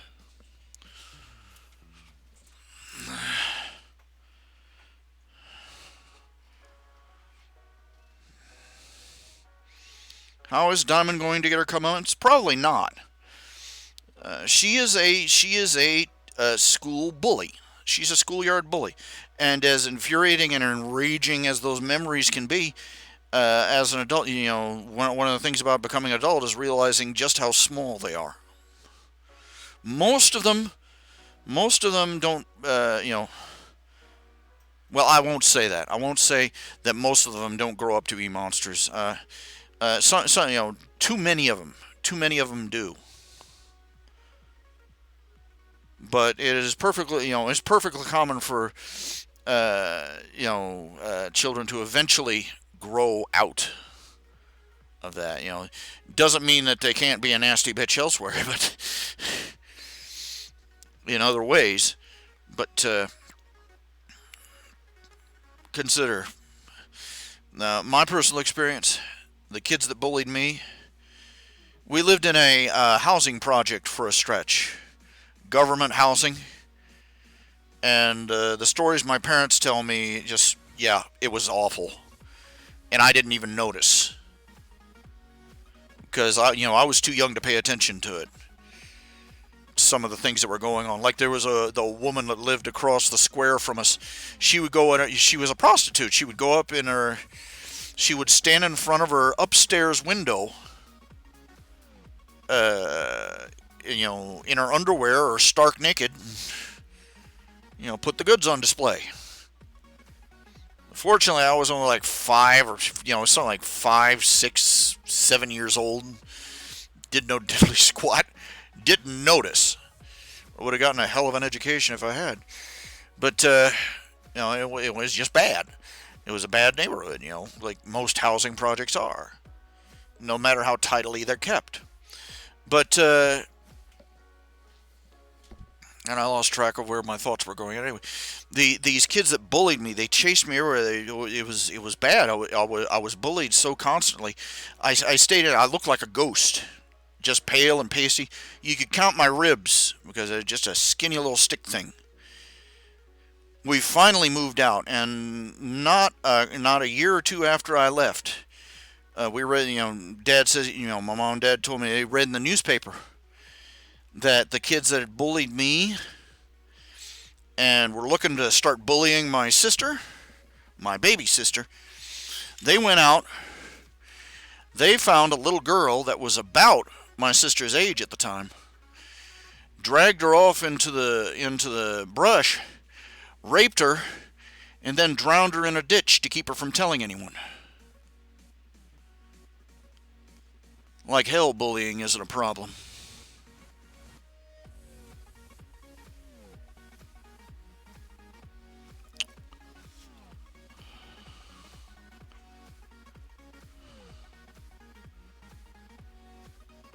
I can't exactly brag about how much better my life turned out than most of the bullies through the course of my life, but I can safely say I never ended up in jail. Or in their case, lifetime in prison. One hopes.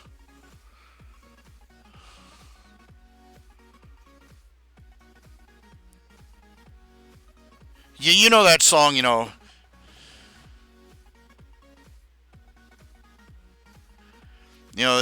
it's good to be a geek, and someday I'll be a star, and and you'll be pumping gas.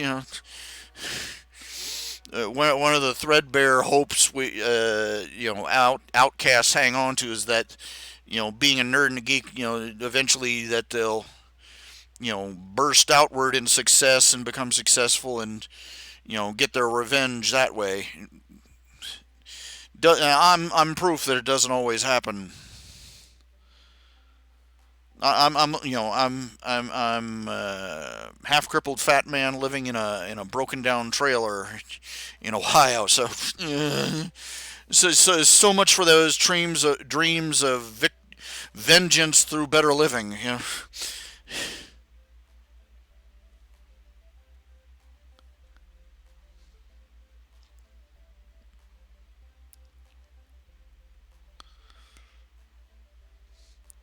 I think the main reason that society focuses so much on school, and especially high school, is because for most of the people in our society, especially those that have you ever heard the song "High School Never Ends"? Where the bowling Bowling for Soup guys, they do they basically read off a comparison between the pop culture figures and the and the figures in high school. Brad Pitt, you know Black the clown, Brad Pitt the quarterback. I've seen it all before. Hey, I want my money back. But they're right. Is that most of the people that took over, leftism is a state of mental and emotional immaturity. And people that cling the hardest to leftists, you ever heard the old saying, never trust a person under 30. Never trust a person under 20 who isn't a liberal, or a person over 30 who isn't conservative. There's a reason for that. You get these people who stable. They're in a state of arrested development. They peaked maturity wise. Their development was arrested in the high school years. Or stretched out, if you want to stretch it out a bit, in the high school and college years, where they still didn't have to abide by the rules of society. Provide for yourself, pay your own way, pay your taxes, get a job, be responsible. You know, and they could still, uh, sleep through their classes Monday through Friday and then party on Saturday. And take a couple of Red Bull and some vitamins in the morning on Monday and start it all over again.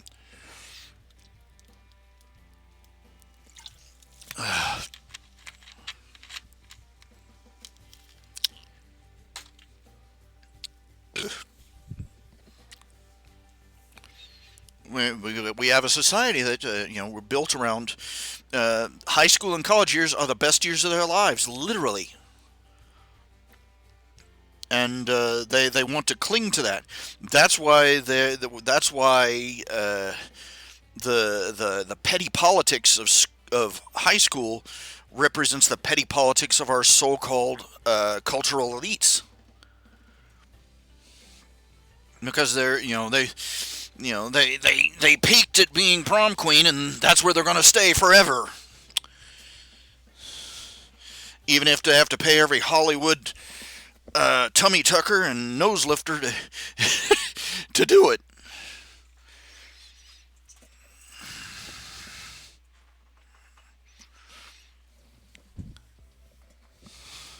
It's a sad shame that most people only get a perspective of what being truly wealthy and prosperous is like from people in Hollywood and in politics. Because the vast majority of millionaires in the United States, millionaires, multimillionaires, and even billionaires, they're people who drive to work in a used truck and wear work boots to the office. You know what I'm saying? Seriously, they got rich by being frugal, not by buying enough bling to anchor a blimp. And not by buying just gigantic mansions in Beverly Hills. This is why people in Hollywood are constantly so desperate. They have millions of dollars flying around, but they're spending it as fast as they make it. Why? To hold up appearances. That they are actually, that they're 10 times as rich as they actually are. They buy a house that costs them $1 million a year to maintain, and they burn through cash like it was water. It's the way it goes. This is why you don't hear too much about celebrities after. What? This is why you have TV shows like Where Are They Now? Gary Coleman, poor bastard. Peaked, different strokes. That was it for him. He spent the rest of his life as a midget doing ads.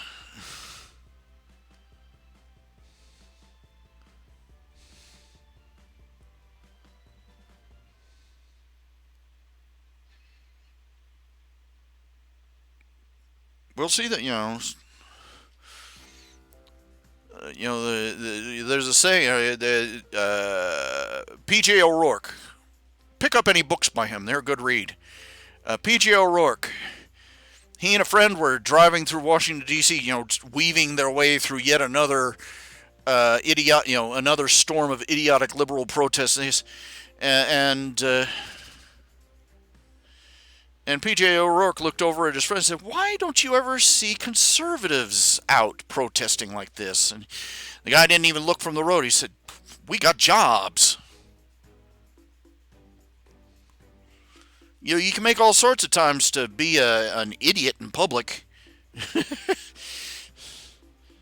You've really, really, really got to push conservatives to get them out protesting in the streets.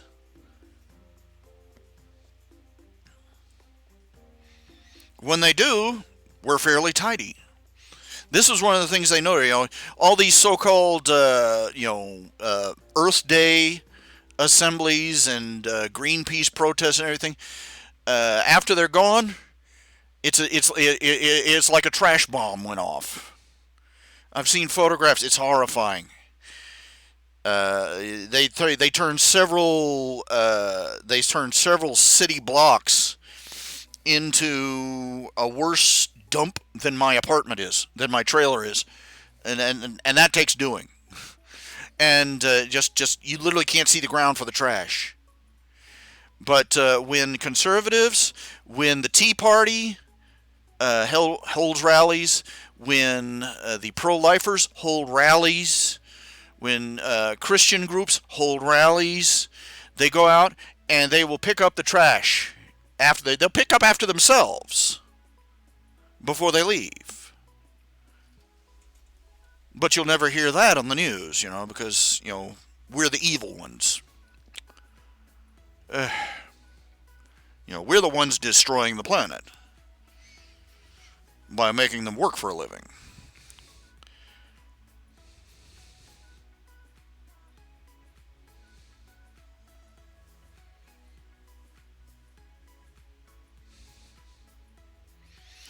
Now, Trump, he was not my first choice for president, to say the least. And he's got a lot of things, a lot of things against him personally, divorced, involved in, he used to be involved in a lot of businesses that, but he has also proven he's gotten into office. He has shown that he is pro-life.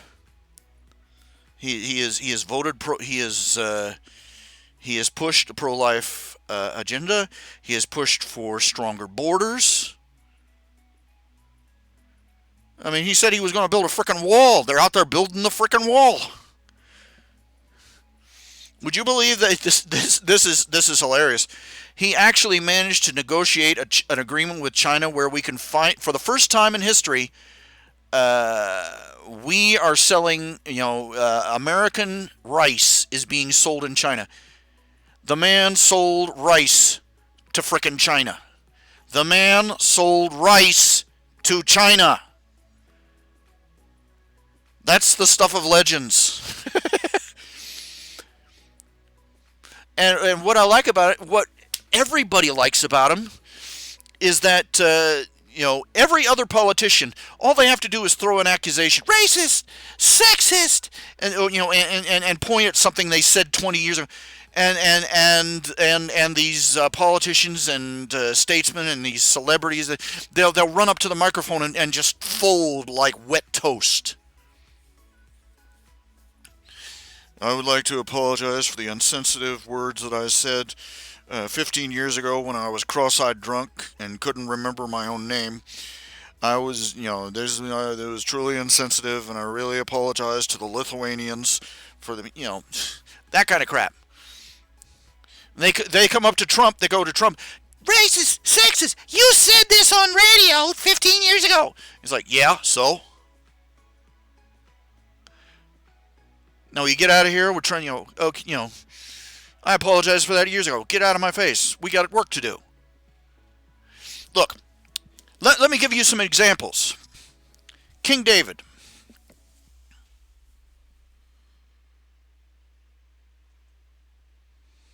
King David from the Hebrews. MacArthur.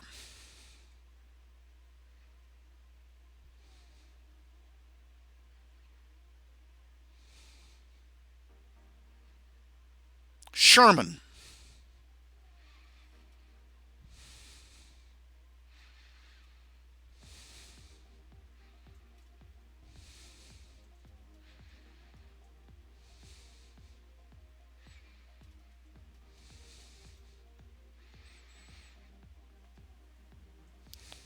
What was the name of that one? The one general who did that. You know, they did a movie about him, and he does this speech in front of a giant flag. What was his name?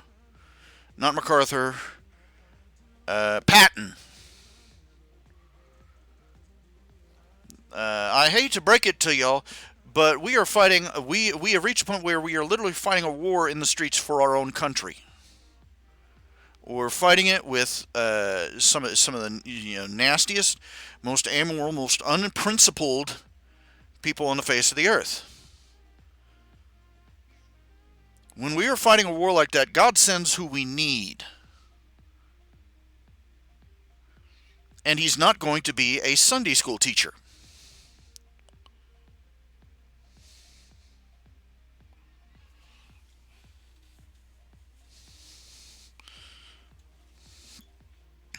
He may have, in his later years, converted, he may have genuinely converted to Christianity. I don't know.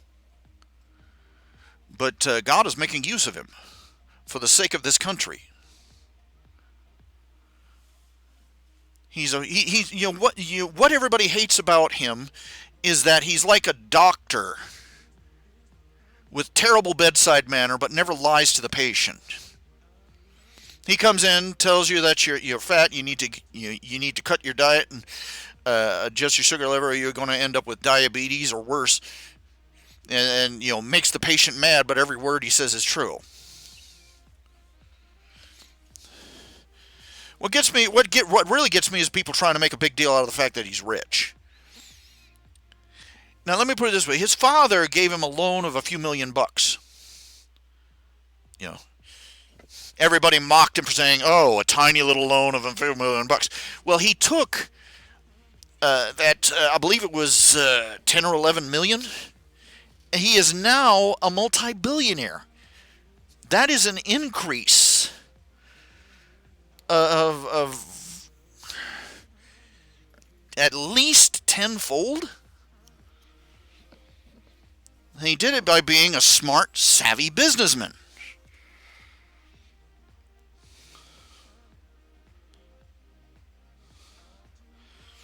And here's a story I like. One of the things you got to remember about dealing with Trump, from what I've observed about him, is that when you think you have this is from a book actually, was saying something about another character, a fictional race, but this applies to Trump too. When you think you have the upper hand in a deal with Trump, that's the time you step back, you check your wallet, you count all your fingers and toes and all your near relatives. There was one thing. What's the name of his manor? He's got that mansion, and he wanted to plant a 50. He planted a 50-foot flagpole, and flew a big American flag from it on his property. And the homeowners association came around and tried to bully him into pulling it down. They said because the homeowners association agreement said that he wasn't allowed to have, the tallest he could have is a 20 something like a 20 or 30-foot flagpole.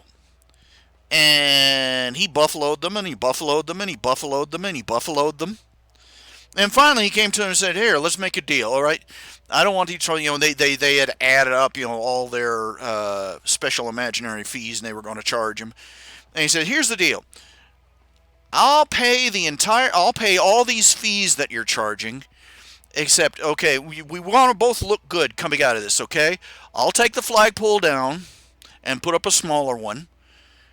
and I'll pay all these fees, except I'll give them to the local Veterans Association. And this way, it'll look good. Make everybody look good. Because the homeowners association was helping make this big donation to the local veterans association, and they went for it. And they said, "Oh well, And largely the reason they went for it is because they were so smug and pleased because they finally got him to do what they wanted. So he went out. Wrote the check, gave it. And they gave it to the once they'd given it to the veterans association. He turned around, went home, had the landscapers come in, build a 30-foot mound in front of his house, a grassy hill, a 30-foot high grassy hill, and then planted a 20-foot high flagpole on top of it. Never think you've gotten the better part of a deal when you're dealing with Trump.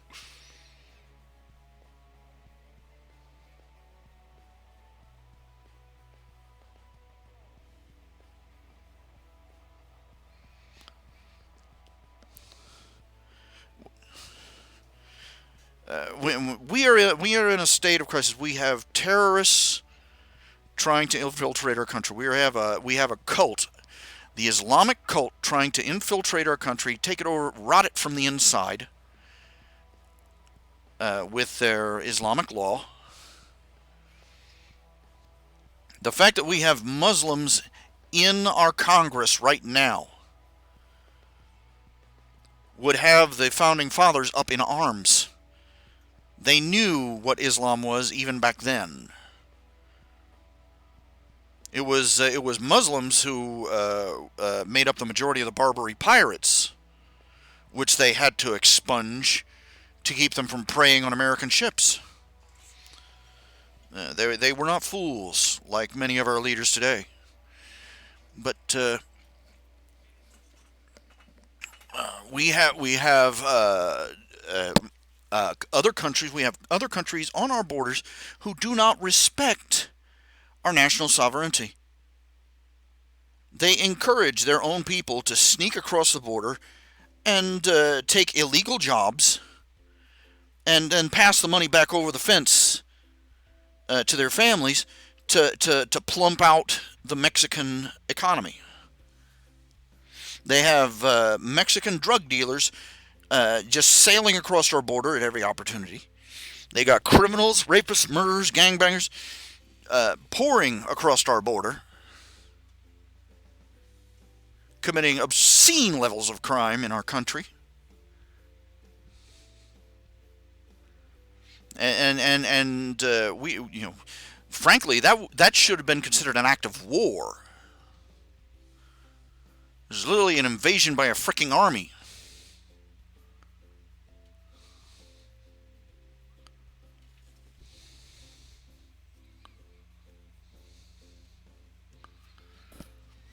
We've got people inside this country who have addled people's minds so much that they can't tell what bathroom to go to. And they believe, honest to God, that there is more than two genders and that there is a difference between sex and gender. We've got people who are angrily demanding that they be allowed, not only be allowed to live in imagination land, but they want to force everybody else to do so at gunpoint.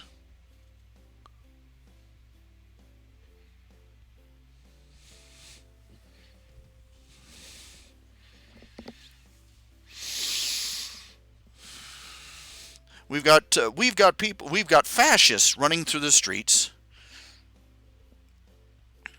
beating people with bicycle chains for voting for the wrong person or wearing the wrong hat. This is the end of it. We are at war, and Trump has only begun to acknowledge that. Trump is just the first acknowledgement of that. Until we accept that as a nation and start voting as a nation and start, until we start turning around and turning back to God and start accepting that there is a higher morality than whatever we make up with our special little friends on Tumblr,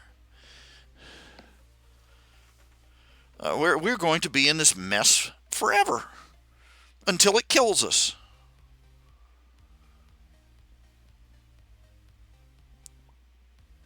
God isn't going to send a peaceful, benign pacifist into a war zone. Now, have I read Law Abiding Pony's Hive books? No.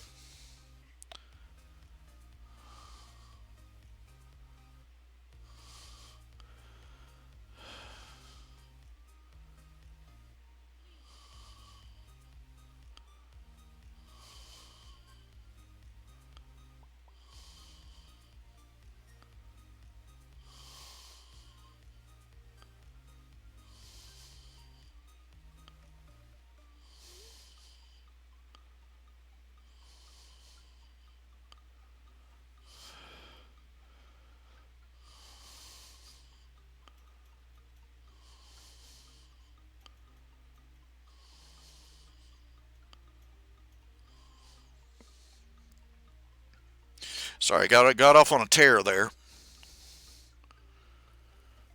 Let me back up and say that of all those that need repentance and redemption and who need a restoration, you know, among sinners whom I am chief. You know what I'm saying?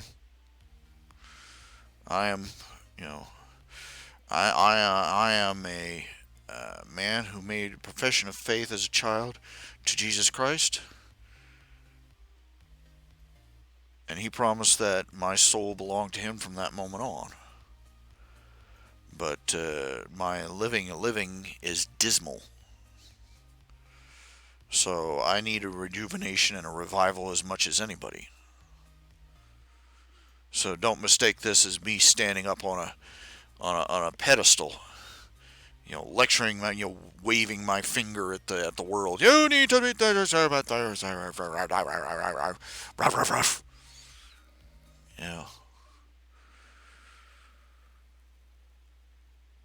a moment's patience, a moment's prayer, and I'll be kicking myself in the keister once or twice.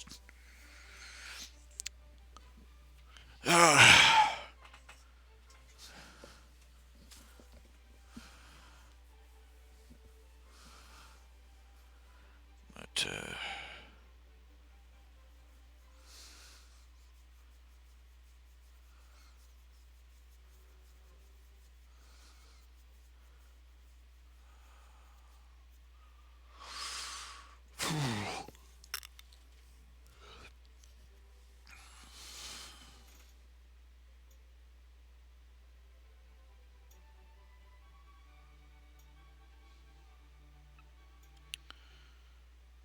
I'm definitely going to break down and I'm supposed to get a package tomorrow, and I'll have to wait for it to arrive. It's supposed to arrive at least by 9 at night, so I'm going to be calling them up after dark. Could you come out here and pick me up?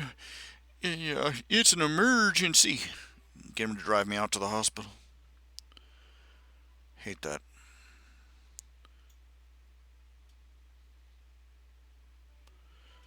I wonder how much it would cost to have have my van converted so that drive with my hands. You know.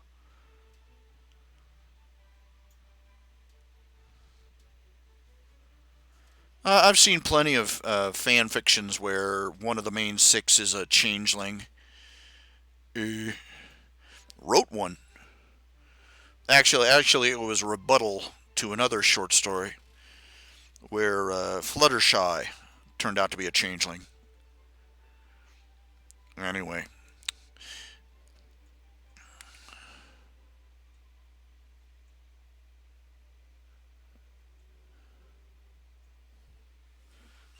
they totally didn't go with any of my ideas for changelings, though.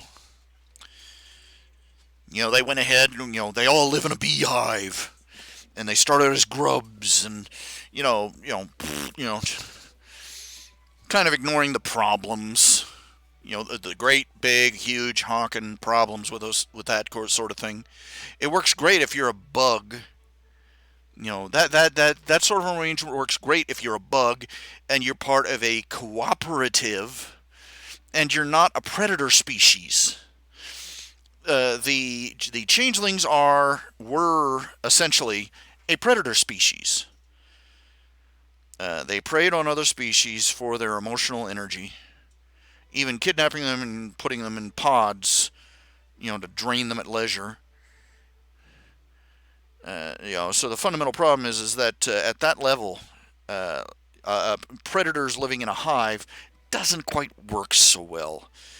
If you're an ant, maybe, you know, because you're very small and you're not going to consume a lot of resources despite your vast numbers. Something the size of a pony uh, would make the pickings very slim.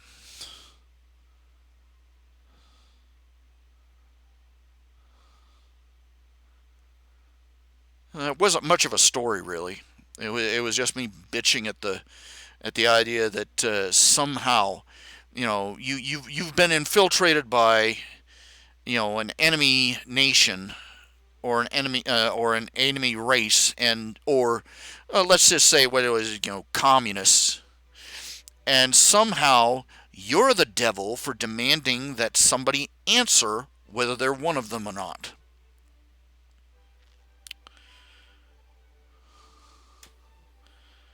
Yeah, wasps are nasty, but what do wasps eat?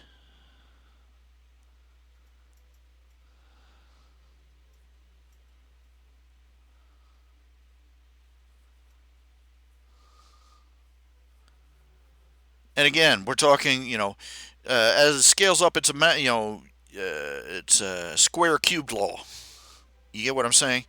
You go from something the size of a bug, a hive of creatures the size of a wasp, or an ant. They can, they, what, they're not going to uh, denude the entire, landscape.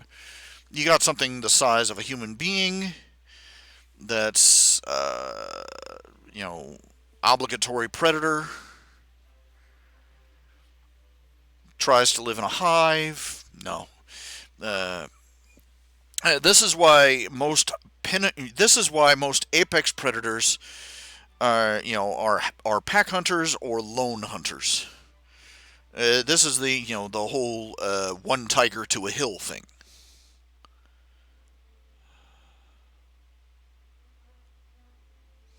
Anyway,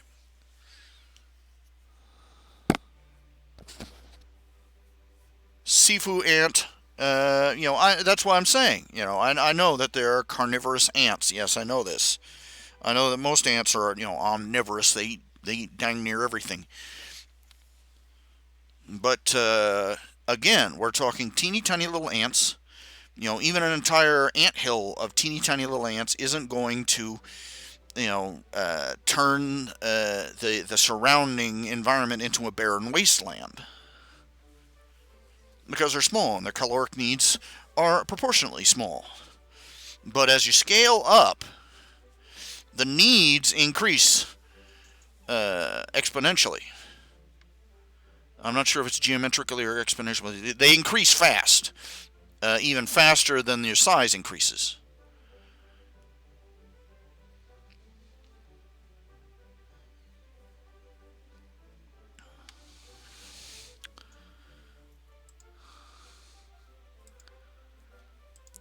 Okay, it is 5:22, folks.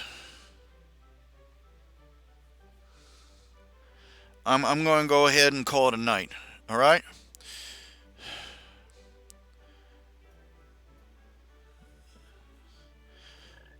You'll take care of yourselves. I may not be back tomorrow night because I've got to be going to the hospital tomorrow and have them look at my leg, and I don't know whether they're going, and if it goes like it has gone before, They're going to hook me up to a bag of antibiotics, and I'll be stuck there for at least a couple of days. To the hospital, tomorrow afternoon probably.